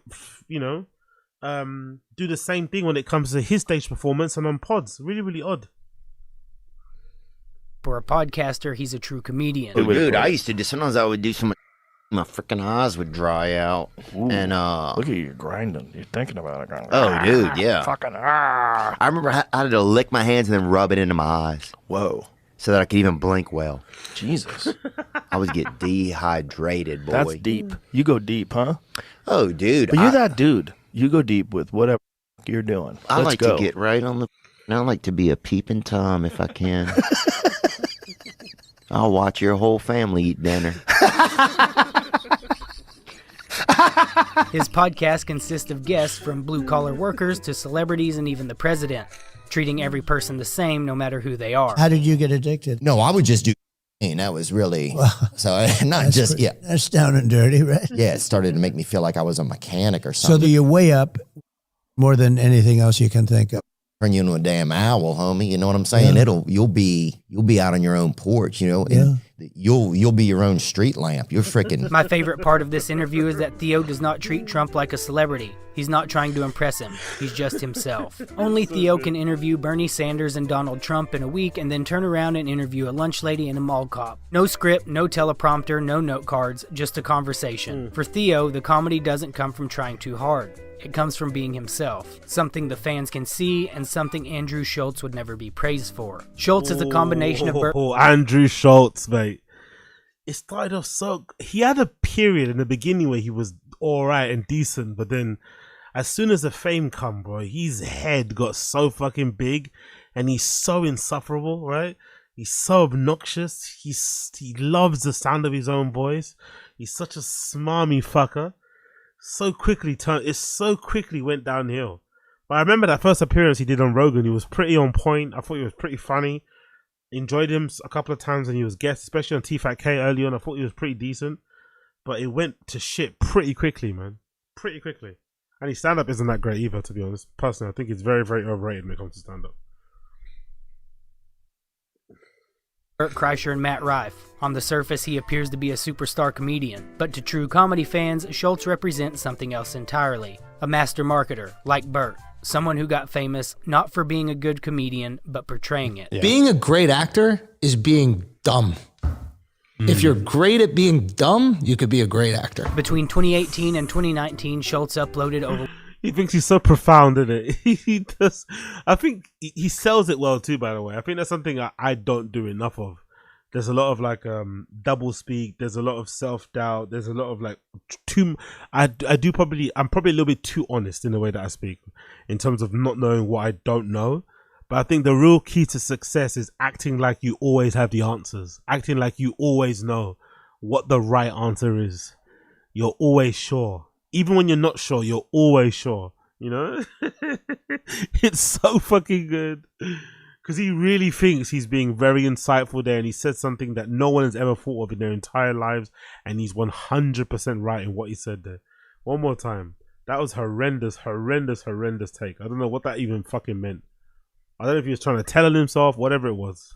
A master marketer, like Bert. Someone who got famous not for being a good comedian, but portraying it. Yeah. Being a great actor is being dumb. Okay. If you're great at being dumb, you could be a great actor. Between 2018 and 2019, Schultz uploaded over 125 stand-up clips to YouTube, just hoping to land that one viral. Jesus, is that true? Fucking hell. You put the graft in, innit? Crowd work clip. Remember the first video that went viral? It was a joke about how the food is better in countries where the women have less rights. And and it went viral. nothing's all good, nothing's all bad, right? Like there's a lot of countries in the world that treat women like that's fucked up, but they got the best food. I just started posting a clip every single week for a year. And the strategy worked. He flooded the internet and built a brand. His act is confident, but the jokes aren't there. Oh, okay. Men, we don't do that. We only wash our hands if someone else is in the bathroom. A big portion of the hate comes from his podcasting, offering pseudo-philosophical epiphanies like he was the first person to ever think deeply. This is going to sound weird, but like I think drugs are almost like a... I remember when Shane took the piss out. I think he stops doing it now, by the way. Have you noticed? I feel like Andrew Schultz doesn't do this as much. When Shane started to take the piss out of him about like his epiphanies, when he looks up into the air. I don't think he does it as much. Or am I bugging? I don't feel like he does this as often. He's trying to look for the words. Big up Shane Gillis, man. He's so good. necessary component to dealing with life in the way we have to live it. You know what I mean? Like, I don't think you need to do drugs if you're fucking in Alaska. Exactly. Oh, there it was. Yeah, exactly. Shane. Exactly. Shane. I love Schultz What are you epiphanies. talking about? Schultz epiphanies are my favorite. Yo. He repeats a statement. He's like, That's crazy, though. One more time. In Alaska. One more time. These are almost like a necessary component. To ever think deeply. This is going to sound weird, but like I think drugs are almost like a necessary component to dealing with life in the way we have to live it. You know what I mean? Like, I don't think you need to do drugs if you're fucking in Alaska. Yeah. I love Schultz What are you epiphanies. talking about? Schultz epiphanies are my favorite. Yo. He repeats a statement. He's like, That's crazy, though. Schultz is more akin to a snake oil salesman than a So comedian. good. He told fans his pay-per-view special would only be available. Oh, let's see this. Got scammed by Schultz. I was one of the idiots who paid money to buy his recent special, Infamous, through Moment House. With the ticket, I also purchased a signed poster on July 29th, 2002, which I still have not received, by the way. I have been begging Moment for a refund for the poster these past few months, but they're either sorry they'll refund me, or they'll check in with Andrew's team to see, or they'll ghost me. Anyone else in my position? Jesus Christ, man. Scamming your own fans off a poster.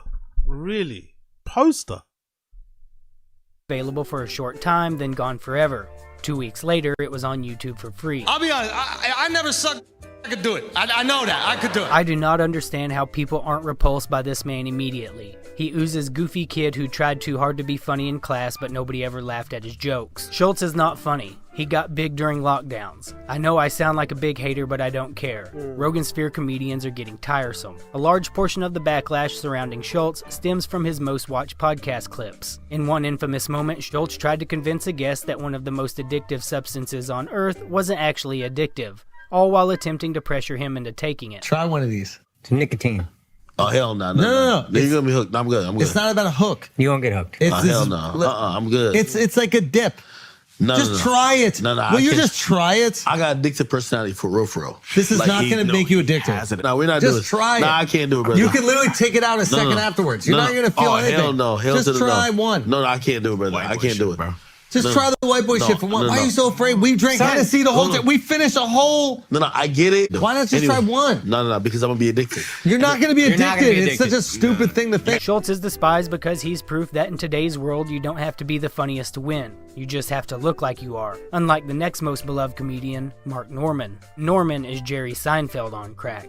Literally. Love it. I did crack once. Yeah. Did you really? Yeah. Is that right? A fan gave me Molly, and I was like, oh, and I mean the lady went to Paris. I think the worst version of Mark Norman is his podcast.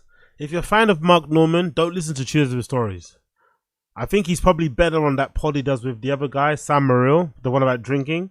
But don't listen to Cheers with Stories with Mark Norman, with Joe List, because that version of Mark Norman's kind of annoying, I'm not going to lie.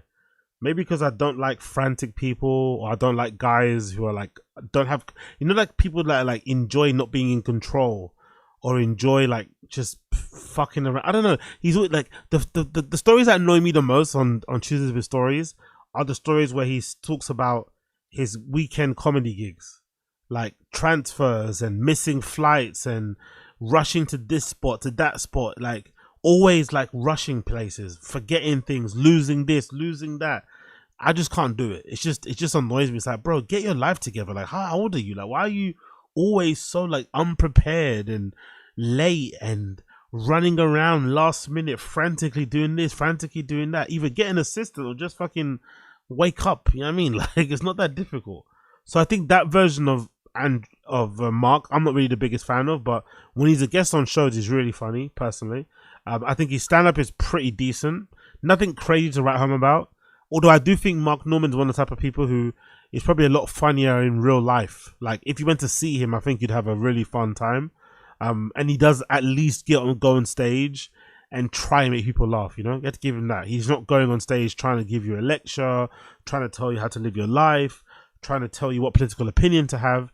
He just gets on stage and tries to have a funny, silly time. So I rate him for that. But I think you just limit your podcasting, input from him, from that show he does with Sam Morril, Save Our Parks, and that's about it. Don't listen to him on his own pod, because I think that version of him will drive you nuts, like it did with me.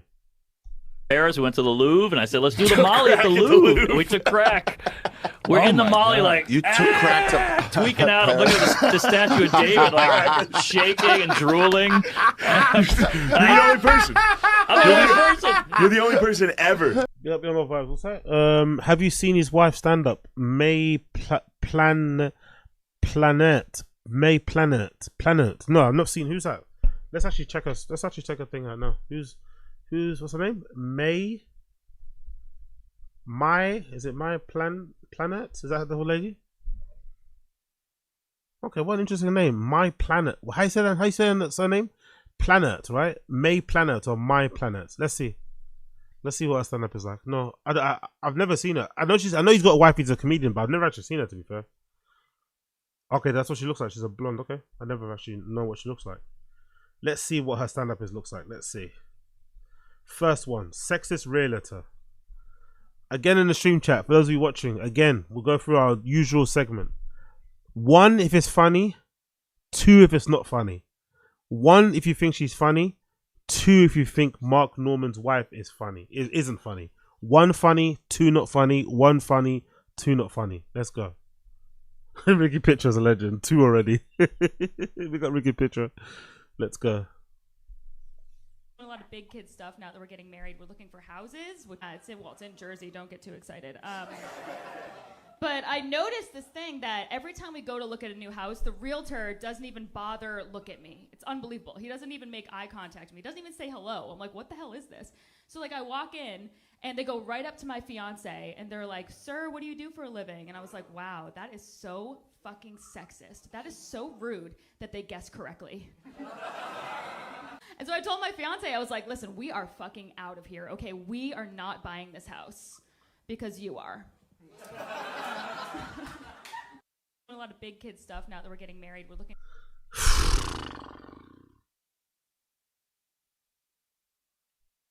Wow. Okay, big up Young Old, but in my defense, I didn't say she was good. Young Old Vibes, you brought her up like she was the one. Yo, have you guys heard? Mark Norman's wife, May Planet. Planetary. You brought her up like she was that girl.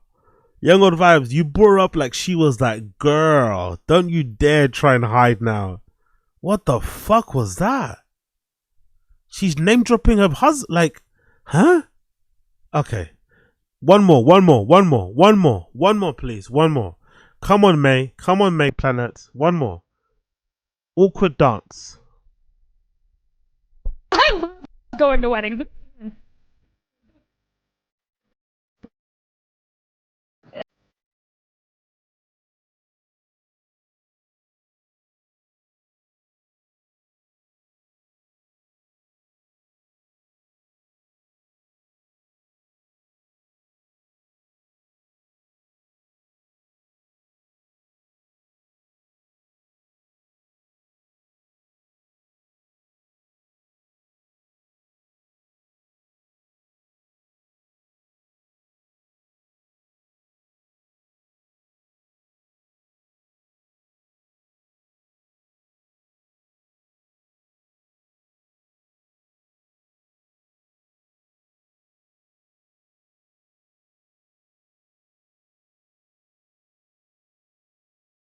I love going to weddings. Yeah, pretty girl, pretty lady, but like,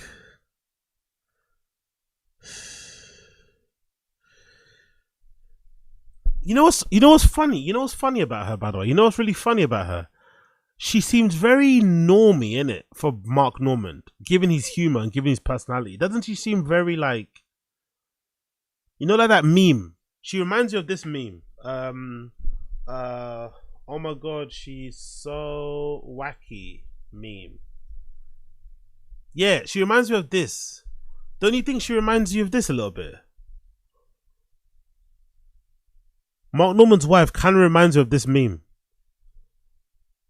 You know, like she reminds you of this meme, but you would never think Mark Normand would be into a girl like this. You know, like, I don't know why she reminds you of this meme, but she does. Oh my gosh, she's so crazy. You know, like, but God Almighty, man, she is not funny, innit? That is not a funny girl. Unfortunately, you know, not fortunately. But we're gonna do one more. I'm gonna give her one more chance. I'm gonna give May Planet one more chance. One more chance. Remember in the stream chat, give me a 1. Give me, actually, let's see, which one's got the most likes? Which one's got the most likes? Which one's got the okay, there we go. That one's got the most likes, right? Let's go there. Rah, I didn't know Mark Normand's kind of bodied up there, isn't it? I didn't know he's that bodied up. Okay, fair play, Mark Normand. Mark Normand's got a 6-pack in that. Cool, let's go there. Let's go here. May Planet, great publicist. Let's go here. 1, if you think it's funny. 2, if you think it's not funny. Okay, one more clip from her. One more clip. Come on, May Planet. Give it to us. Come on, girl. My girlfriends, whenever they actually like a guy, it doesn't matter what the guy says or does. They can always spin it into a positive. It's really remarkable. Okay, it's like they become publicists for the guys that they're seeing. Truly, like I have this one friend, and she just started seeing this new guy. So I was like, oh, you know, have you heard from him? And she was like, well, you know, no, but it's because he's too busy and successful to have time to text me. And I was like, huh, okay. And I was just like, well, your birthday just passed, you know, what'd he get you? And she was like, well, you know, nothing, but it's because he's saving for our future. So I was like, whatever, anyone's a step up from the guy that you caught in bed with your sister. And she was like, no, it's him. He's making such an effort with my family, can you believe? This girl could have been dating like Epstein, and she'd be like, he owns an island. He brings young girls on study abroad programs. That's nice. My girlfriends, whenever they actually like a guy, that was decent. I know I didn't visibly laugh, but that was decent. That was better than the other clips. That was decent. That was decent. That was decent. I'll give her a 1 for that one. What do you guys think? I think I'd give her a 1 for that. That was okay. That was okay. That was okay. I think if I had a couple of fucking espresso martinis in me, a couple of Jack D's and Coke, you know what I mean? A couple bumps and a multivitamin, I think I'd be laughing in the crowd too if I was there. I think I'd be laughing. That was pretty okay. That was pretty okay. I know nothing about her, but I guess she hasn't had a rough life. Yeah, probably not, but I don't want her to have a rough life, man. I don't give a fuck. Like, I don't care if a comedian's rich, comes from affluence, whatever. I don't give a fuck. Just be funny. I really don't care if you come from money or not. This idea that you can only be funny if you're poor is fucking ridiculous. Just be funny, please. Please spend some time writing jokes. That's all I care about. It's not that difficult. It's like musicians. I really don't care if a musician is like the son of some famous composer or this person, nepotism this, nepotism that. I don't care about nepotism. Just be good at what you do. Simple as that, mate. Just be good at it.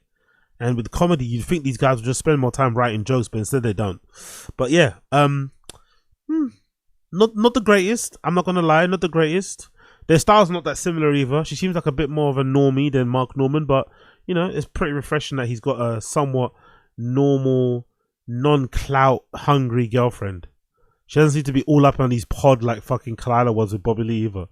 Because they seem to live in different areas, innit? I don't think I've seen her on his pod before. Right? I think obviously he mentions her on the pod, but I don't think has she ever been on Tuesday with Stories? I don't think I've seen them on the podcast together, so they probably keep their work life separate, which is kind of refreshing. So yeah, big up them. But the comedy is not for me. I'm not gonna lie, the comedy is not for me. Let's go back to Apologia Comedia. Where is he? Where's Apologia Comedia? Where are you? There you go. to do crack at the Louvre. Norman is what comedy purists would call a wordsmith, efficient with every punchline. I told an abortion joke recently, and a woman approached me. She was like, hey, that's very insensitive. I've had an abortion. You shouldn't tell jokes like that. I was like, whoa, hey, sorry, I just told a joke. I think what you did was much worse. We hate to admit it, we've come a long way. Like in the 50s, we had whites only and blacks only water fountain, which is incredibly sad, especially if you're a thirsty Asian. What truly separates him from other comics is his honesty. In an era where most comics are too afraid to call Joe Rogan out, Norman will roast him to his face. You got a crazy gorilla monkeypox hand. Look at that thing. Yeah, look at that. You're gonna climb the Empire State. They don't fit most of my body. I think I didn't get enough food when I was small. Yeah, you got proportions, dude. Can you wear You're an gloves? action figure. For real, you look like a gorilla up on stage. Someone in my ancestry, monkey. You're a silver hack. Holy shit. That's so good. You're a silver hack. No, that was too good. One more time. Proportions, dude. Can you wear You're an gloves? action figure. For real, you look like a gorilla up on stage. Someone in my ancestry, monkey. You're a silver hack. All right, we're back. It's blown outward. Like it's blown out. Now, I'm obviously not a bomb expert, but I talked to one. You should see your act. One more time. Too good. All right, we're back. It's blown outward. Like it's blown out. Now, I'm obviously not a bomb expert, but I talked to one. You should see your act. He can't stop himself. All right, keep going. That bomb joke cut way deeper than Joe let on. Exactly. Norman is a savage. Every time Joe shouts he can't help himself, he thinks I envy this guy. All of the jokes you lay in bed and think, I should have said that. Mark said it. That's all I got. Oh, that's fucking brilliant. Big up Apologia Comedia. Honestly, one of the greatest channels out there. Check them out. Fucking brilliant. I love Apologia Comedia. Make sure you give them a little like. Make sure you give them a little like. Make sure you give them a little like. Let's move things up. Actually, I want to check Mighty D. Let's check out Mighty D. Mighty D's got a new DSP video. Let's check this out quickly and then we'll move on. Let's do a little bit of DSP. DSP, old washed up YouTuber demands more money to build Lego. Let's play. Yeah, this is good. This is gonna be great. This is gonna be great. What the fuck is DSP doing? What the fuck is... Actually, before I do that, let me actually close the window too. It's getting a bit cold over here. Let me quickly close the window. Bear with me one sec.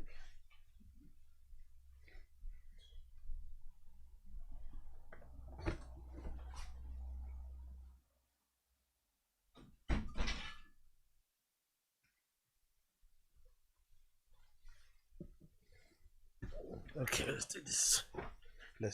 Let's do this. One of the worst fucking content creators to ever touch the internet. One of the worst, one of the most despicable beggars of all time. Let's see what Darkside Phil is doing right now. Let's see what this fucking cunt is doing. When I try to consider what is it that I'm going to do on a stream, it has to satisfy 3 criteria. I just did 4. 3 criteria. By the way, look at that. Who wears a... Bro, sort yourself out, man. Look at that undershirt. He's got a button-up shirt with an undershirt that, you know, the color's awful, by the way. Black and white overshirt with like this grey, granite, whatever this color is in the undershirt. And look, the sleeves are too long. The sleeves are too long for the undershirt. At least tuck them in or roll them under or something. No, the sleeves are poking out underneath. Of course, that's fucking how DSP dresses. He dresses like, you know, the sloppy supply teacher in your school, right? That would come in late and be pulling up his trousers as he's walking into the room, digging food out of his mouth and shit. No belt on and stuff. When he bends over, he sees ass crack. That's fucking DSP. Look at that. Such a fucking schlob.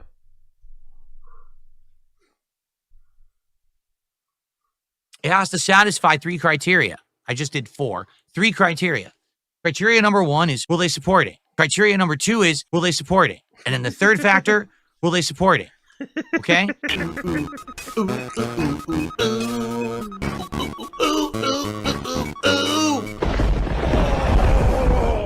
Here's Phil to tell you more. What is up, everyone? DSP here, and welcome to Build with Phil. By the way, look at how thin his arms are. That is pure muscle atrophy, isn't it? Look at how thin his biceps are. His biceps are the same size, the same width of his forearm. His arms are so skinny. But he's got this pudgy body, like such a weird build. I'm assuming that's just because he doesn't lift things or doesn't do any push-ups or anything. But his actual build is what his actual body looks like, sort of flabby and shit. Because it's weird. He's kind of skinny looking, but he still has man boobs, which is obviously kind of proof that he doesn't really, or that he's lost weight. He's lost a lot of weight drastically through just maybe cutting out certain bits and bobs, or maybe fasting and whatever it may be. But yeah, he's got such strange, really skinny legs, really skinny arms, a super massive light bulb head. But then he's got this pudgy body. But look at arms. Look at his arms. I never realized how skinny they are. God almighty. Oh, the Lego Piranha Plant build, night 2. Oh. Did I set up background music? I didn't have time. This is what I keep telling you guys too. Like, I really don't have time for anything. Did I set up background music? I didn't have time. How much time does it take to set up background music? Because I'm guessing I don't do, I don't play with Lego because I'm a fucking adult, but, whatever. I guess some people do Lego streams. And I guess part of the fun of someone doing a Lego stream is that they have, like, I don't know, some copyright-free background music playing while they're doing the Lego stream, because a lot of the time is going to be spent on you trying to focus and concentrate, especially if you're a DSP and you've got, single-digit IQ. You're going to be spending a lot of time really concentrating on making sure you get the right pieces in place to build whatever you want to build. But it's a bit boring if there's, like, large, bits of dead air where you just, like, concentrate and there's no music playing. Music kind of helps to kind of, fill in the spaces. But this fucking guy is such a greedy beggar that he wants to keep his grubby mitts on, like, I don't know, the $5 in AdSense he's going to make on these videos. He doesn't want to play any music because he's afraid he might get copyright strike.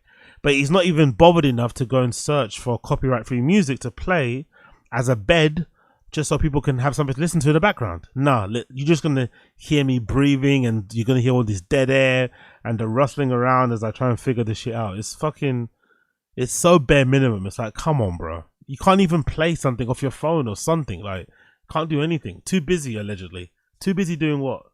We'll find out now. That you guys think, like, why didn't he set up background music? Why didn't he do this? Why didn't he do that? Do you want to know what I did? Here's what I did. Yeah, I've seen that. Big up Jesse Black. Yeah, I've seen the PWR stuff. I've not gotten super into it because PWR reminds me too much of World of T-Shirts, Josh Block, and I've already got one person that's a little bit, that way who I can laugh at and point out, but I don't need more. And again, the lore is not that interesting on him. Do you know what I mean? He used to be a former fan of DSPs. He's a little bit, redacted, lives at home with his parents and stuff, and he's now kind of become like his own little star locale himself. And I think the fans are trying to slowly but surely turn him against DSP, which is he's kind of fighting against. I guess the phone calls are quite funny when people phone in. Those are quite funny, but I was over it pretty quickly. I'm not going to lie. I'm not really paying much attention, but God bless him at least. He's kind of doing his own thing and being somewhat successful, but there's only so much of that kind of locale I can really get into. The Josh Block Water T-shirt stuff's already too much. I can't also top it up with PWR, but big up him anyway. I finished my stream earlier today. Really? He moved out? Okay, big up PWR. That's sick. He moved out. He's making bank. Okay, congrats to PWR. Love to hear it. Okay. I went to my PC. I had to make thumbnails for the 2 videos, which took about a half an hour. Everyone does that, by the way. Every person that has a YouTube channel makes thumbnails. It doesn't take that long. Especially his type of thumbnails. He's acting like he makes good thumbnails. You make shit thumbnails. It shouldn't take you half an hour to make your thumbnails. But it does because he's fucking an idiot. What? Exactly. Big up Mighty D. I'm glad he said that. I had to make thumbnails for the 2 videos, which took about a half an hour. What? Exactly. These don't take 30 minutes. Exactly. Look at these thumbnails. None of these thumbnails should take you 30 minutes. Look at them. Horrendous. There's nothing special, nothing unique, nothing really overly creative. They're fucking garbage. Basic thumbnails. Take you like 5 minutes, if that. Then I got the videos uploading, and then I went downstairs. I immediately had dinner with my wife. Hungry. After that, I love how he tries to describe the most meaningless or the most everyday mundane task as like the most Herculean things ever. Like having dinner with my wife, making thumbnails, washing the plate, like all these like things that we just do as regular humans that we don't really, you know, try to make seem as if like we're fucking conquering the world. He tries to make it seem like that way because he's got nothing else going on. So in order to seem like a mature adult, you talk about these chores as if they're like the biggest things ever. It's like, bro, what? You can't find background music. You can't quickly go copyright free music and just play like an hour mix of copyright free music in the background on like, I don't know, 10% volume. That requires a whole day's work of research. Come on, man. I cleaned up, washed up everything, you know, the dishes or whatever. Went outside. I did some chores outside that I had to do for tonight. Chores. I went to the couch. I sat down with my wife. Look at that. I went to the couch is its own task. Walking to the couch, sitting down. That was another fucking Herculean task. Talking to his wife. Oh my God, he fucking hates that, by the way. That was another hard task. For 20 minutes and had a cup of coffee. Uh-huh. And then I came back up and immediately turned on the stream, and here we are. I didn't have time. I swear to God, people think that I have like insane amounts of free time. I don't. I just don't. Sure, if I did, I totally would have come in here and set up music. I don't have time for it. Yeah, well, I don't even think about it. You know, I don't have the moments. I don't think about it. That was the truth. Just say you don't want to do it. Again, it's okay. This is low-cow shit. The truth is he doesn't want to do it because he's afraid if he puts any music on his videos, his trolls are going to try and get his videos copyright struck and take away any AdSense he might get on the videos. So he wants to keep them copyright free. No music whatsoever. Just say that. Just say you don't want to do it. Say that you don't enjoy playing music in the background. Whatever. Just be honest. Just like, I don't have time because I'm having dinner with my wife, because I'm sitting down on the couch. It's like, shut up, bro. Shut up. It's a free time you guys think I have, you know? Oh, ho, ho, ho, ouch. Ouch. Could you imagine this guy working a regular job? That's why part of me likes that he kind of is on the internet making content, because he's a log cow and you get to point and laugh at his idiocy, right? And just how much of a freak he is. But another part of me wants him to fail and lose everything and have to go and get a regular job, because I'd love to hear the stories when he gets back on stream of him struggling to like integrate, him struggling to adapt, him struggling to like, you know, take instruction, him struggling to just do the most basic mundane things that everyone else does at work. He somehow hurt himself trying to like put together Lego. Ouch. Ouch. Lego. That got my thumb right there, but that's okay. I received a $5 tip. That's the dead air while you read a tip. That's fucking brilliant, by the way. I love that, by the way. I love that. Whenever he gets a tip he doesn't like the sound of, he doesn't let the notifications go up on the screen, so he just sits there and scowls at the fucking message before he reads it and decides if he's gonna read it or not. Pre-screening the fucking tip messages is fucking brilliant. Okay. I think you'd have time to put in background music if you hired an editor and you had Cat pick up on more work at home. Doesn't seem too hard to put in music.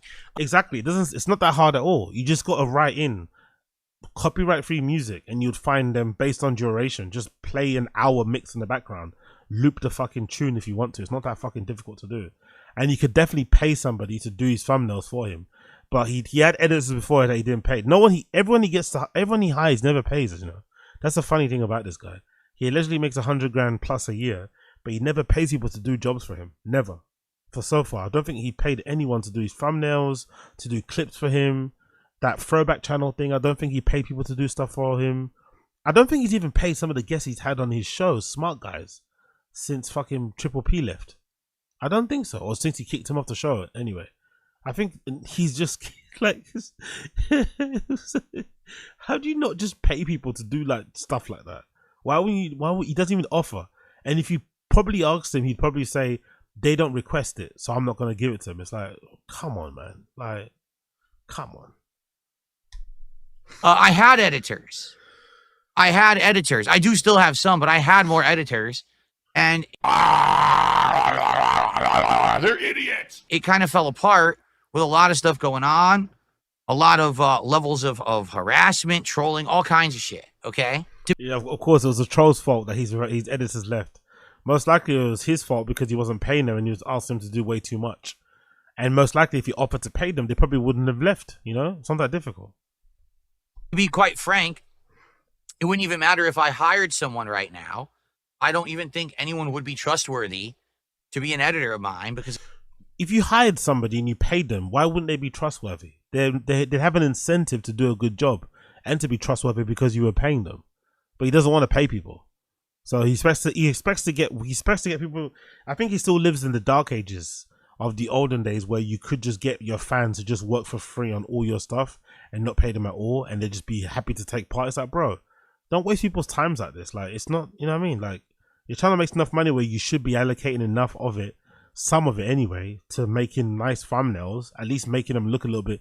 Maybe the thumbnails aren't going to help clean up his content because his content is dog shit and boring, but it might help it look good, you know? When you browse around the internet and you might stumble on his video, you might want to, it might make you willing to kind of click the video because his thumbnails look a little bit decent. But I guess he doesn't care about that sort of shit, which is, you know, says a lot about how he treats his audience.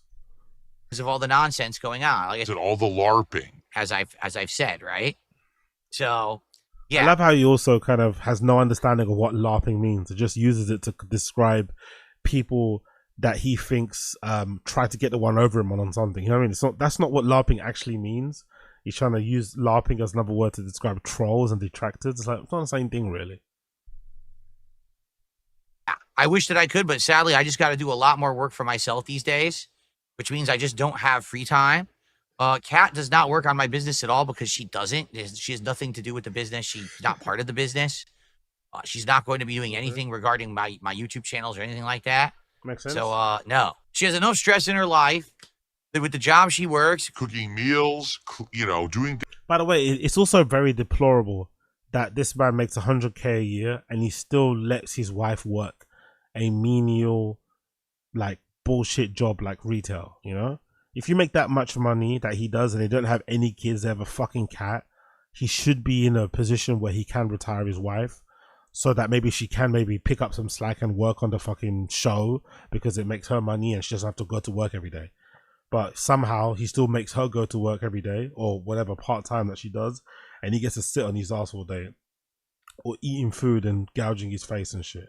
Fucking crazy, really, when you think about it. But maybe she also doesn't want to stay at home. Powerful bunch. Big up, Mr. O. Big up Oz. Big up chat. Oz, thanks for the content. Keep it coming. Yeah, you know, we're always out here, bro. All May, we're out here, bro. Until the end of May, we're out here every fucking single day. We are marathon going, marathon streaming every day. Big up, Mr. O. Appreciate it, brother. Things around the house and her other things that she does. She doesn't need to be involved with my work as well. And they want me to take this fleshy rod and insert it right there into the hole. Okay, we get it. And then they want me Here's a to joke. push it all the way in, as deep That's as a it joke. can go. That's a joke. Ha ha. I received a $2.22 tip. He says, jam the rods in like a metal rod up your ass. Oh, there you go. Thanks for the tip. I don't know why this guy thinks about metal rods up an ass all the time. Maybe it's a fetish of his or something. We're now at 33 of support out of the 150 goal, everyone. Thank you for the consistency. I love the little reminders, by the way. I love the little reminders, the constant begs as fuck. This is something I'm never gonna forgive Kino Casino for. As great as a show as they do a great show, really, really fucking funny. I'm never gonna forgive them for enabling Phil. I know in the end they ended up snaking him, that we all knew they probably would snake him, but I would never forgive them for, number one, putting a lot of money in his pocket. I think the last time I checked on Kiwi Farms that time, I think somebody totaled it and they said the whole Kino Casino arc maybe netted DSP an extra 40K or something, if I'm not mistaken, maybe more. But last time I checked, I think it was 40K. But the one thing I'm never going to forgive Kino Casino for was just empowering DSP to beg even harder. He begs more than ever before now. And he's super entitled. He does these weird, fake, you know, triple P kind of like motivational, shouting, screaming things to encourage people to donate more. It's so obnoxious. It's so fucking horrible to watch. It was bad before because he, you know, we know him as the filthy pig roach, but it's even worse now. Support, let's keep it going. Guys, let's get some subs over on Kick. This has been a very slow week for Kick support. Let's get some support over on Kick tonight, okay? Okay. Sometimes you in stream you be like, let's get one super chat. Let's get a donation. Let's get like every single one, like every day, bro. Every day you expect it to like, it's like fucking hell, mate. You don't even have that many fans. Where they getting all this money from? They're gonna continue giving you stuff every fucking single day, like.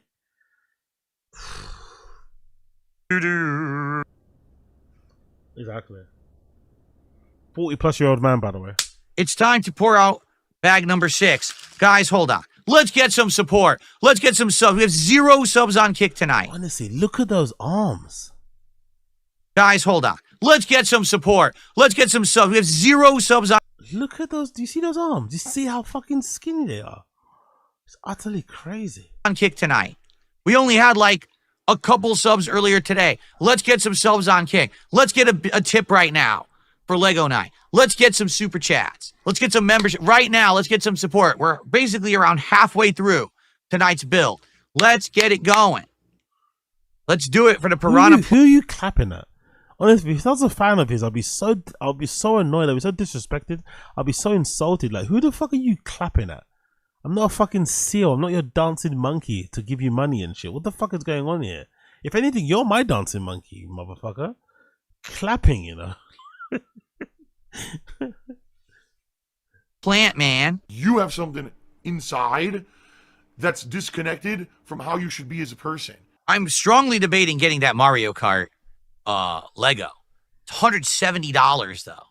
But it looks insane. It looks like it would take us like 3 to 4 weeks to build it. It looks sick. It looks like it's huge. It would take us 3 to 4 weeks to build it. No, it would take you 3 to 4 weeks to build it. It shouldn't be that difficult to do, bro. Like, these Lego sets are usually made for literal children. Like, it's not that complicated. Like, kids can do this. And surely you'd think there'd be one thing he would do just for the fun of it, right? That wouldn't require, like, oh, this has to meet a goal. Why don't you just do these Lego streams for the fun of it? Because they're chill. And you get to not play a game, and you get to maybe engage your brain a little bit. Has to be monetarily based. If it doesn't make money, it doesn't make sense. This fucking guy, man. It's almost like these streams aren't really for playing games. They're just an excuse to beg. And the games are just the way he does it. For like the backdrop. Maybe it's too pricey. I don't know. Here we go. Great. So guys, again, if you're having fun with the Piranha. Yeah, big up Jesse Black. Supposedly he does his best begging around the beginning of the month when Social Security checks go out. Yeah, I think I saw that somewhere. Somebody posted a screenshot or a picture of like the calendar that people in the States usually get their disability benefits in. And it's around the time that his begging kind of really fucking ramps up. Again, he knows his audience well. I think he knows very well that he's got an audience full of dents, so he knows how to play up to them, really. It's kind of sad because he takes advantage of people that are very vulnerable and just want some company and whatever else it may be. And he's like an omnipresent person in their lives and shit, consistently streaming fucking 6 days a week. But it's really sad that he takes advantage of them because he doesn't really give them good content. He just expects them to keep fucking splurging their money on him. And he's not in any way, shape or form appreciative of it. You know what I mean? He's just entitled to more. He just feels he should get more and more and more endlessly until the end of time, which is fucking bizarre, by the way. No exit plan. No exit plan. None whatsoever. We're just going to keep on begging until the day we die. Plant Lego build. Please support the stream. If we hit the goal by the end of tonight, I will commit to doing another build in May. If we don't hit it tonight, then I'll commit to doing another Lego build in May if we get the head target now. How, like, does any other streamer think this far ahead? Just do it now, or just buy the other one now as well. Like, why are you fucking delaying fucking Lego builds for May? Like, what? Probably not doing another build in May because I'm going to do it if there's interest and support for it. All right. Holy fuck. If you're not having fun, then why are you here? Why would you sit in a chat of a Lego build knowing that this was going to be a Lego build, a chill Lego interactive night, and complain that it's not fun if you know that you don't like Legos? Why would you do that? Right? So if you're not having fun, leave right now. Come back when I'm doing games. Okay. Are we actually going to go all night with no support from Kick? Seriously? I wonder if we actually will go all night and have 0 support from Kick. I'm just wondering. Yeah, you're just wondering. Sure you are. You're just wondering, or do you want some support from Kick? You fucking filthy cunt. We're now at 56, so we're more than a third of a way to our goal. All right, guys. Thank you for pointing that out, Toasty Chestnuts. I appreciate that. Bottom line, it says it wasn't auto. Then why did it say that you resubbed? Because resub usually means auto resub, but okay. Now, how about you gift one? How about you gift one to the community? Okay, anyway. Are you fucking serious? Honestly, man. Fucking no, he's so shameless, isn't he? We're going to turn this over. We're going to take this rod and shove it right in the middle so it's sticking out. And then that rod is going to go directly into the hole in the back of the piranha plant's head and go in the hole to hold it in place. Nope. Uh-oh. Of course he fucked it up. Uh-oh.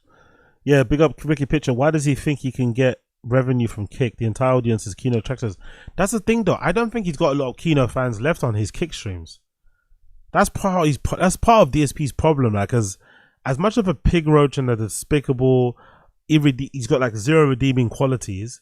He's also just not a good content creator. He's just boring. He's just awful to watch. Not entertaining in the slightest. So I think even those guys from Kino who were ironically supporting him, I think if he would have been entertaining and made good content, he could have kept them. He could have maybe kept some of those fans even after the fallout with PPP. But he lost them because he's just so boring. And his streams, 90% of them are just him just begging for money. They're not entertaining in the slightest. The only time they're entertaining is when he starts crashing out and screaming at people or like getting triggered by comments in the chat. But apart from that, he's a pretty hard to watch person. So I think a lot of those fans who are fans of watching Kino, which is a really, for the most part, very well produced show, they got, you know, they put a lot of effort into it with their costumes and their clips and stuff and the length of the show and whatever else it may be. It's a bit of a downgrade to go from watching Kino to watching this, to watching DSP. You know, it's a bit of a downgrade in quality and entertainment. So I think he lost a lot of those fans purely because he's boring to watch and shit at streaming. It won't go in. That means it must not be straight. Oh wait, am I doing it upside down? No. It's supposed to go in this way. I love how he's looking at the stream chat, looking for help, so they can just tell him what to do. He needs his handheld even when he's doing Lego. He's still checking the stream chat to make sure maybe someone's gonna tell him what to do. Fucking hell, just figure it out, man. Adjust it, okay? So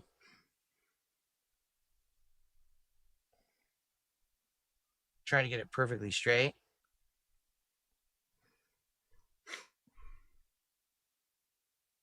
Uh-oh.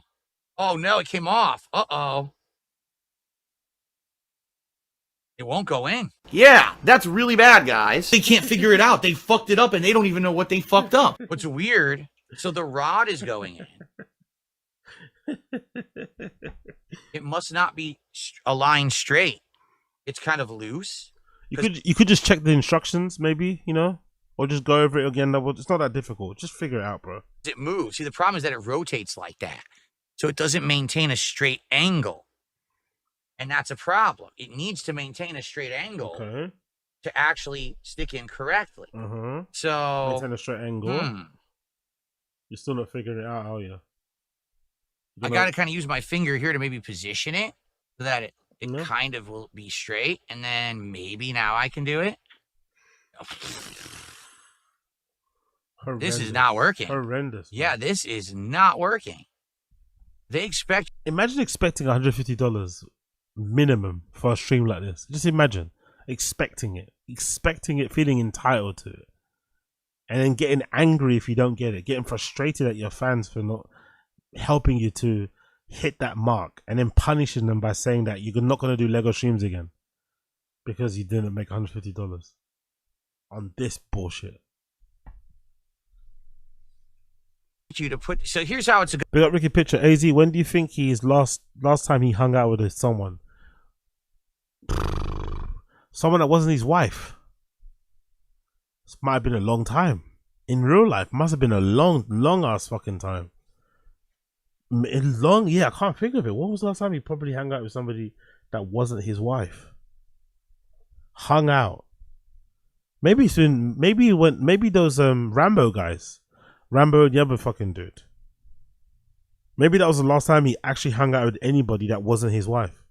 Pretty crazy. And then when Triple P tried to get him to go and meet him at some fucking wrestling bar somewhere, he was making it seem like that was GAY.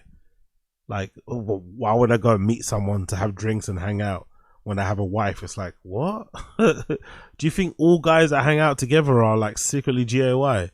They're not just friends. They don't have love for each other as friends or as brothers. They have to be GAY. Or that all guys that are married can't hang out with their male friends.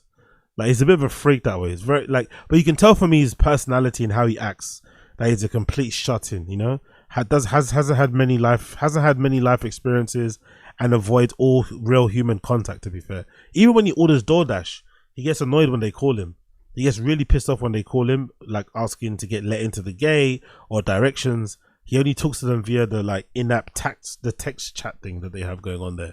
But he hates it when they call him directly. Very, very odd guy. Gonna go. Imagine that the top is actually on there. Okay, you have to get this rod into this hole. Okay. See that? Yeah.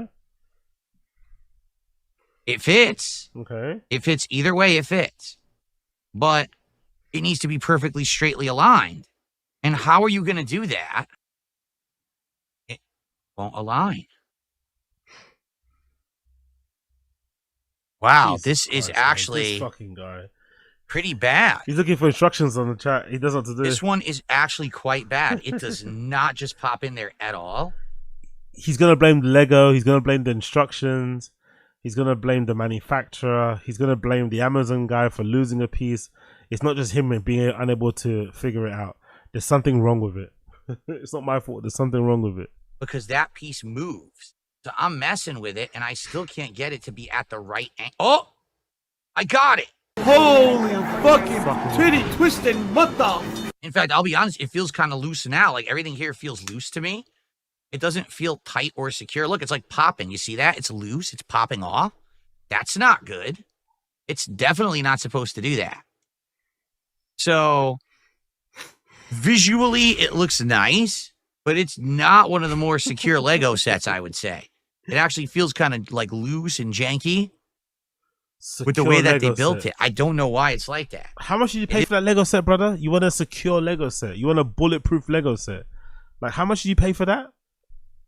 Fucking hell. It also might not be, it might be loose because of the amount of time you've been trying to jam that fucking rod into the wrong position.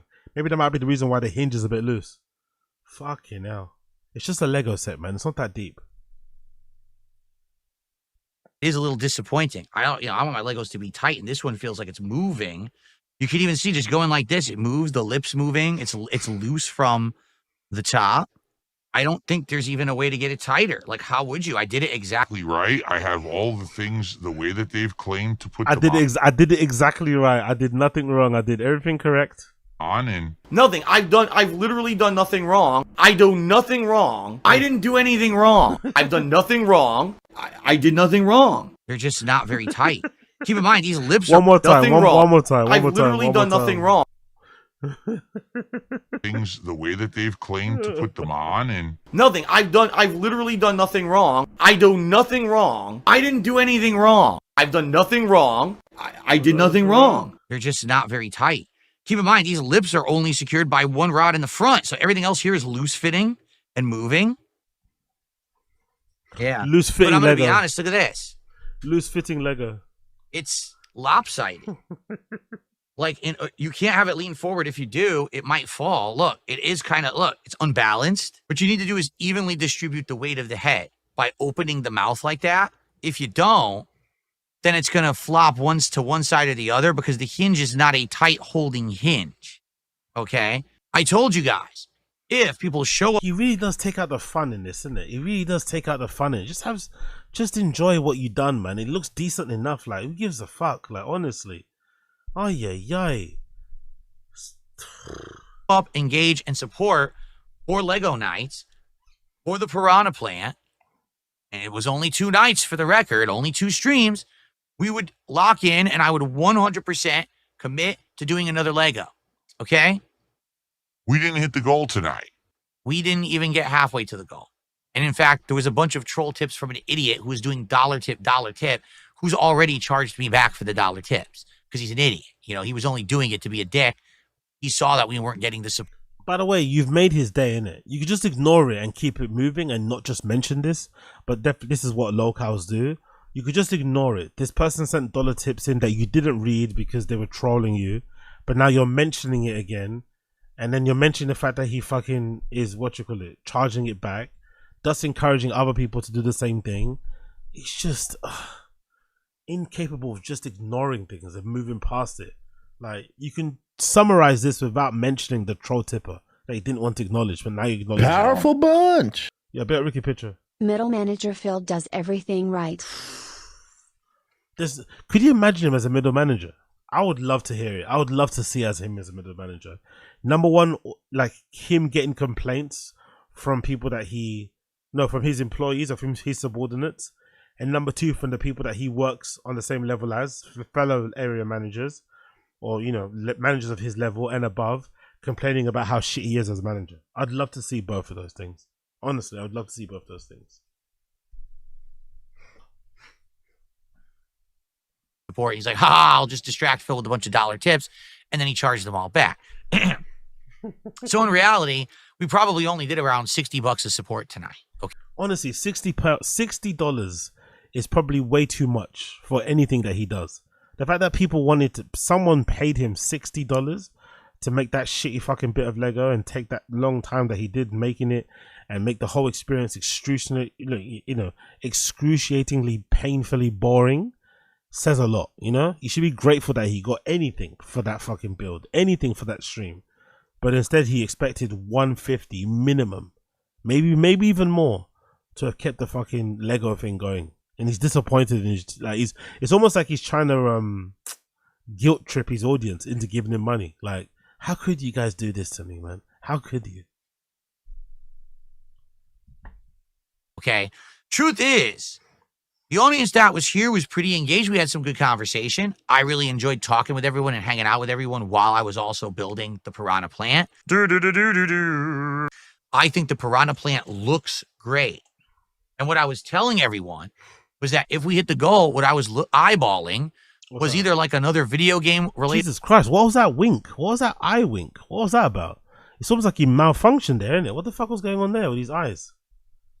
Eyeballing? Was that if we hit the goal, what I was eyeballing was either like... What the fuck was that? What the fuck was that malfunction? Look at the stare. That's the begging stare, by the way. That's the fucking pignosis right there. That's the begging stare. He's staring deep into your soul so you can open up those Vocal wallets and give him money. Like, what the fuck was that all about? Look at this. What's going on here? Was that like a stroke? Did he have a fucking stroke or did he trying to wink? What the fuck was going on there? And what I was telling everyone was that if we hit the goal, what I was eyeballing was either like another video game related one, maybe another Mario one for the launch of the Switch, or a Mario Kart related one. They actually do have various Mario Kart related ones, like there's a Donkey Kong and stuff like that. But also, I was thinking there's a new one that they just announced. Now, it's expensive as hell. It's $170. So, hint, hint. But it's a giant Mario on a giant Mario Kart. It's 1,500 pieces. So it's 3 times as many pieces as this guy. So you can imagine how big it would be, like my whole backdrop, right? And I thought it would be perfect. I thought, oh, this would be great because this will be a good setup for Mario Kart coming out in early June with the Switch 2. I love the boggly eyes. You know, when he's waiting to beg, asking for money, like the eyes, you know? It's a fucking telltale sign that he's asking for money. It didn't convince anyone, all right? And it's funny because people are like, well, why don't you keep doing Legos? Well, I probably will, but it's not going to be on stream.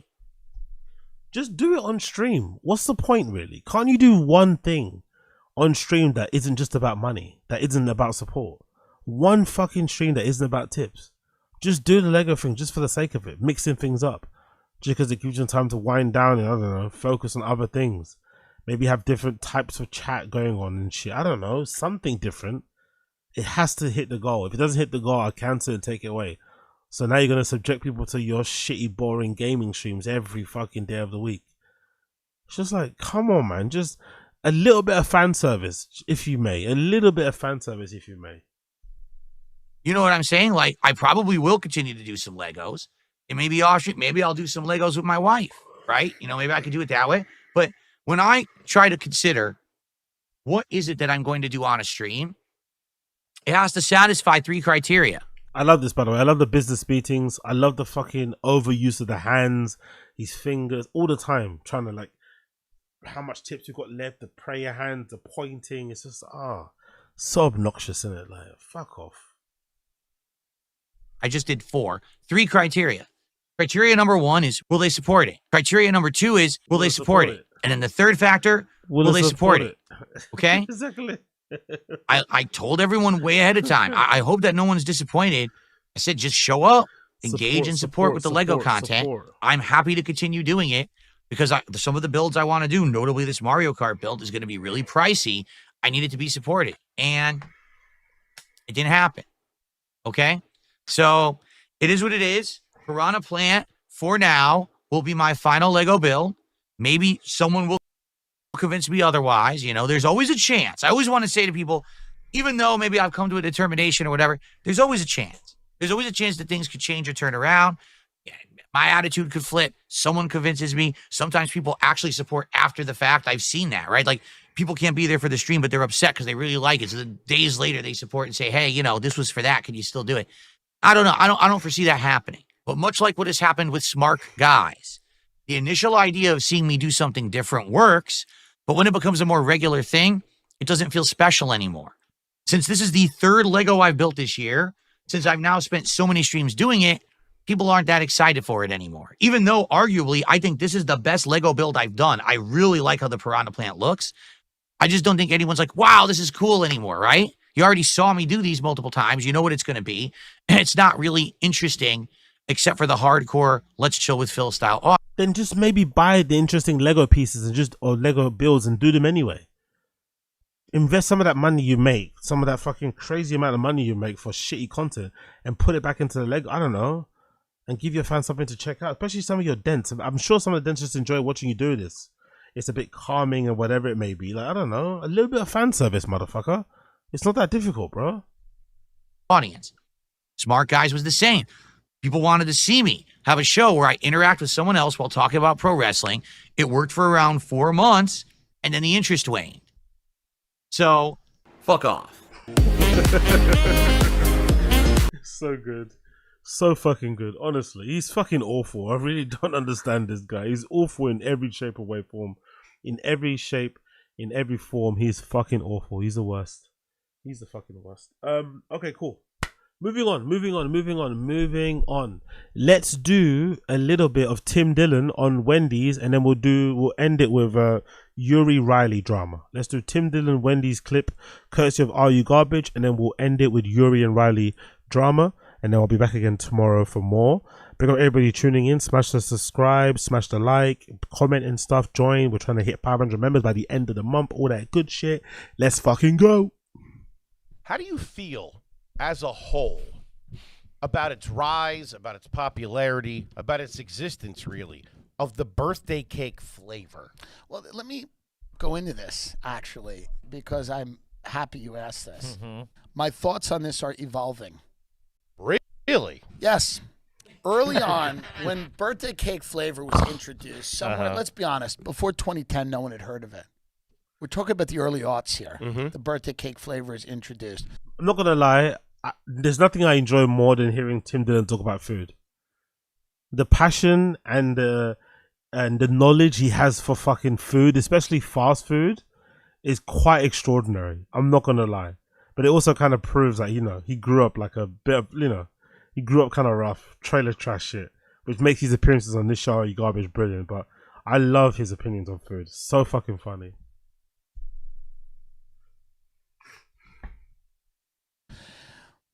The earliest and most mainstream application of this flavor was something called Birthday Cake Remix from Cold Stone. It was Cold Stone. That was the big one. Cold Stone Creamery introduces this flavor in 2010. There's a mortgage crisis. People are suffering. They're losing their homes. What the fuck is Cold Stone Creamery? Is that like a Greg's in America? What is a Cold Stone Creamery? What is that?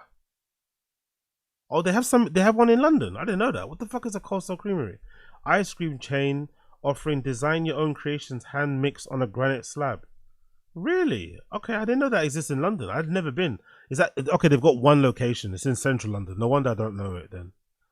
Oh, this sort of stuff. Okay, cool. No, I've seen this before. Oh yeah, they're usually at airports and like shopping malls and shit, innit? Okay. Yeah, I've seen this before. I've seen this. Okay, that's Cold Stones. Is it tasty? Ice cream place. Big up the chain ice cream. What's that? They have to sing to the customers as a humiliation ritual. Oh my god, really? Big up Asson. They smash it up in front of you. Yeah, I remember. It's that one where they do the whole like, yeah. I know, yeah. Makes it feel bespoke. Big up Asson. Bespoke ice cream. It actually does work though, innit? It actually does work. That's how they do it. You actually do feel like they've kind of crafted this ice cream for you from scratch in front of your face. Yeah, that's fucking brilliant. They're lining up. The Cold Stone employees are singing. They're making ice cream. Many of them are on pills, and they can't see their children unless there's a police officer present. The birthday cake flavor comes in to make everything a party. Nothing's a party. Nothing's a party. Okay? Oh, you thought you're going to retire with the equity in this house? Now you're living in an apartment again. Nothing's a party. Here comes a birthday cake flavor. Oh, there's sprinkles in it. Is it your birthday? No, I'm actually living in hell. So this flavor comes in. Then everybody gets it. It gets cheap. I don't like it anymore. It feels very chemical. I don't like the birthday cake flavor. I've turned on it completely. Okay. And I really have By the way, what came before? What came first? The birthday cake ice cream flavor or birthday cake the weed strain? What do you think came first? I'm assuming the cake came first and then the weed strain came after, but I wonder what came first, the weed strain or the cake? disappointed. By the way, you know what else this happened to? Because we can't have nice things. Everything became about salted caramel. And what happened was, what was a really awesome thing got watered down, bastardized, and now it sucks. A lot of the salted caramel things you have suck. Some of them are good, but a lot of them suck because everybody went hard into this flavor. We get obsessed with these s'mores. Everything became about s'mores, and then it became like, what is this? You know, it just it gets ruined. What are your thoughts on the everything bagel seasoning? I like it, but I also think that it's like, you know, to me, it's like, I want a bagel. Yeah. I want a bagel. I'm right there with you. That, to me, is the new next thing that it's like everywhere you go, it's like, put the seasoning, put a little seed, put it in the hummus, put it on this, put it on that. Certain things shouldn't be for everybody. I want a bagel, and to me, it's like, I don't like half measures. I'm right there with you, bud. Right there, you get me. Wow. I mean, you know. Yeah. Jesus. Ooh, do you remember any of your AOL screen names or early email addresses? Let's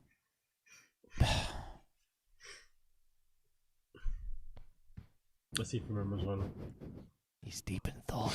I think one of mine, like an MSN Messenger screen name. I think I used to have one was a Jigga Y2K.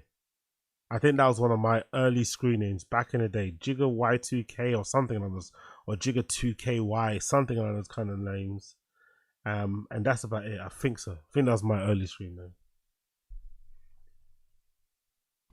He's going back. BK for life. 122.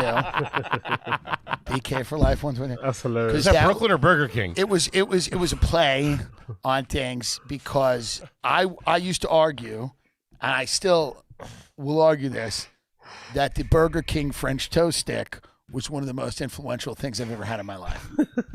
It changed my life. The burger. What the fuck was that? Burger King French toast stick. What the fuck is that? I don't think we had that in America, in England. What the fuck is a French toast stick? Is that like a chicken nugget or something? Oh, it's French toast stick. Oh, okay. French toast but sliced into little stick things. Okay, that's pretty decent actually. I wonder why they did. Was that for breakfast? I'm assuming, right? That must have been a breakfast option. They definitely don't have that anymore, I'd assume. It probably got discontinued. Does do French toast sticks? Join us. Yeah, I'm assuming it's probably got discontinued or something, or maybe it's just an American thing. But that's quite a good idea. You don't get this here. You definitely don't get them in the UK. Burger King French toast stick. It's like you're in here. Okay, You know that? It's like you're right in because the McGriddle does not run. If the Burger King French toast stick doesn't walk. You are not wrong. And here's the thing: Burger King has fallen far, but there was a time when it was a nice time because you had a crinkle cut pickle. McDonald's had a regular pickle. They were contending. They had a crinkle cut pickle at Burger King. You had a flame broiled Whopper at Burger King. There was a time when Burger King was in the game. It is not in the. Oh, big up Mr. Studio Girl. They wasn't all that. Jack Donny Jr. As far as French fast food breakfast goes, the sticks are not bad. Yeah, they're definitely decent. Actually, for you guys in America, I think for us in the UK, I think breakfast wise, look at Foley. I think he's thinking about the French toast sticks, isn't it? He's really thinking about them, isn't it? Jesus Christ. Reminiscing over the taste. In the UK, in terms of fast food chains, I think the decent all around breakfast goes to McDonald's. I think they still have the best overall. But in America, what would you say is who does the best breakfast of all the fast food chains? Is it still McDonald's there, or is it someone else? But I think in McDonald's, in the UK at least, they I think cover all bases. They have a bit of porridge, they have the fucking wraps, they have the rolls, they have the bagels. Coffee is pretty decent in McDonald's as well for what it is. I think they do breakfast fairly decent across the board, and pancakes and whatever else it may be. The game right now, and it is a fucking tragedy. It's like a FEMA camp when you walk in there. I have a theory. Yes. Okay, that I have expressed to Kevin in private. Yes. That our culture, yes, as Americans, correct, we are the coolest at times in history where Burger King and Pepsi are the driving force. When Burger King and Pepsi are in, it's actually actually beautiful to hear someone articulate that with words. We are at our coolest when Burger King's popping and Pepsi's popping. Because we need the underdog to thrive. Yes. We need the underdog to thrive in this country. Was Burger King my favorite? Absolutely not. But was there a time when it was hot? Amen. Was there a time when you had who was mad at a croissant witch? Buddy. Was someone mad at that? Dude, when the chicken... Was someone mad at that? When the chicken... What the fuck is a croissant witch? Burger King, what's that? Croissant witch? Croissant witch. What the fuck was that? Is that a croissant sandwich, basically, I'm assuming, right? The croissant witch is a breakfast sandwich sold by Burger King. It's a combination of croissant and sandwich, typically featuring... Jesus Christ, bro. They served this in the Burger King. Yeah, we don't have this over here in the UK. We don't have this. I've never seen this in my entire life. That is wild. Does that taste good, or does that look horrible? Or does that taste horrible? What did you guys have it in the stream chat? That is wild. So you get the sweet taste of the croissant mixed with the savoriness of the bacon and the eggs or whatever else sausage meat that is in there. That definitely gonna make your ass leak, innit? You are definitely shitting a storm after eating that. Chicken fry hit. It was all right. So it was all right. There were times, I actually think there were the times with the most racial harmony as well. Of course, we were. You know what? I agree. We were united. I We were agree. united. So that to me is a sad. Pizza Hut's a sad story. These are sad stories. These are sad stories. But we could get it. Yeah, big up Mr. Girl. You mean the hash brown? You mean the McDonald's hash brown, right? Yeah, they still do the best hash brown, hands down, in across the board. Just a shame now. I think hash browns now in the UK for McDonald's. Last time I went, I think hash browns in the UK might be $1.99 each. You know, I think they're £2. They're £2. I think there was a time when they used to be 50p. They used to be £1, 99p. But I think now hash browns from McDonald's are like £2? I think so. I think they might be £2. Maybe more on Uber Eats and delivery apps, but I think they're £2. Crazy, man, for one hash brown. God damn. Screen back. name was Burger King Lover. No, for life. Get it back. for life. For life. But guess what? Not for life now. No. Yeah. We could get it back. We could be cool again. That's right. Huh. Just one crispy chicken sandwich away. What is the biggest disappointment fast food wise? I'll tell you right now. Hit me. Please. I'll tell you right now. What'd you say? No, please. Because I was going to agree with you. I thought you said the thing I was going to say. You guys The are fall mind is melding. the biggest fall that has ever happened in this country. From a restaurant that was one of the greats to something that is now nothing, and that is Wendy's. Wendy's in the 90s was the premier. You would go there and have a burger that was amazing. It was a square patty. You'd get a gold wrapper, Monterey Fresh, Ranch never chicken frozen. sandwich, ranch in. Really big Jackson Lee Jr. What? They're $3.50 each, and they're just grease sponges. $3.50 for a fucking hash brown. God Almighty. That's when you start being like, you know what? You might as well just make it yourself. $3.50 for a hash brown. You may as well just make it yourself, mate. Fucking hell. Bacon in the ranch, fresh, never frozen, a salad bar that included chocolate pudding and slices of pineapple. How about you go fuck yourself? And this was, you would leave your job, maybe at a debt collection agency or at the rec center. You'd go in there and you'd put a feed bag on. Oh, a chili baked potato? Maybe I will stay married. Yeah. And now it is hell. You would get a salad there with bacon, cheddar cheese, ranch dressing, croutons. You'd pile it high. I mean, the steakhouse bacon cheeseburger at Wendy's, the Monterey Ranch chicken sandwich at Wendy's. Wendy's was amazing, and it has fallen far. Shame. The thickness of that shredded yellow cheddar cheese at the salad bar, covered in ranch with a slab of chocolate pudding on the side. We've discussed this. It still holds true to this moment. You couldn't be more right. Yeah. Talk about a maverick, a big potato at a fast food restaurant. They did things. They did things. Dave Thomas. Now you go into Wendy's and everyone's confused. Everyone's confused. It's some Norwegian who just got off a plane and they don't know what's happening. No one is excited at a Wendy's. It's just kids go in there to film fights. Sure. They go in there to curb stomp a bitch and film it. That is all Wendy's are used for now. They're used for inner city fights, and they know it. They go, that's the only reason we exist is for inner city TikTok brawls. Man. I mean, Big up fucking Tim Dillon. Big up blood clot Tim Dillon. Gotta love Timmy. All right, cool. Let's move on. So, I want to cover this YURY thing. I need to cover this YURY situation. So, I'm sure some of you guys know who blood clot YURY and RYLEE are, right? So let's see if we can get a video clip of them. YURY, RYLEE. I don't know. Let's see if someone has a compilation, so you can get an overview of who they are, right? YURY and RYLEE, one of the most dysfunctional, toxic couples ever to touch the internet, right? Let's see if we can find a compilation. Breaks down on stream. Someone must have a good one. Where is it? Someone must have a good one of them arguing. Who's got a good one? The Insanity of YURY and RYLEE. That's from 5 months ago, right? No. I want to see one where they're fighting. Let's see. Let's do fight. Bear with me a second here. There we go. YURY and RYLEE clips emotional abuse compilation. Yeah, let's go through this a little bit, and then give you an idea on who YURY and RYLEE are, what they're about, and then we're gonna go through the latest drama. Big up the person who put this together. Bleeding by candy paint. So let's play that now. Babe, why are you laying like that? Really? Yeah. Really, dude? Yeah. Turn your ass around. Let's turn. No. Imagine being that insecure, by the way. Your girlfriend lying down on stream, lying down on a settee, is making you this insecure. Imagine. No,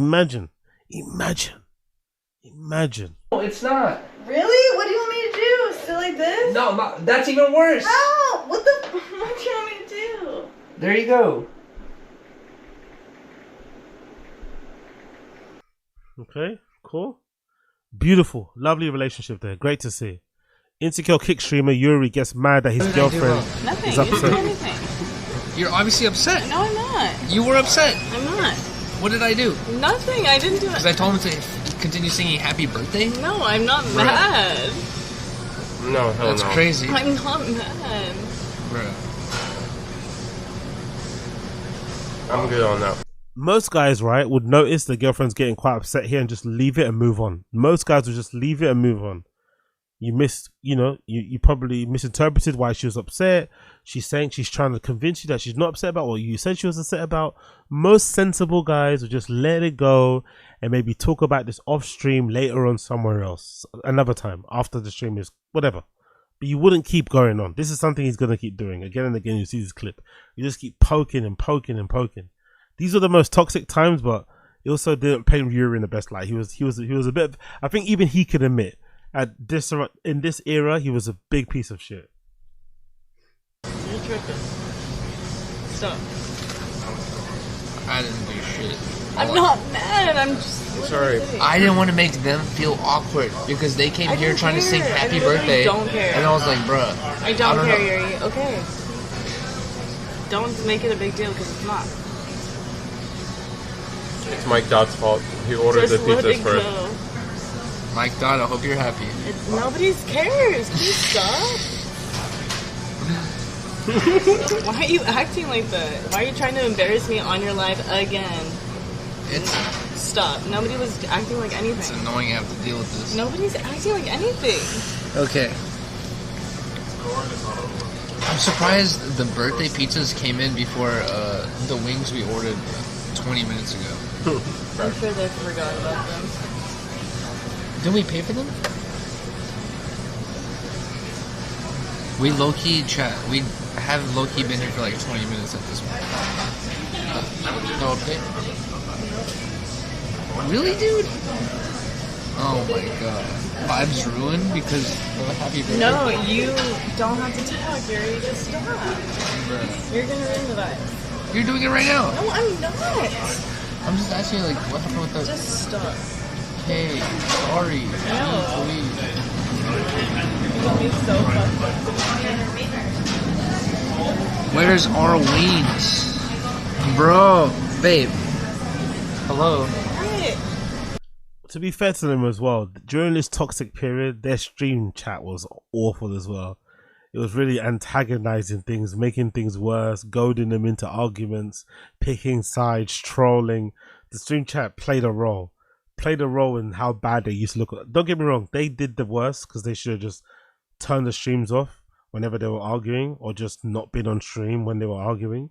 But the stream chat, my god, man, the Harmonious Gang, those guys, man, great trolls, but fuck you know. I don't know where the fucking cookies are. No, it's not about the wings. Look at you. What? Look at You didn't have to do all that, but you did. It just shows me who you are. Like, fuck that. That's crazy.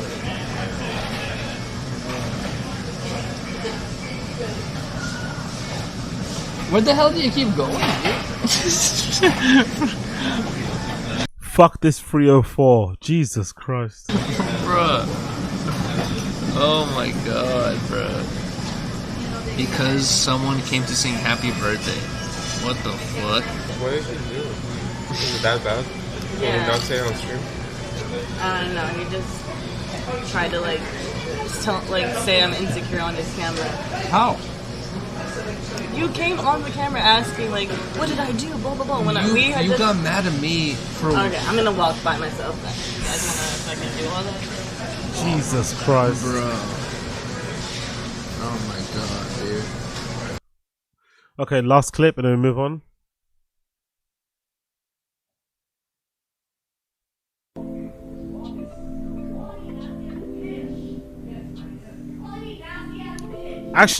Actually, this is a really good clip to kind of go off the back of. But I think this might have been the clip that kind of gave people a little bit of an inkling into what their dynamic was and why RYLEE was kind of putting up with some of Yuri's behavior and why they had this weird toxic relationship. And it also might explain why some people are insinuating or alluding to the fact that, you know, maybe they're together through some guilt or something. It's weird what's going on here, but listen to them arguing. If I'm not mistaken, they're arguing in the hallway, but the mic is still on so you can hear them arguing. So that's why someone put the subtitles. and she's screaming, saying, "You calling me a nasty ass bitch?" And they're gonna keep going back and forth for a bit. Everyone keeps you throwing stuff. Can you please stop? Can you please stop throwing stuff? You want me to give the details of what happened in the beginning of a relationship? You want me to give them the details of what happened at the beginning of our relationship? That's probably alluding to RYLEE cheating early on, which may be the reason why they're still together in a weird way. You want to give all that? Stop throwing stuff. No, you said you wanted to leave tomorrow. No, I didn't. It's a simple request. I never said that. I said I it's a simple request. Can you stop throwing stuff? I will literally. Leave me the fuck alone. I don't want to talk to you. I will get a hotel if you keep throwing stuff. You're making yourself look hella crazy on stream right now. You're breaking up with me on your fucking stupid live stream. No, I'm not. You wanted to drink and drive, and I wanted an Uber. And Jesus Christ. Defending drinking and driving still. Imagine baiting up your girlfriend like that. You wanted to drink and drive, RYLEE. Like, Jesus Christ, Yuri, come on, man. Help her out a bit. Help her out. But anyway, that might explain where we're going now. So fast forward to now. Yuri and RYLEE are, to be fair to them, Yuri and RYLEE aren't arguing as much anymore on stream. They don't argue as much on stream anymore, but they have run into some issues online. And recently it's been the fallout with Yuri and his friends on Reconnected. That's POTLORD, Blasey, and Housephone for the most part. He's fallen out with them. In particular, he seems to have a real beef with POTLORD. It's weird because POTLORD and him were the closest. They went on couples holidays together. Him and RYLEE and POTLORD and Ali a few times. Some of those streams are fucking legendary, especially the one in Amsterdam and the one in London. But it seems like recently they fell out. And if you're wondering why they fell out, I'm going to play the clip. This is the reason why Yuri cut off POTLORD and Housephone and unfollowed everybody, essentially, from that side. This is a clip of when Adam22 was on POTLORD's stream, and him and Housephone phoned Adam22. No, sorry, Housephone and POTLORD phoned Adam22 when they were on POTLORD's stream, and Adam22 said this at the end of the call that made Yuri want to crash out and cut communication with everybody else, which might have started this whole beef. Big up Yazzers. Yo, hey, look, hey, we live on Spliff Mode TV. Listen, your whole team got Rico'd. Are you looking for a new host or what? Yeah, you know, I really need somebody with a brain on their shoulders like POTLORD. That could really help us keep our head above water. Bro, okay, let me ask you something, right? Would you be down for me to come? Would you down for me to come back? I mean, you never did shit or said shit in the first place. Like, I would be down for Housephone to come back. That would be kind of exciting. No offense, POTLORD. You never really did anything to come at. No, I felt that. To be fair, that was kind of disgusting. I'm not gonna lie. So how you feeling right now? Keep it a rack. That was kind of disgusting. The way fucking POTLORD was laughing and cackling at Adam22's jokes, quote unquote, the entire call was disgusting. I was surprised that they even called him, Housephone especially, considering his fallout with Adam22, which we know what happened there.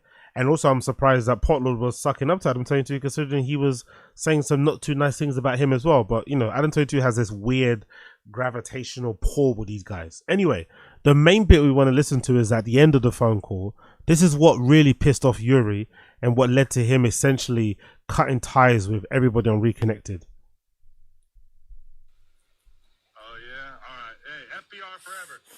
Hey, this nigga.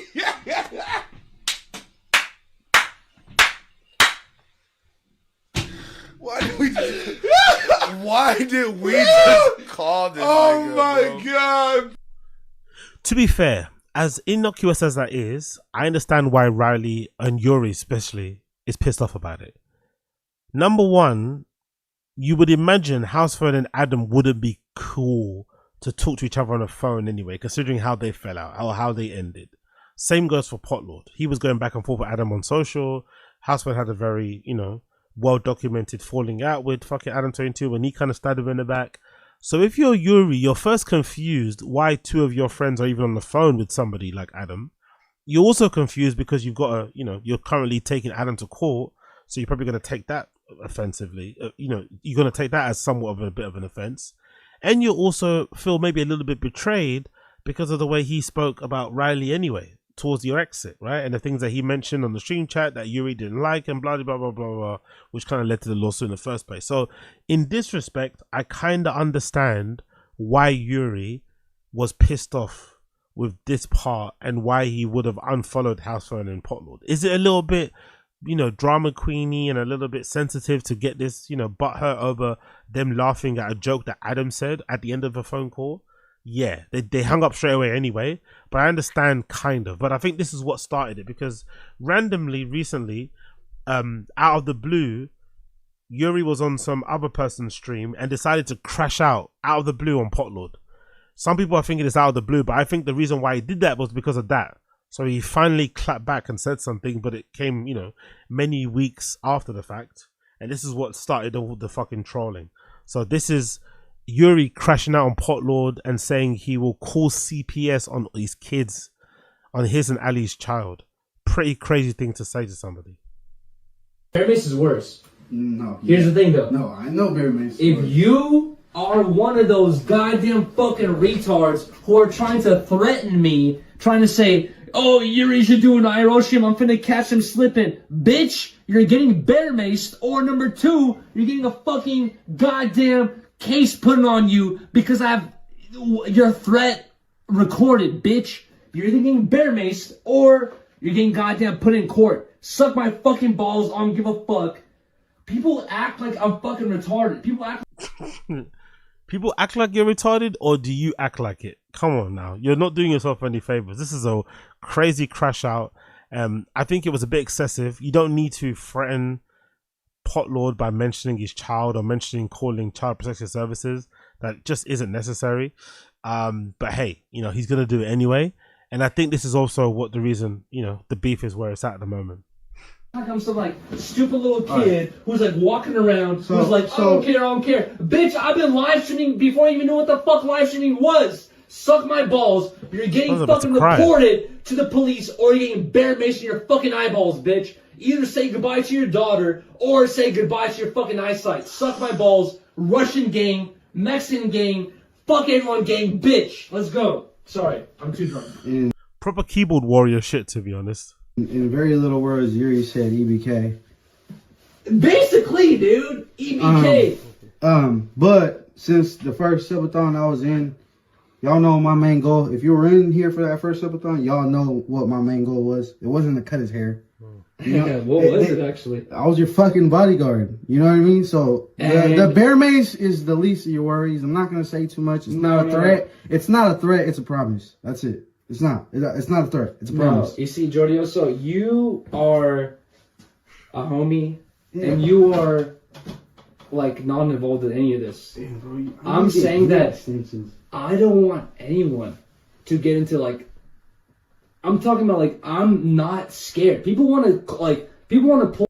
Bro, we saw you. We saw how scared you were when Lush and fucking Comparada came to your crib.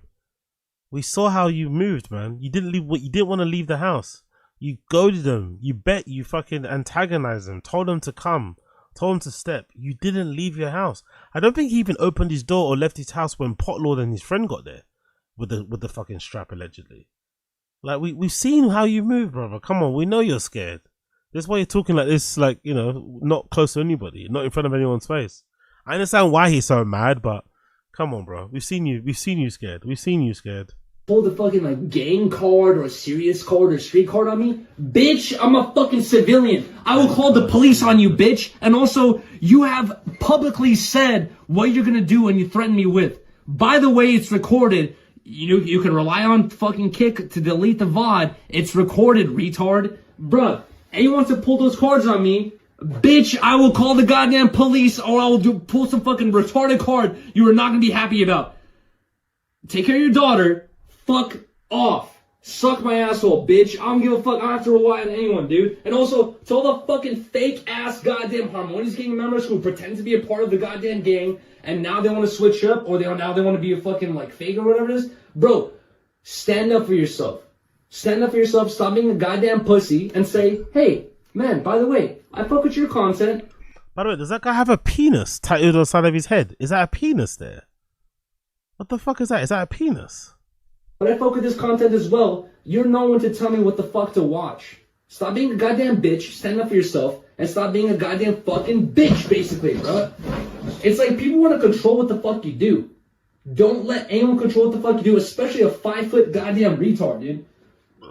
Anyways, what the fuck is my goddamn fucking tobacco, dude? Oh, dude, some 5-foot retard told me what to watch and not what to watch. Now I have to fucking really watch my tongue. Also, he's doxing. He's telling people to dox fucking addresses from 40 years ago. Suck my balls, bitch. Is that what you're talking about? So, that's what led to all the trouble. Essentially, Yuri crashed out on POTLORD, threatened to call CPS on his kids, have his kids taken away from him, which is fucking crazy way to go, considering all POTLORD and House Phone did was laugh. Obviously not the best laugh, because they were laughing at an insensitive joke aimed towards your girlfriend, but all they did was laugh at a joke. Unfollowing them is one thing, but then threatening to call CPS or whatever, or insinuate you're going to call CPS is a bit crazy. POTLORD hears about this, of course, crashes out on Yuri with the following. What happens to the sound? Oh, where's the sound? No sound. Why there's no sound in that video? I don't know why there's no sound in that video. I don't know why there's no sound in that video. Why is there no sound in that video? POTLORD cuts back. Okay, cool. If there's no sound, let me see if I can get that video. Let me see if I can find it. Bear with me 1 second. Let's see if I can find that video. Bada bing, bada boom. If you're enjoying the stream, make sure you smash the like button down below. If you're here still, smash the like button, hit subscribe, all that good shit. That'll be greatly appreciated. Big up everybody tuning in that's still here. Appreciate you all. Let's see if I can find that fucking POTLORD video that I've missed out on. Oh, what'd he say? What'd he say? What'd he say? What'd he say? What'd he say? What'd he say? It was something about fuck the lawsuit. Is that the one?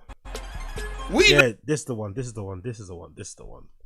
Big up POTLORD. So this is the video that I fucked up on. There we go. This is the video. That one right there. No! You know! You know! We know! Yeah. Praise your boyfriend. Talking about my daughter? People go through life and they forget about everything, bro. They forget. They forget about everything. How could you be so foolish? How could you be so foolish? Hey, yo, let me tell you something, nigga. There's not a lawsuit in the world that's gonna save you from this, bitch. Yo, bitch texted. Yeah. There's not a lawsuit in the world that's gonna save you from this, you bitch ass nigga. You might want to start a subathon now, bro, cause you gonna need another apartment. I ain't gonna lie, you gonna need another apartment. You gonna need another city to stay in. You gonna need a car. You gonna need a bunch of shit that you be using for money grabs. You gonna need all that shit, bro. So just know, this shit might. I don't even need you to say nothing, bro. You said so much. You said something. Once you bring my daughter up, I'ma just drink and have a good time on stream and just see what happens. What are you gonna do about it? What? Beat my ass? Ha! Ha! Ha! Chaz, nigga. You gonna do shit. Check your bitch phone. How about that? That's the first time and only time I'm ever gonna say that. So I guess they're insinuating that RYLEE is routinely cheating on Yuri, which I think shouldn't be a surprise. I don't think Yuri will be surprised to hear that, considering how he treats her and stuff, considering how fractious their relationship is going to be. I don't think he will be too surprised to find messages on. But that's the thing, I think he would be, because he's so, you know, blind to probably his behavior. But I think if you're Yuri and you argue with your girl as much as he did on stream, you can only imagine how much they must argue off stream. It's only normal that if you was to check your girl's phone, that you might find her finding comfort and solitude talking to other guys who weren't you, because they treated her with respect or kind of, you know, acted like they liked her a little bit, you know? I wouldn't be too surprised by that. Whether or not she actually goes out and acts on anything, I'm not too sure. I'm not there, who knows? But he shouldn't be too surprised to find messages on her phone if that's the case. But the fact that they're mentioning it, especially these guys, especially POTLORD, because he was close to Yuri at some point, I'm tending to believe him because they were quite close. So most likely RYLEE was confiding in Ali, and then Ali most likely told her husband, which is POTLORD, which is probably how he knows. Check your bitch phone. I bet she deleting shit now. I bet she deleting shit now. Check your bitch phone.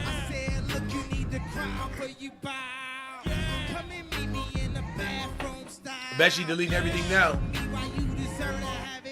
Y'all wanted me to keep it a rat, bro, and this is light. This is still, bro, chat. Y'all don't understand how light this is. This is light. Bro, I put that on my daughter. I put that on my mother. I put that on my whole fucking family right now. This is light. My nigga POTLORD the best dropped a bag of $2. Toke? Tell LUSH. Was it Bell? Sandman? Adam? Who she smash? 47 bucks? Blink twice if it was Traplo Ross.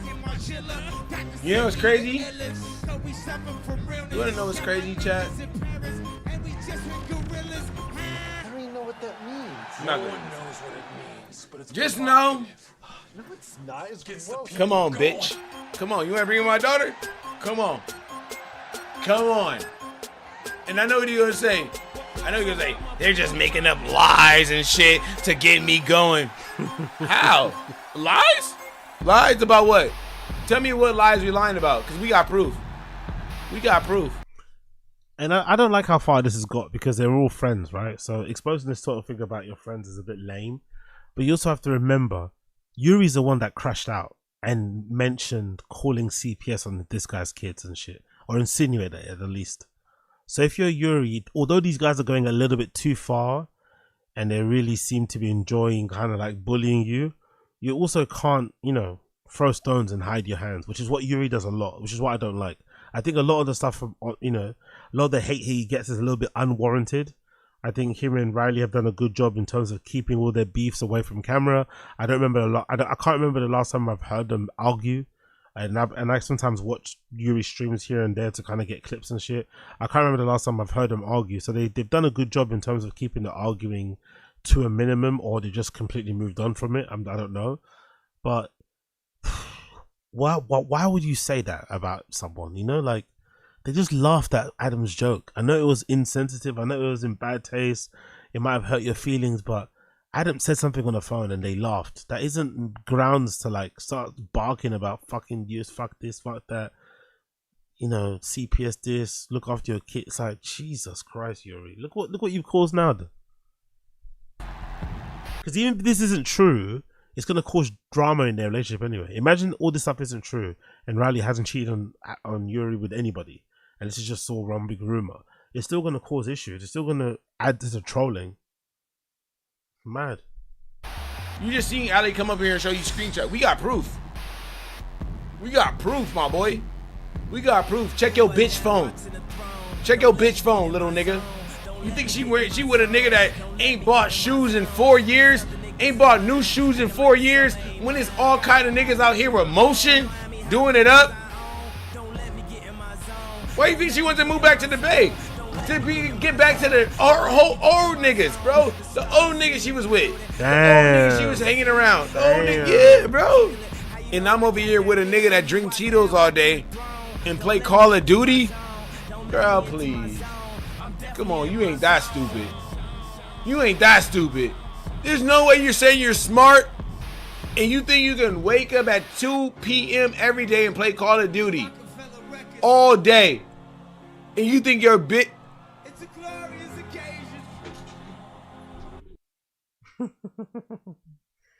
Okay, so it continues.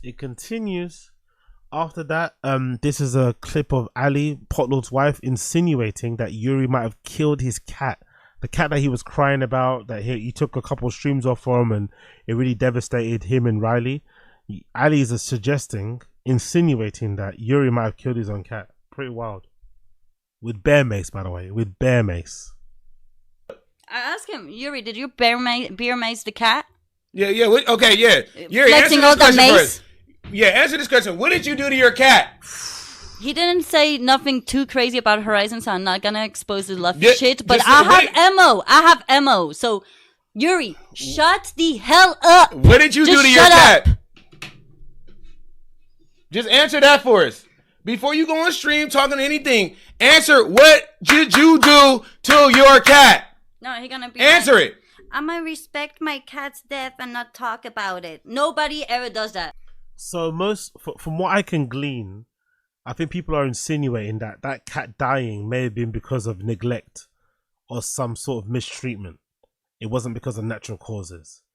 But of course, Yuri doesn't want to own up to it or admit it, but that's what people are suggesting. Now, whether or not they saw something themselves, Potlord and Ali, something else, but pretty wild if true, isn't it? Pretty wild. Like, if you're that reckless, that careless, that you inadvertently kill your own cat, you gotta feel fucking awful about it. No wonder he was crying so much. I Answer never that. heard anybody ever say, I'm gonna respect my cat's legacy and not say what he died of. But it's okay. I'm still not saying it. But shut the fuck up. Like, just be fucking quiet. Like, we don't fucking care about you no more. Y'all are in trouble. Y'all deal with being evil people where you guys are at, and karma's gonna fucking catch up to you, and you guys are miserable. Just leave us the fuck alone. We don't want to be fucking involved with your case of shit, so just don't fucking mention us. We won't fucking mention you no more.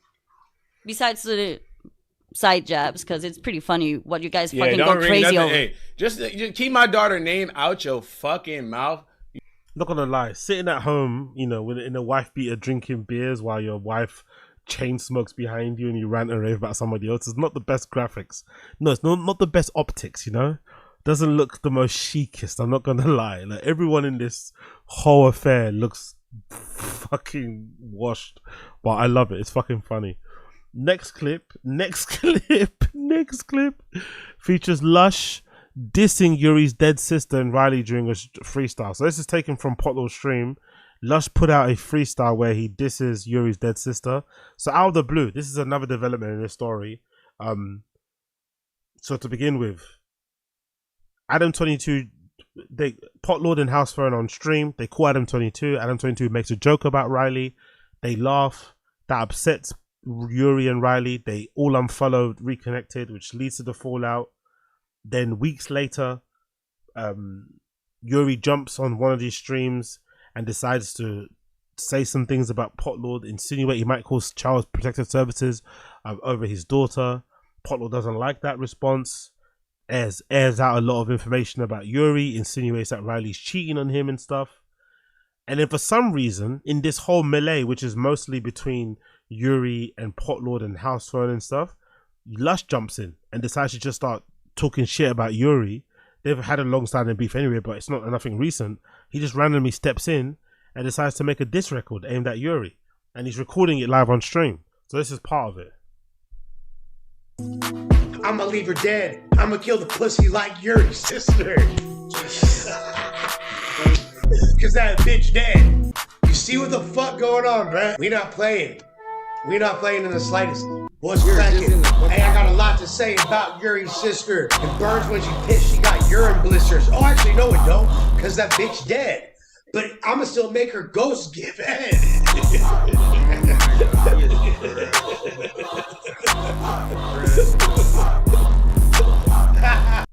Doesn't sound that good to me, by the way. It sounds kind of awful and unnecessary.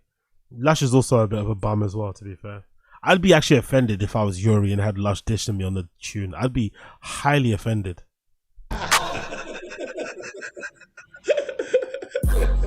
Wait, why are you dissing him so hard, though? Cause he fucking put me in a lawsuit. Fucking faggot, put me in a lawsuit, bro. That's what. You think I give a fuck about his bitch ass? I guess, yeah, damn. A lawsuit. Fuck this fool, bro. Yeah. I guess, yeah. Fuck this fool. Why am I in the lawsuit? Why the fuck you put me in the lawsuit? Like I'm like in a position of authority and no jumper? Yeah. Like what the fuck? Like yeah. Like I get you want to sue Adam, hit a lick on Adam. You a bitch for that too. Yeah. You talentless hack for that too. But shit, why the fuck you want to put me in there? Well, what did he think that like you did that like kind of? Well, he thinks that I showed up at his house when he asked for the fade. So I showed up at his crib when he asked for the fade, but he's such a pussy, he left town. And I knew his bitch wasn't there because it didn't smell like onions. We all know his bitch smelled like onions. The whole set ran through his bitch. Feel me? Everyone in West LA don't fuck that bitch. You feel me? Within a month of her living here. Like, there's, bro, I've been stalling Yuri out, bro. I've been stalling Yuri out. His bitch was on the blade. Like, it gets deep, dog. It gets really deep, fool. So it's up. It's official smoke with Yuri. It's smoke. No, Yuri, what do you mean smoke with him? You can't have smoke with someone that's gonna call the cops and sue. Yeah. But guess what's not illegal? Clowning this bitch ass fool and smoking on his sister. Jesus Christ. I'm smoking on your sister, bro. You get hella. Okay. Hey, I celebrate her death. I celebrate your sister's death. Wait. Jesus Christ, so unnecessary. Kind of lame. I'm not gonna lie. There's no beef with them at the moment. He's just jumping into it because, you know, everyone's kicking Yuri while he's down. Anyway, this record actually released. This is a diss record that Lush aimed towards Yuri's dead sister. It's called Lush 1 Abigail, aka Lily, Yuri's dead sister diss track, produced by Kenny Malice. So let's listen to Lush 1 freestyling this record aimed towards Yuri. It's probably going to be terrible, but let's hear it anyway. I started speaking Russian when I smoked that Abigail. She's a Russian gymnast. It's all content. No, but this ain't content, bro, on the set. Fuck that dead bitch. I fucked her to death. That's why she dead. You couldn't prevent it.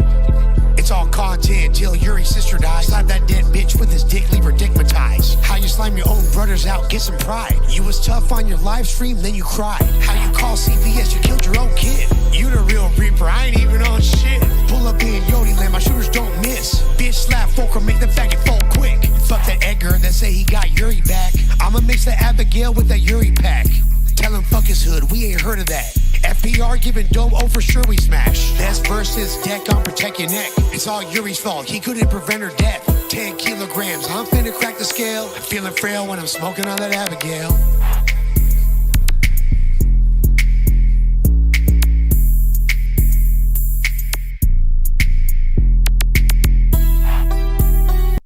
The track's only like 2 minutes long and you're letting the last 30 seconds just play out with no bars. You don't have 2 minutes worth of bars. The track's literally like 2 minutes long and they're letting the whole, not even 2 minutes, it's 1 minute 20. He rapped for what, 30 seconds? The last 20 or 30 seconds of the tune just plays out. It just fades out. Honestly, that was horrible anyway. The bars were disgustingly bad. So if I was Yuri, I wouldn't be offended by it. But, you know, you can't tell someone how to feel. And also it's mentioning his dead sister. So I'm sure it's going to be a sore spot. Yuri, I think, heard that, or he got trolled about it on stream and started crying and turned off the stream. I think this will happen. I think that's how the timeline goes. I think Yuri heard about the record, or he kept getting trolled in the stream chat. Either way, he didn't react too well and he cried and he turned off the stream.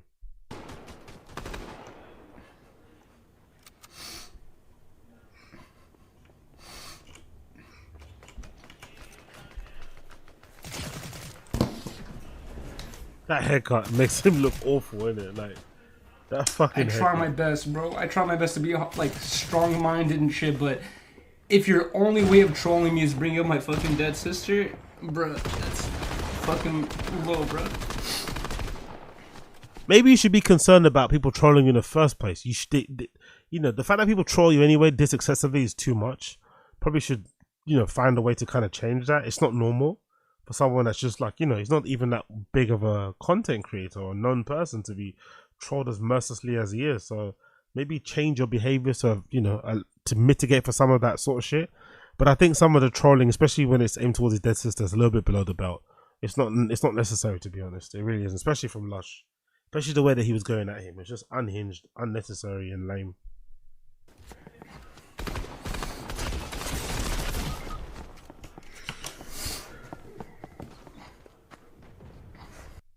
But to be fair to Lush as well, Yuri did say some crazy shit about Lush. Because when Lush's girlfriend was pregnant, Yuri was talking about how his kid's going to end up being a crack baby and stuff. So a lot of this stuff, again, is self-inflicted when it comes to Yuri. He can't really blame anyone else but himself.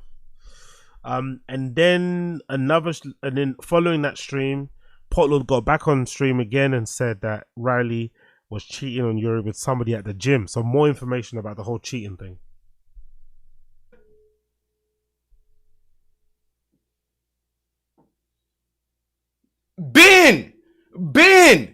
Ben, and I didn't know how to tell yo bitch ass. I didn't know how to tell you, like, hey gang, yo, you might want to stop arguing with your bitch all the time on camera, because there's other niggas, especially at her gym, that you don't go to. That's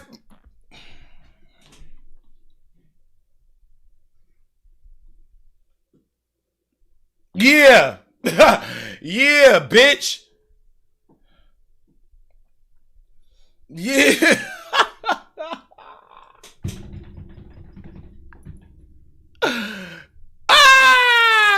The gym, hey, the gym you don't go to, my boy. Yeah. They stabbing.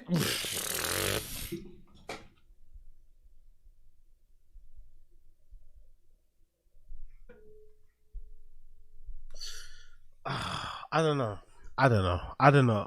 how much of this I like, but again, Yuri's only got himself to blame about this whole shit. And it continues. One last one here. T-Rail inadvertently drops the alleged nuke. So there was meant to be some sort of nuke information, and the information was that what they're insinuating is that RYLEE allegedly cheated on YURY with somebody, got pregnant, and had an abortion. That's what people are alleging. So allegedly the abortion that they had, which everybody kind of knows about, I'm not too sure why people know about it, but people know, they're alleging that that baby wasn't Yuri's anyway. It was someone else's. That's what the alleged infraction or the alleged nuke is. And T-Rail dropped it on purpose.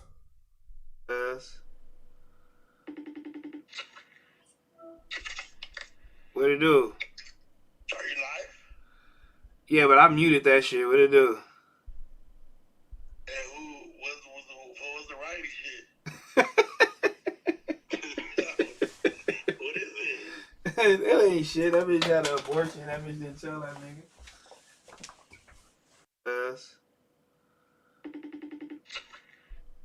Yep, so you heard that, right? So you heard that. Allegedly she had an abortion. Oh, sorry, that's the other part of the nuke. The other part of the nuke is that the abortion that she had was with a person, you know, she had obviously the kid wasn't Yuri's allegedly, and she also had an abortion without telling YURY. So I'm not too sure if this is another abortion. Maybe she had two. Maybe she had an abortion with YURY that they both agreed on, but she had another abortion with somebody else's kid, allegedly. All in all, that's the drama rounded up. What's there to say, really? What's there to say in this current situation? I'd say I'm still gonna blame YURY. I think this stream in particular, this rant that he went on, was very unnecessary. I don't know why he did this. I don't know why he went crazy and decided to snap the way he did. This probably wasn't warranted at the time that it happened. To come and attack POTLORD unnecessarily like this and threaten with him with CPS and shit is a little bit excessive, especially given that all he did was laugh at Adam22 joke. But I can understand also him feeling very disrespected and whatever else it may be, and betrayed that they were speaking to Adam22 in the first place. I think he would have been angry anyway if they were speaking to him on the phone. I don't think he cared that they laughed, but I think the laughing kind of added to the disrespect or the betrayal that he thought was going on there.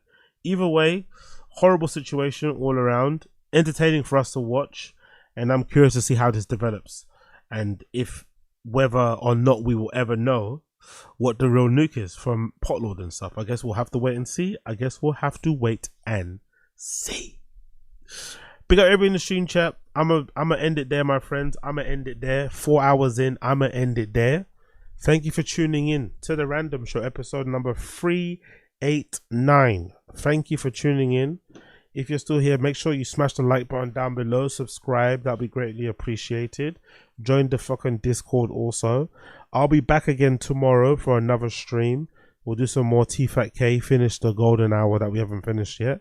So thank you for those of you tuning in. Please make sure you smash the like, hit subscribe, join if you can. We're trying to hit 500 members by the end of the month.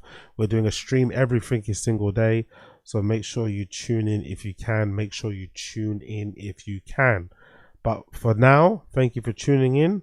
I'm Ofsky. Take care of yourselves, and I'll see you guys again later on tomorrow, later on today, later on tomorrow, later on today, depending on what time you're watching this. Take care. Thank you for joining. Peace.